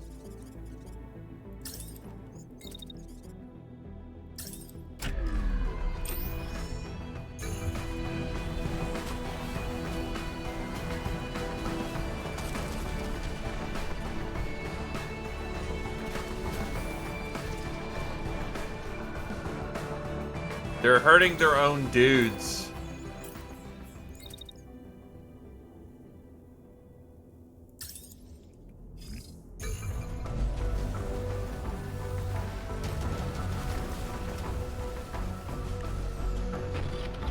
Yeah, the salvage mechanic was actually very good. Emulated a Battletech style, like, salvage system where you have to hold the field to really get results.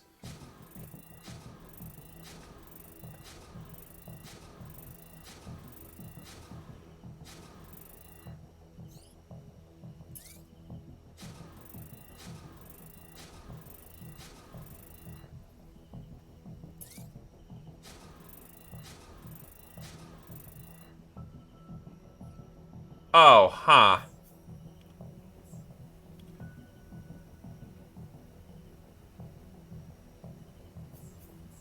Do pilots gain ranks in mech roles?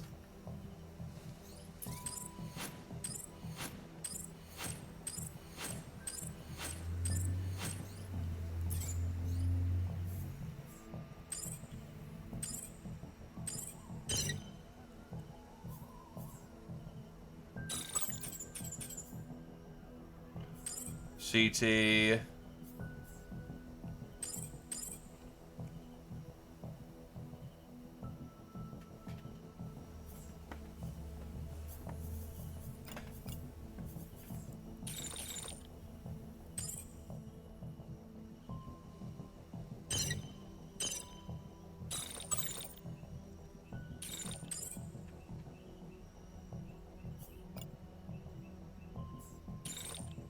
Get the...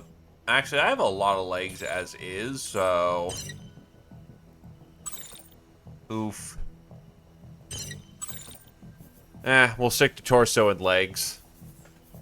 They're not particularly high quality parts either. Get to work. Your pilots are getting experience over the last few fights and are ready to level up. Aside from being highlighted in the debriefing, pilots are able to level up with... who are able to level up are highlighted with icons here.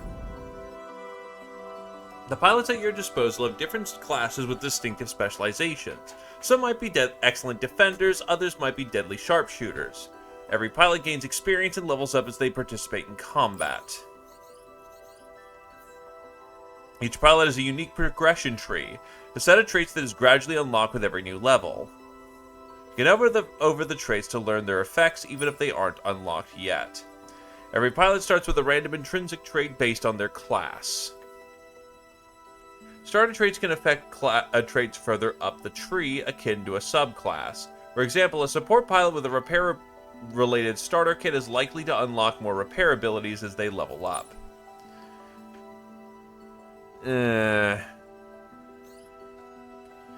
Careless. The pilot concentrates on inflicting maximum damage at the expense of their health. Well, considering that the pilot here already has, like, no fucking hit points whatsoever, that's not good. This pilot recovers a small amount of health for everyone in the squad after combat. Preventative maintenance. Pilot repairs 15% integrity of their mech frame before deploying to combat. Also reduces backpack weight while increasing fatigue limit at the cost of some HP.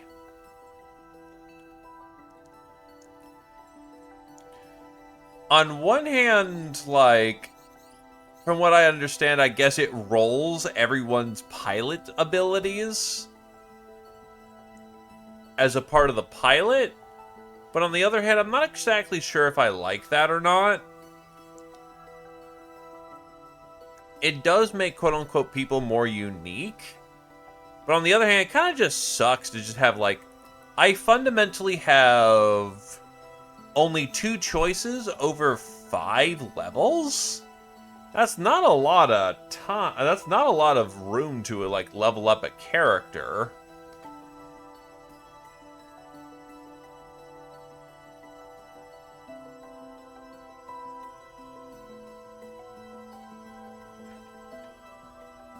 It's, I'll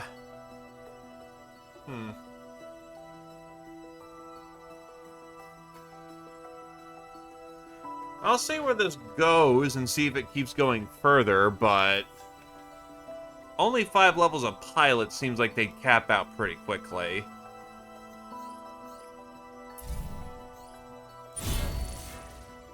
Combat missions net a set amount of experience split between all pilots deployed. Smaller squads level up more quickly, and pilots gain additional experience for each enemy they dispatch.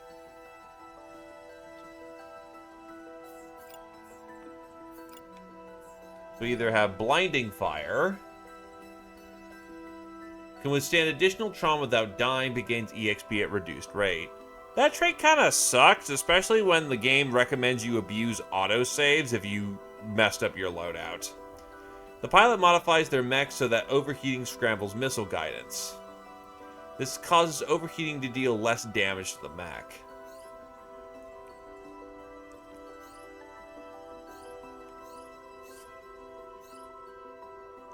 Dummy thick. Ah, yes, so if you want to tank, you are going to reduce your XP because you're just stupid. I'll take the blinding fire so that maybe I can ride the red line a little bit. But that is a very small increase for 1 of 5 pilot levels. Well, technically 1 of 4. You start off at level 1.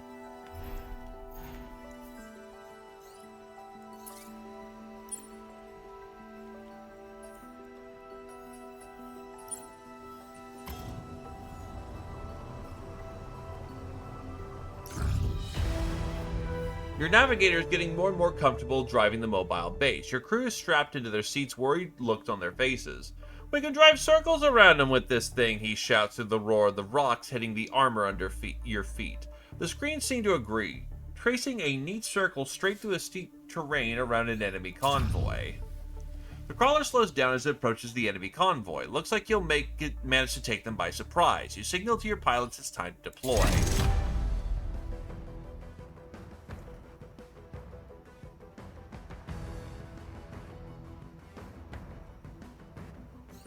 The enemy here will not pursue the mobile base. We can cancel the deployment.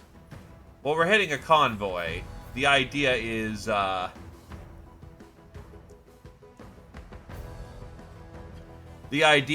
we are hitting their line and messing them up. It's raining in the combat area. Heat dissipation increases.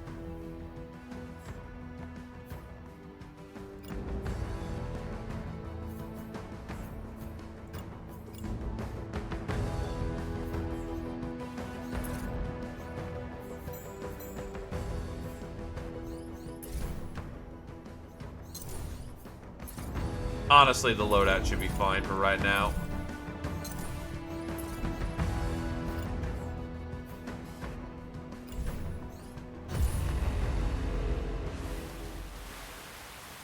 Looks more like 5.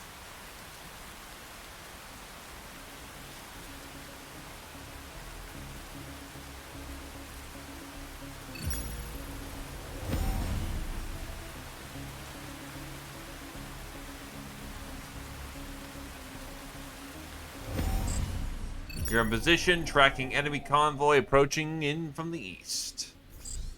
Commander, a 3F unit is nearby and might be able to assist. They're a little worn down, but you'll need all the firepower you can get.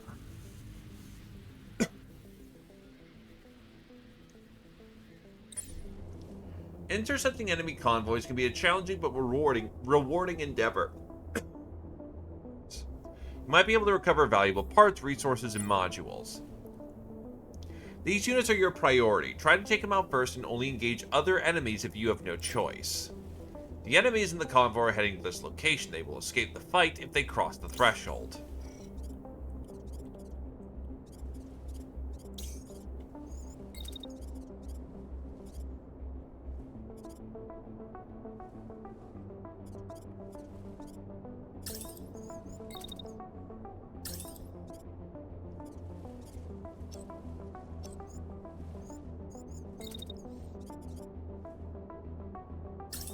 At least the topographical maps aren't super bad.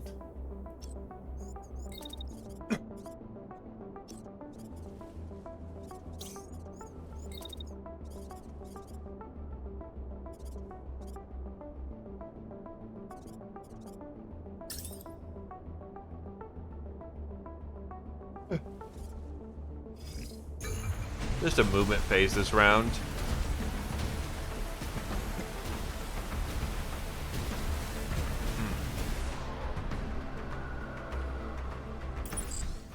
Reach my vantage point, enemy in sight. I'm near my limit here. Been piling this tin camper for the past 20 hours. I sure hope those crates are packed with meals and bathtubs.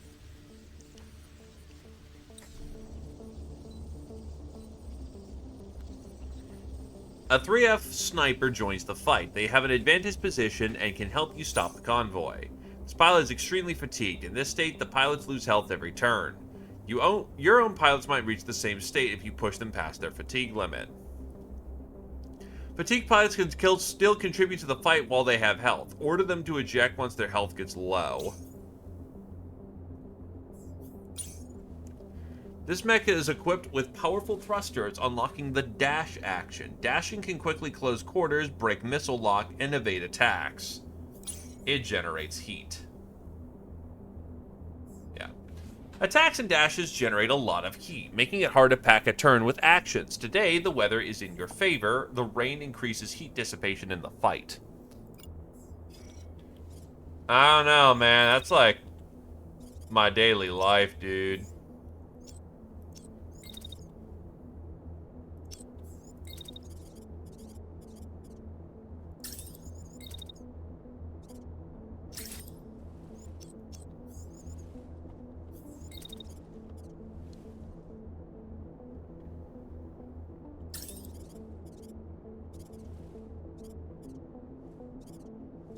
Right, snipers are weird. Essentially means that the weapon gets more accurate the farther away it is.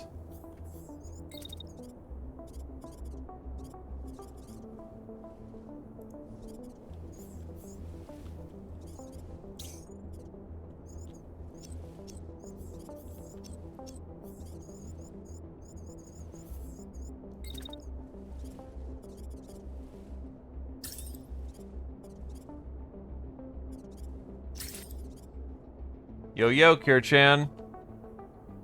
No, I mean, I'm barely lasting in the moment. I just cracked me something to get a little, spark in me for the time being, and even then, it's, losing battle.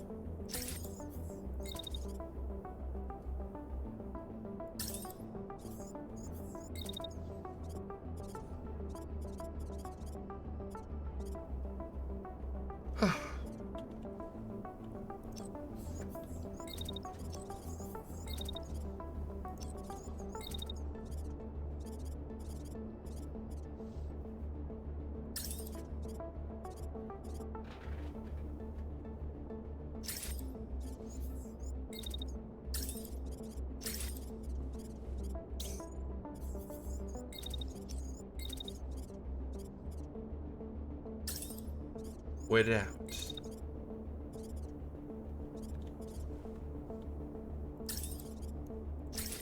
Take some shots.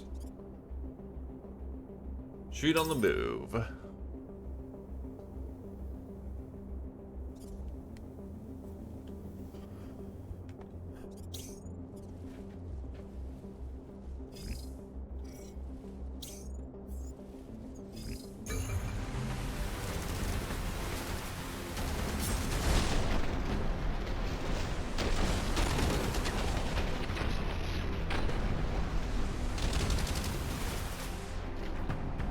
Oof. You've intercepted the first target. We're seeing some spilled cargo on our sensors.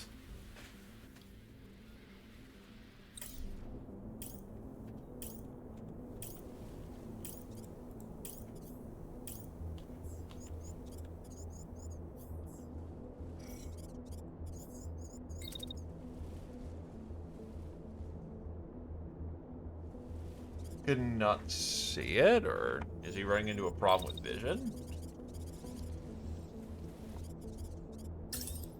The tree might be in the way. Emphasis on might.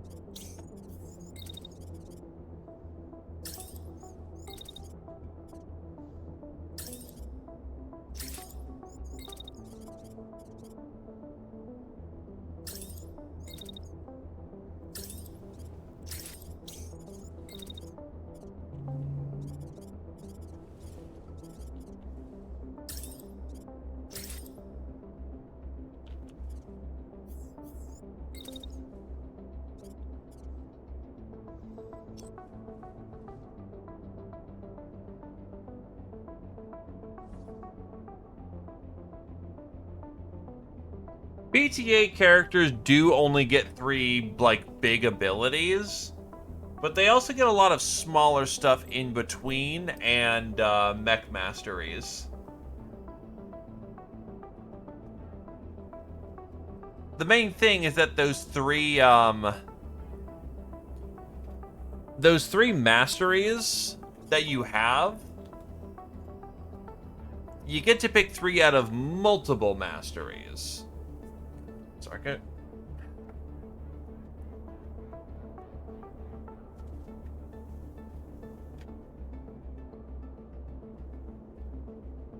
Tight leveling is honestly not a super bad problem for me.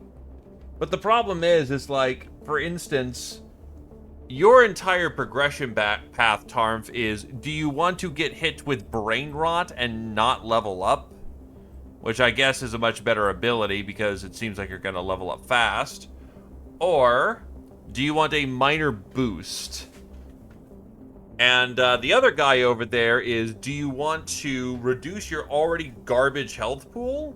Or do you want some, like to heal people? You run into a real problem of the build variety, at least from what I'm seeing, is kind of deterministic, and it's just gonna happen. Kind of makes it a bit of a non-choice. Also, hello there, Veracity Trigger. Welcome, welcome. Sorry, just giving the... I played back in 1.0, so I'm giving the 1.0 another try.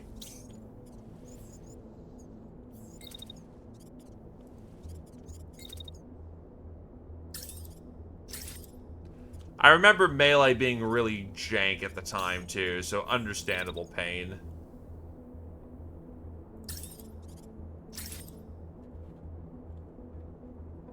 Yeah, like, say, the example of BTA, you get only 3 abilities, but there are many ways to cut that sort of pie.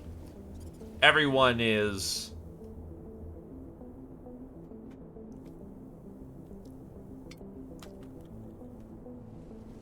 all choices are valid, and there's many choices. For my current 2 characters, one person is getting some choices, and the other guy kind of just... is just dealing.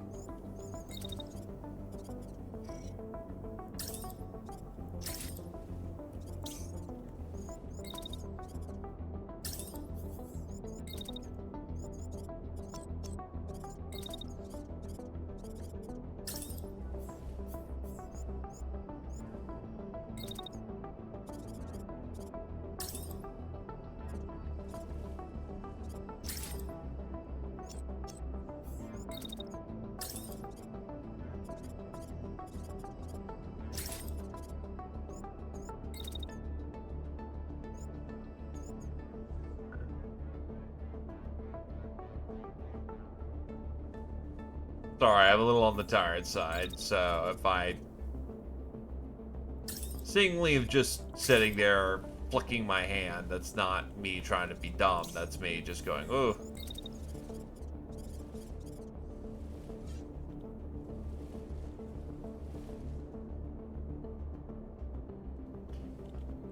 Right, so...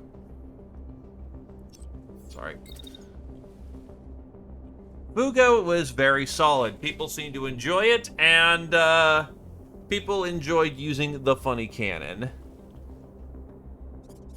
Yeah, no, that choke is solid for the moment. You're gonna get shotgunned.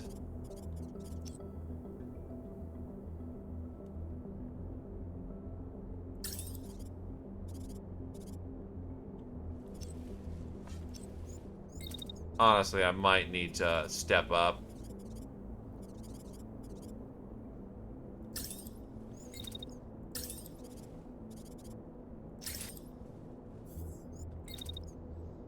That gun's gonna run too hot. Oh, that's the replay.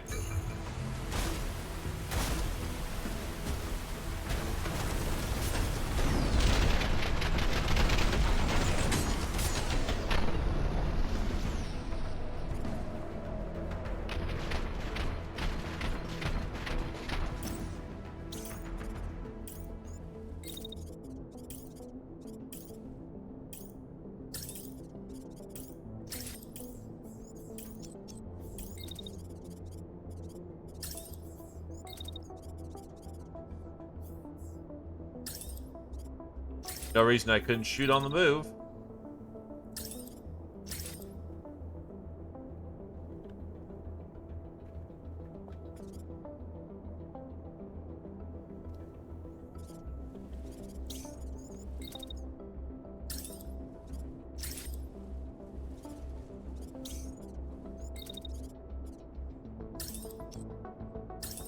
Don't need to redline that super hard.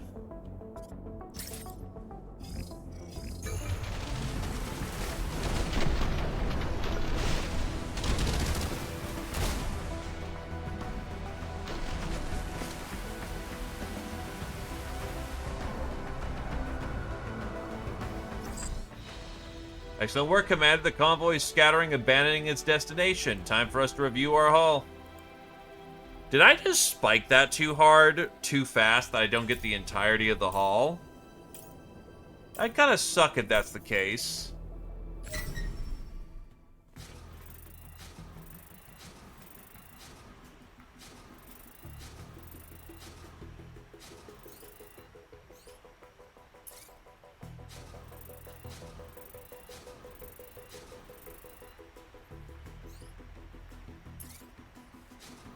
Jesus, level 3 already.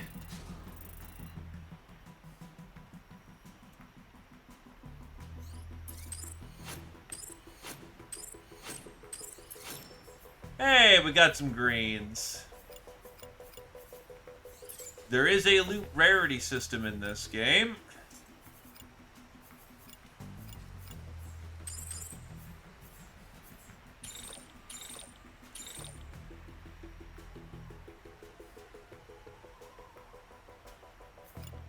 Heavy torso.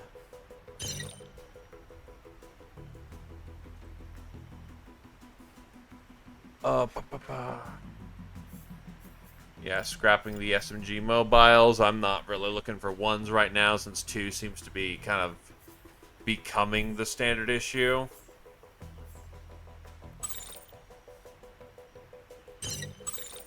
Unfortunately, we're 5 under our budget, but whatever. Sometimes that's just how the cookie crumbles. In the command room, a lone red marker remains on the map. It is the enemy stronghold, the largest military installation in the region. Taking it out could end Kassad's influence over the province for good. The local 3F forces alert you that that they're on their way. The crackle of comms startling your crew out of their thoughts. The stronghold is a daunting target, but it will crack under pressure.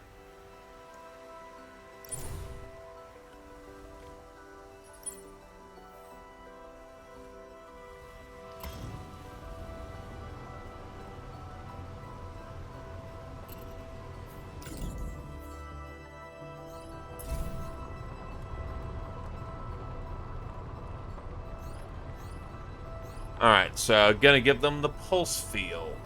Unit is protected by high-intensity magnetic field. Kinetic projectiles making contact will ricochet without inflicting damage. That's actually very good.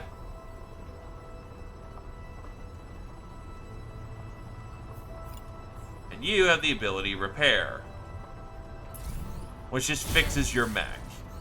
That's neat.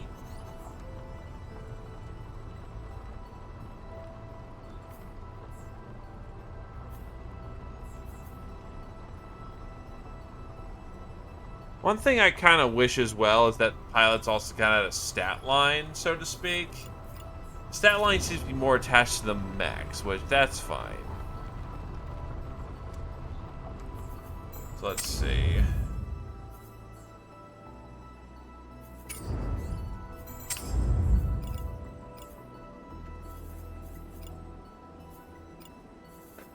So there's the sniper rifle, which is not good in this setup.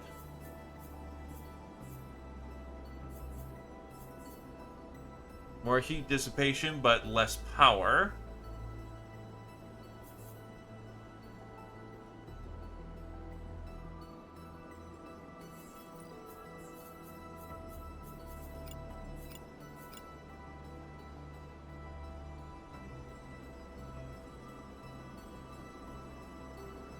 Sorry.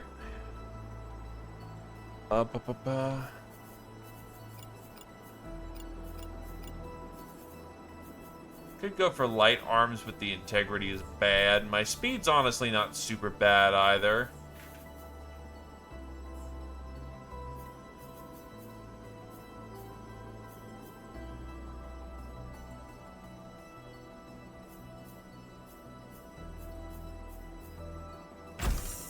Less mass, more speed.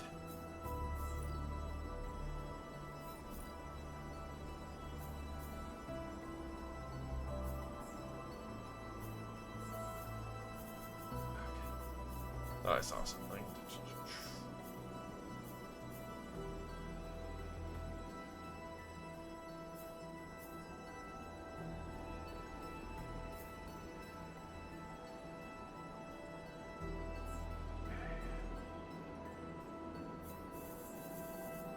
alright. I'm steady. I swear I'm steady. So, replace the arms.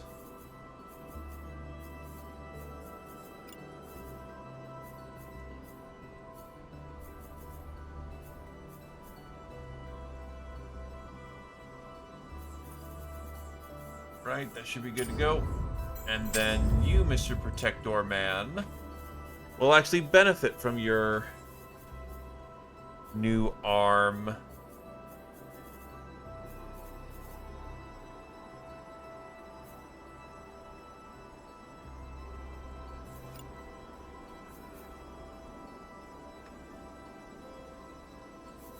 I do really.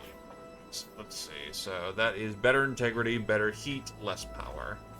Which slows you down and you're already slow. Which is not super great. Light legs to try and get some speed.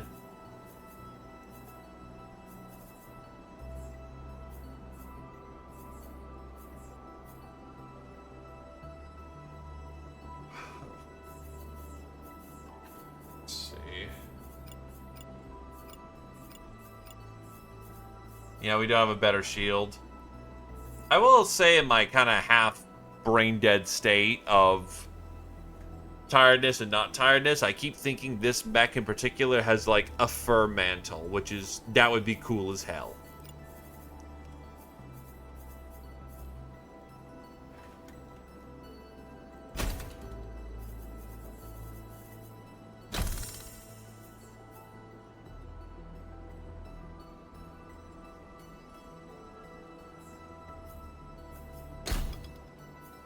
Alright. Still limited to 2, but get onto the bus.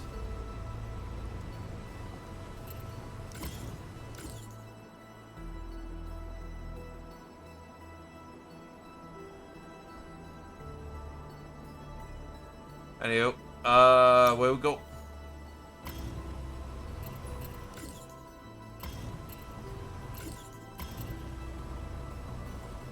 Gonna go right here for a moment in case they introduce some kind of mechanic of, congrats, you're being hunter killed. I'd like some distance to react, especially with my fucking addled brain right now. Camp. Actually, wait, no, I'm fine. Actually, as I remember, like, that one's slightly damaged, but the mechs are in good condition, so we can nap after this round. The crawler comes to a stop at a safe distance from the enemy. The radio crackles with a confirmation from the F3 forces. Everyone's ready to go at your word. This is it. One last push and the province is free. That is a fair amount of Op 4.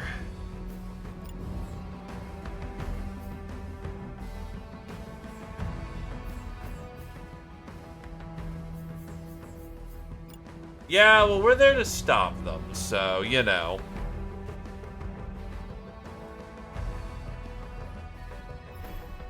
Just means target-rich environment, you know, for the 2 people who are present.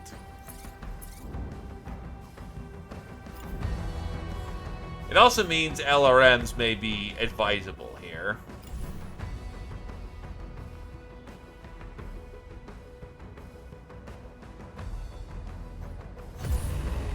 Have at it, Stompies.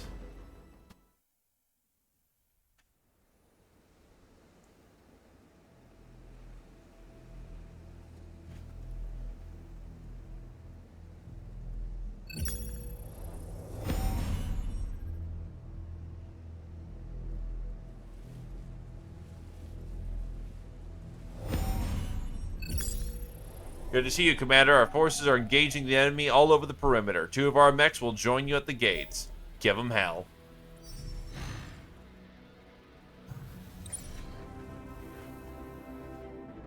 The location is protected by turrets. Turrets behave differently. They have no pre-planned attacks. Said turrets continuously scan their environment and fire on any units crossing their range. Stay out of their detection cone to avoid damage. Disabling that building will disable the turrets. This F3 unit has a backpack missile launcher in addition to its primary arm and shield. The backpack has limited charges, but it can make powerful indirect attacks. With 4 units at your disposal, planning a turn can get complicated. Take your time, remember to come up with a plan with every unit and avoid friendly fire. Given the right path, your squad will be unstoppable. Ah yes, 4 is considered to be difficult. Understandable. Yeah, I'm gonna try one last trick. I'm gonna splash my face.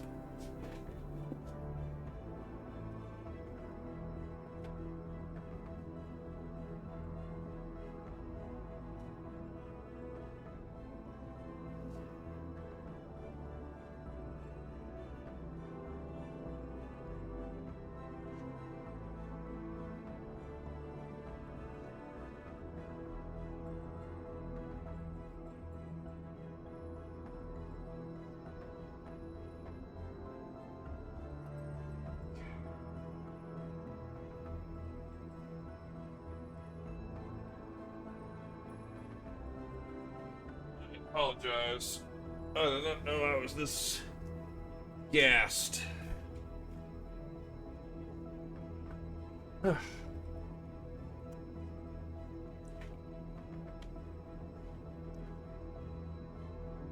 Alright. That helped, though. Alright, so you have a beam.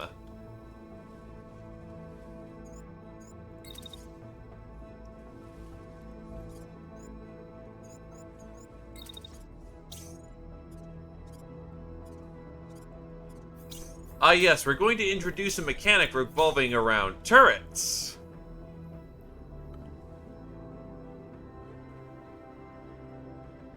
Stay out of their vision range. So what's the vision range?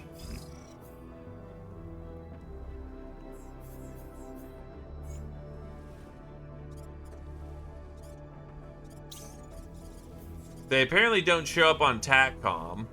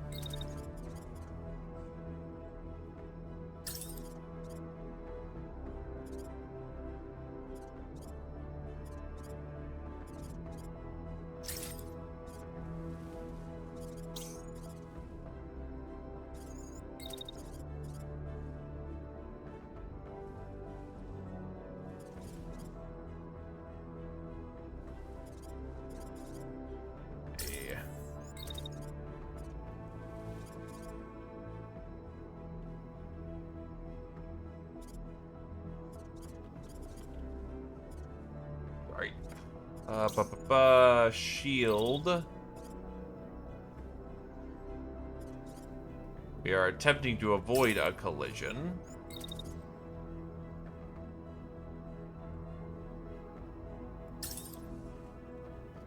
That's about as fancy as it gets right now, I think.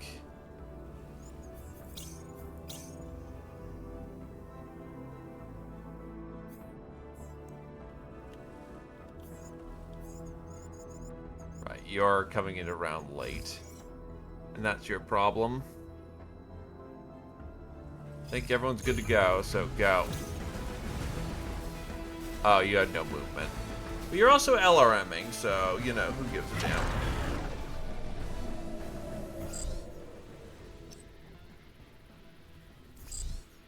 Our perimeter's on fire, our comms are down, we have 4 unidentified mechs at the gate. What are you all waiting for? All units engage immediately.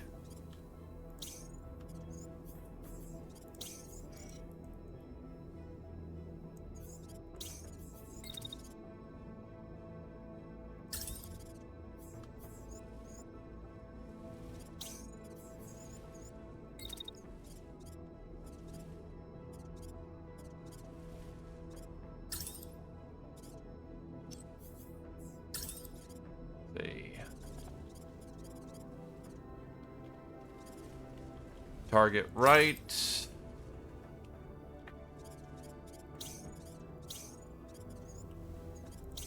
Kind of like my laser continue doing his thing.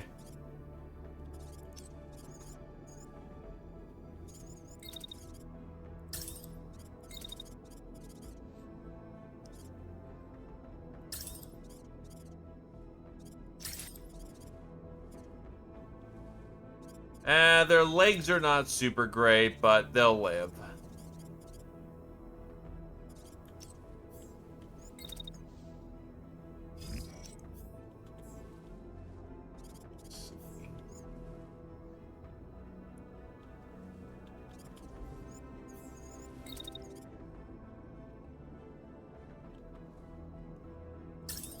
Transition positions, which allows me to fire on the tank.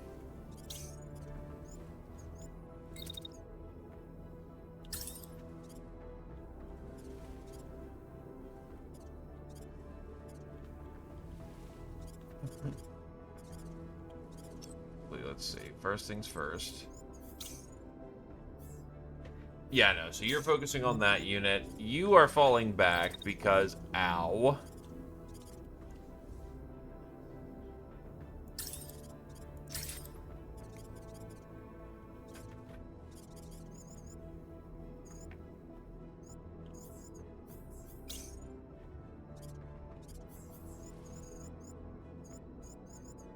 And you are still using LRM.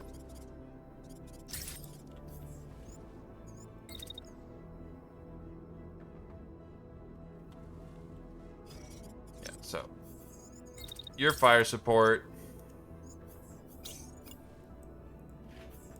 Everyone's got a job, I think. Everyone is accounted for.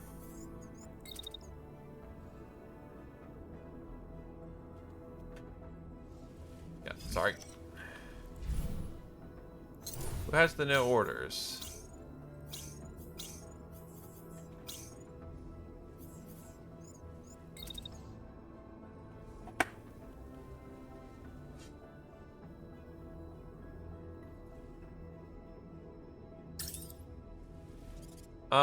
Do a double tap, make sure they go down. Who is the unit without orders?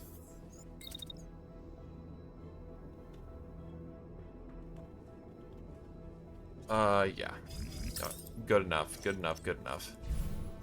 I'm gonna keep flicking over my orders in my confused state.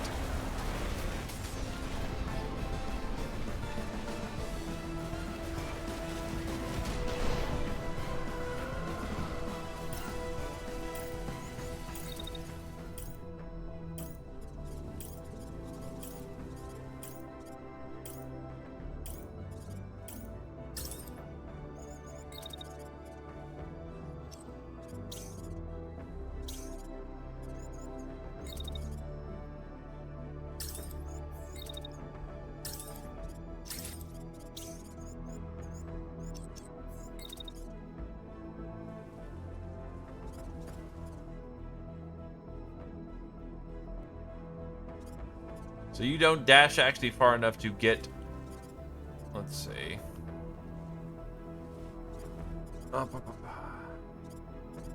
Timeline keeps getting really fucky for some reason. Alright, so...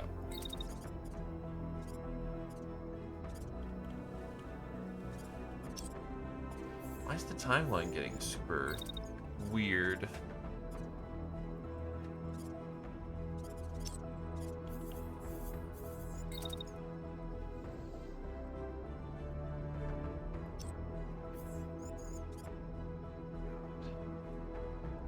So,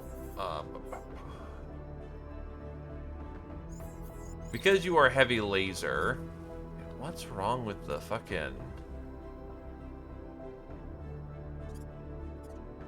rubber banding that's happening right here?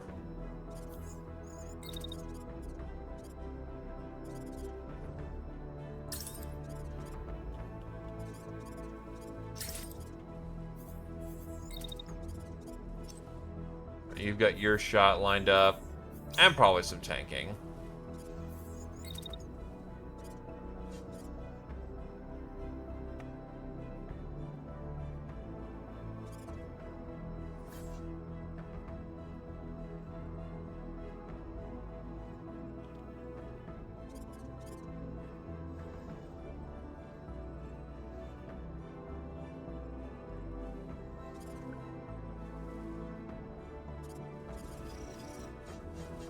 I really am sorry for the delay there. Just fuck. So, where can you reach out to? That is a, hold on. Oh, you. Okay, it was also giving me confusing on who was what and what was who in my squad. Which I will not blame because my brain is fried.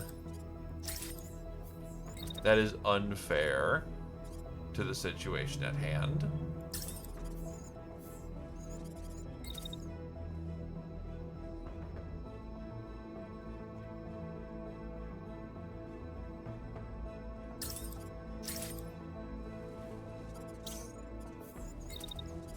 Yeah, there's still a lot of heat happening over here.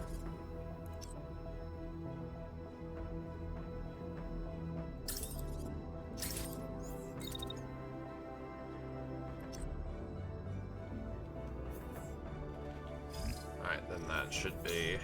Everyone has a job.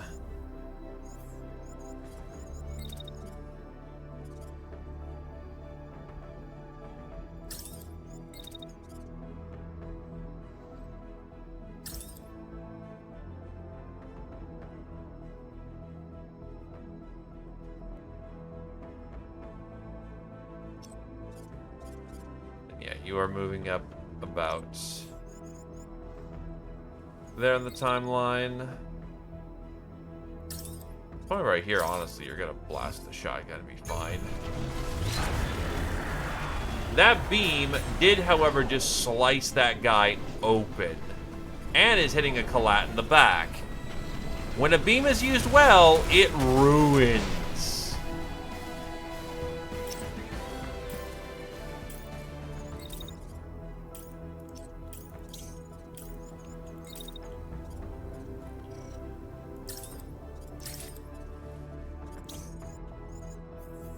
Your weapon is machine gun.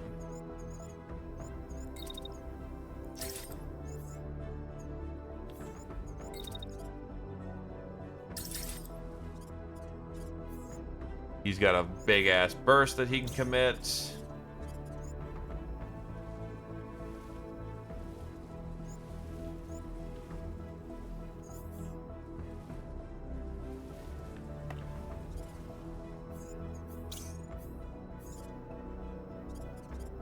So yeah, you're moving up to then machine gun him. So where we are in the timeline right here is right here. Blast him with shotgun, except that overheats. Actually, you know what? We can ride the red line a little bit.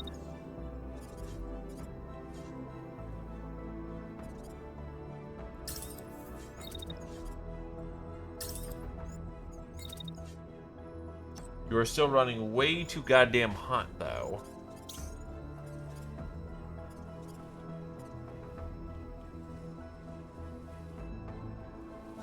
Also, hold on. There are multiple phases to this fight. Uh-oh.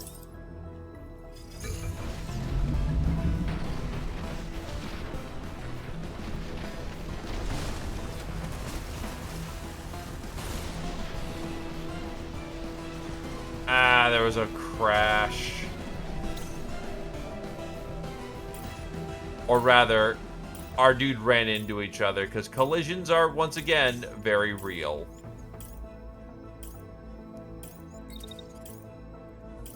And annoyingly so.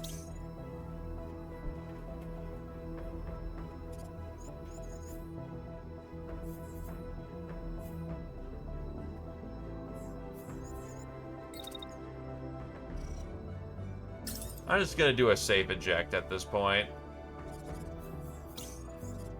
Annoying as that is.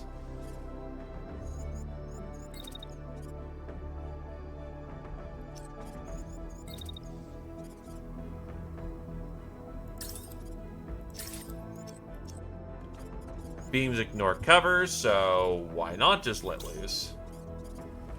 These two, unfortunately, will have to carry a lot harder than they should be. Because God's drunkest driver is at the wheel. I'm not drunk, but you know what I mean.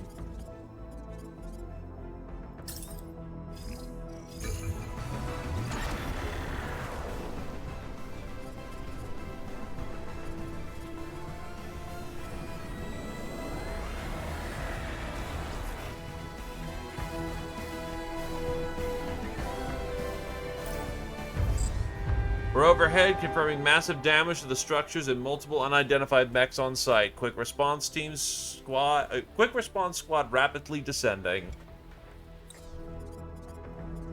All right.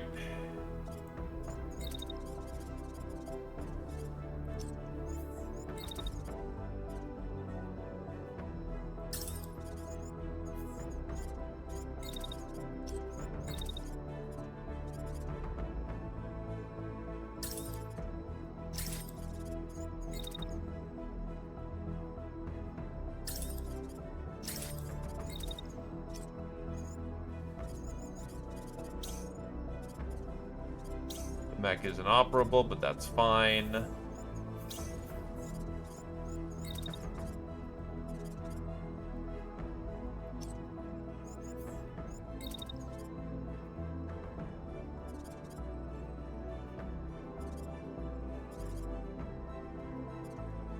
Hell?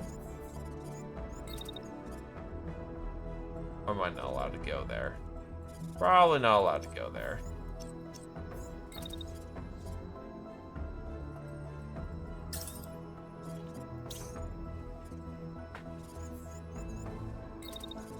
He can take some hits, he'll be fine.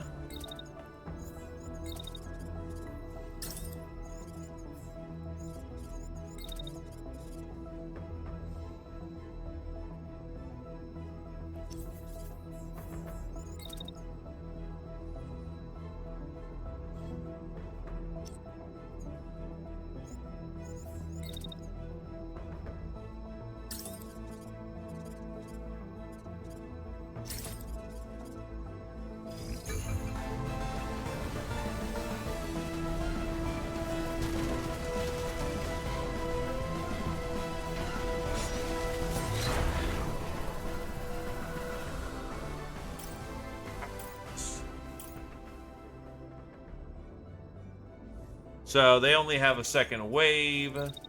Should be manageable with the assets I have.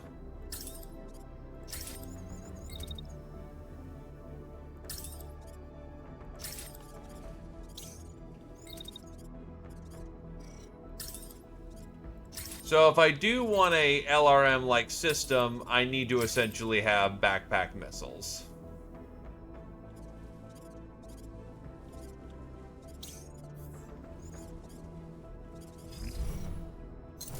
Who's without orders?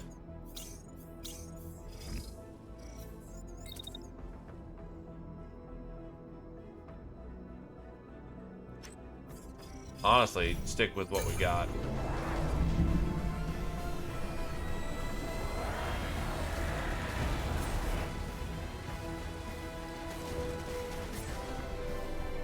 Tank destroyed.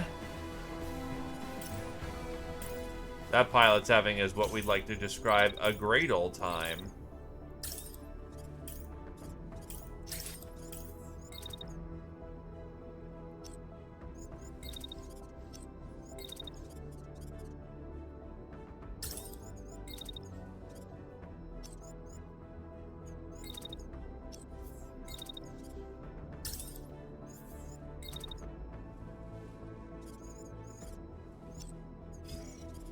Yeah, they're in the middle of their move.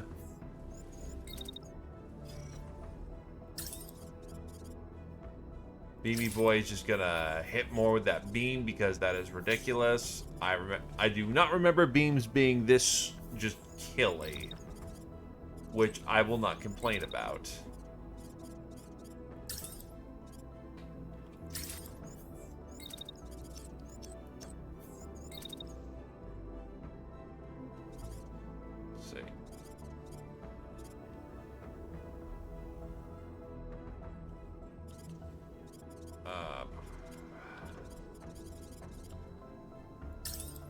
Give ourselves a little cover from the ensuing shitstorm that's happening, not super far away from us.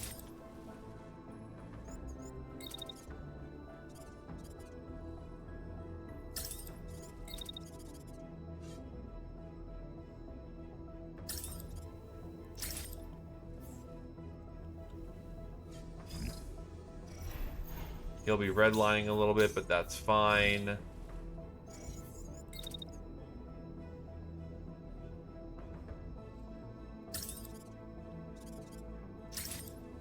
That should be alright. I think I'm liking 2.0 better. But still feeling pretty samey in the moment.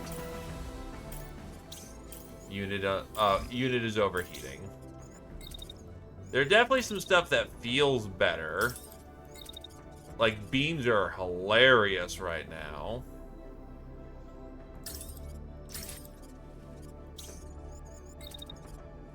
Being a range support build is feeling good in the moment.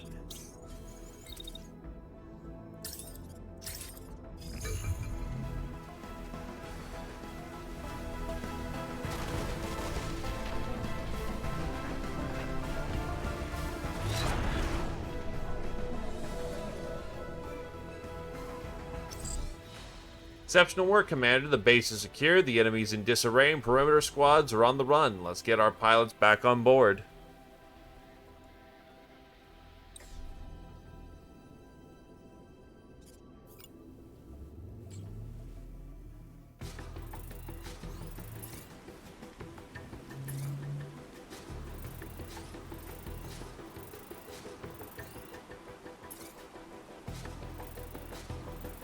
Yeah, as I mentioned, I fucked up that in the back with the frame, unfortunately.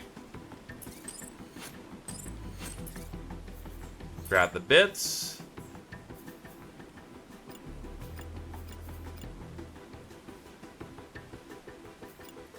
Oh, we have to pick up our own stuff. Oof. Thankfully, it's cheap to pick up.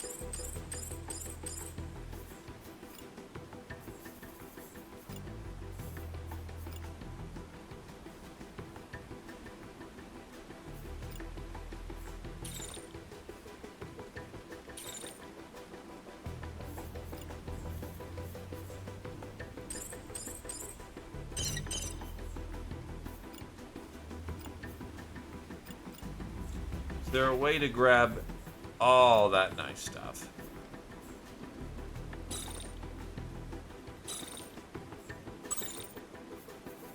That's within budget.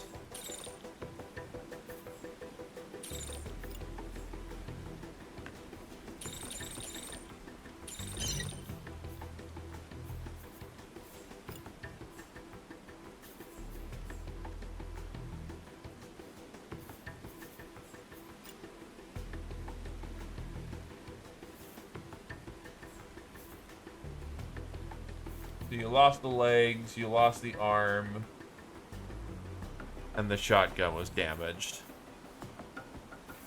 The rest is fine.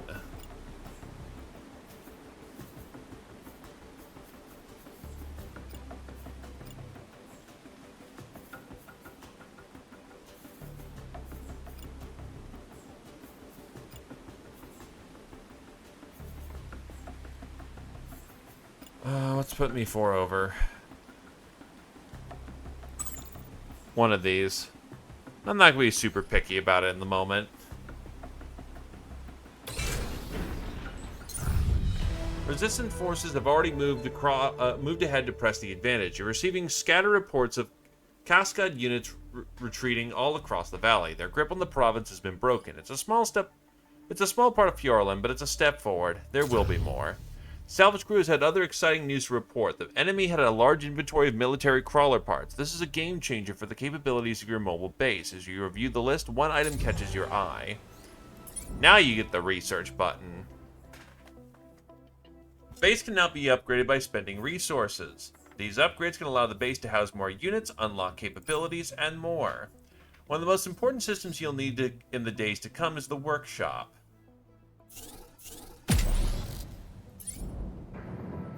With this upgrade, the mobile base is equipped to do more than repairs. Advanced printers and manipulators can assemble almost anything, given enough time, resources, and a blueprint to follow. The unlocked blueprints are listed here. For now, you only possess the blueprint for basic armor and mech frames. You'll discover more blueprints over the course of the campaign. A second.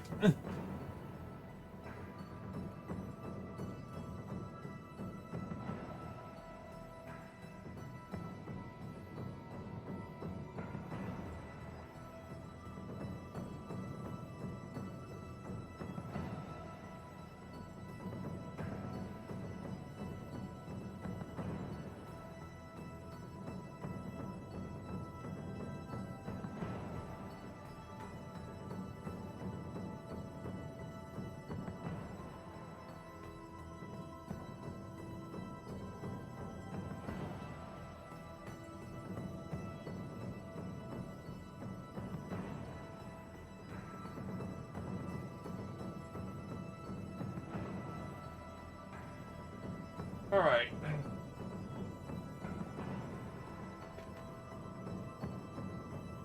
But yeah, the problem is that, as you mentioned, Shrap, you can make good characters if you get good roles. So basically, the entirety of the pilot skill system, or the pilot leveling system, is just kinda RNG.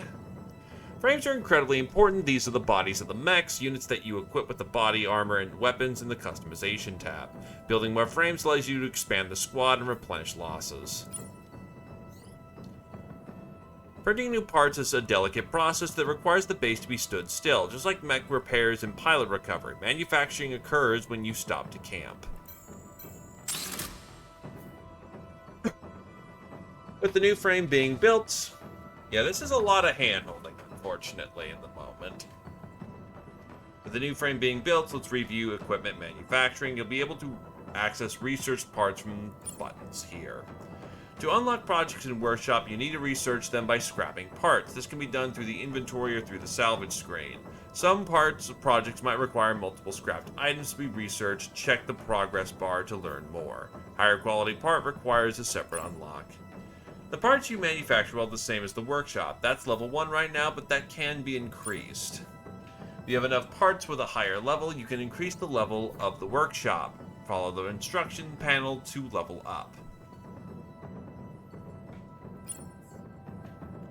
You're now equipped to face greater threats. You can expand your squad and recover lost mechs. You can make choices between equipping, salvage, or scrapping it to get resources and Workshop progress.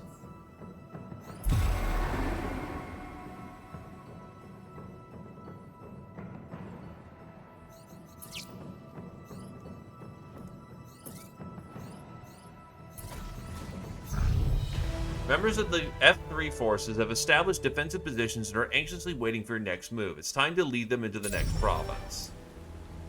More provinces need help. To proceed, you'll need to approach the frontline outpost at the edge of the province and confirm your next destination.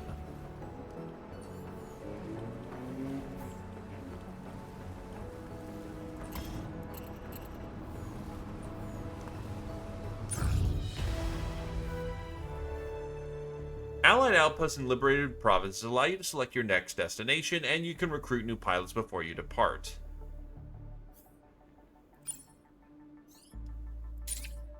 Each province has different pilots, and the same recruits might not be available at the destination. With just 2 pilots currently at your disposal, this is a good opportunity to expand the roster. Growing the ranks is essential for survival. Camp supplies might become scarce, pilots might be critically injured, you might be pressed for time and unable to camp. Rookies are inexperienced pilots. You'll need to deploy them on a mission to learn their specialization, but can be hired at low cost.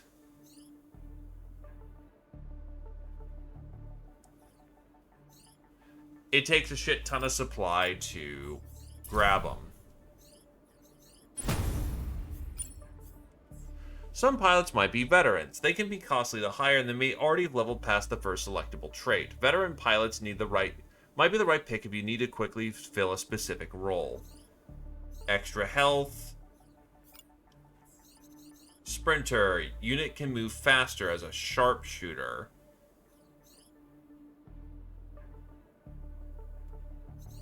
The sharpshooter actually isn't super bad because move fast, stabilize aim,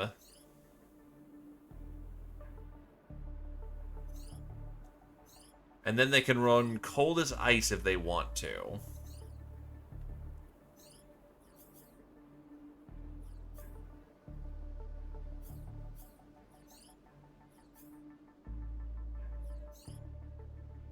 Also, apparently this is very expensive.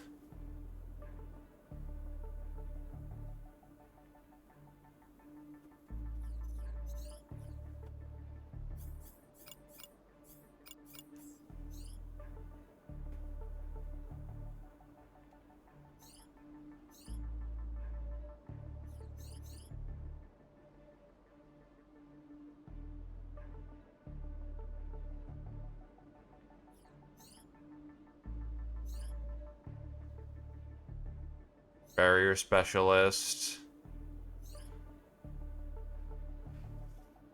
Well, I'm not fond of either of these two. This one seems to be a better play. With 4 pilots at your disposal and your new mech being assembled at the workshop, you're ready to depart to the next province. The occupation forces are holding the rest of Fureland and vastly outnumber your team and the rest of 3F. However, there's always a weak link, a place where the enemy group can place neglected maintenance or left valuable targets unprotected.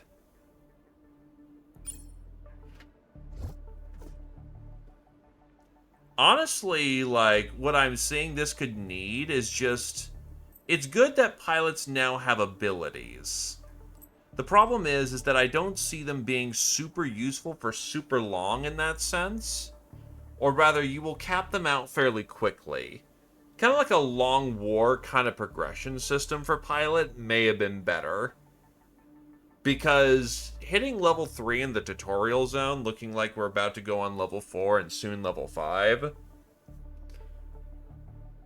Like, some combinations may be broken, or some combinations are just like, it happens.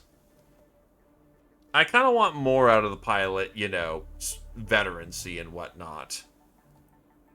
Better stat lines, different quirks, that kind of thing. Rather than just, do your job better, but get less XP. So I'm being punished for doing the job well.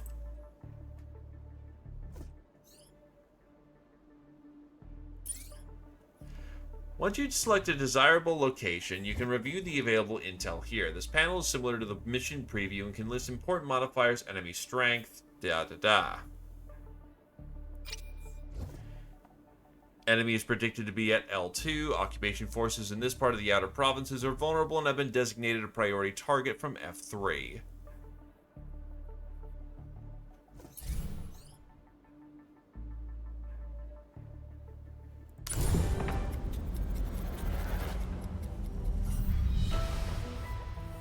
The enemy is still reeling from your attacks and headmark.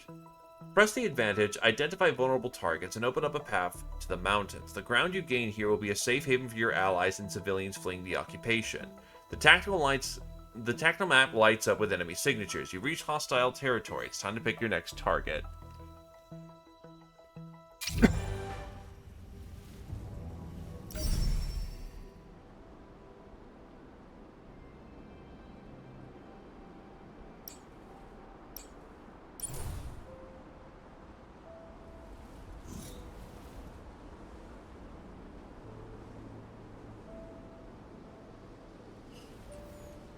So this game now is rewarding you for aggression. Interesting.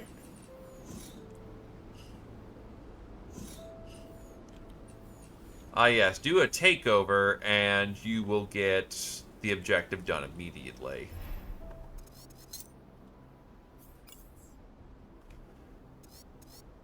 Right, I apologize. I do not mean to cut early, but on the other hand, when I was fading at my seat, that is not acceptable. And that's enough. And that's a pretty good tasting of Phantom Brigade too. We didn't play with any of the nicer toys.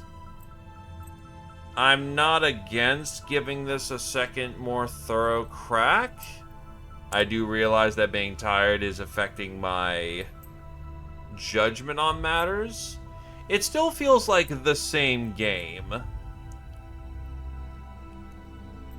Instead of having an open map, you are essentially section to section. I remember in 1.0, you were very much a case of you did a... Once you started causing trouble in a location, you had to deal with the fact that you had to help the resistance get that moving, so it was kind of its own kind of weird aggression system. In having locations to just go and do things, you are still moving the plot forward. It's just more instance-based. You also can't, like, do a big skip to get further on into the game, which is a little saddening, but eh. Beam still kill. I think I may not just understand the pilot leveling system well enough, but it seems incredibly limited, and if the prestiging thing is just you get to reset skills and try to pick something better, that's just kind of eh. Unless you could just eventually keep piling up skills, which then in that case, I guess, over a long enough time frame, you just get super pilots. Again, presented information is... It kind of sucks that they stepped back from the story stuff and made it more GURPSy, so to speak, or more generic. In the sense of, we have a super, you know, technology, which was the core of the game, but there's no, like, context. I mean, the first 1.0 was corny as hell. It needed improvement, but at least there was a sensing of there is a grander thing here. Now it's just kind of like, it's got a little bit of the old in it, where it's like, ah, yes. I mean, old school, where it's like, ah, yes, you are these dudes. Your objective is this. Are you a bad enough dude to save the country? Kind of just an open thought process.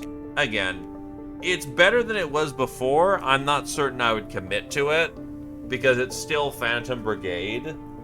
And while the gimmick is fun, I'm not sure if it could still carry it. It's more focused now, which is good, because this game is a very focused game. But that is enough for now. I apologize for ending early. I am gonna go get some rest so that I am ready for things in, like, what, 12 hours? Because I said I would do it.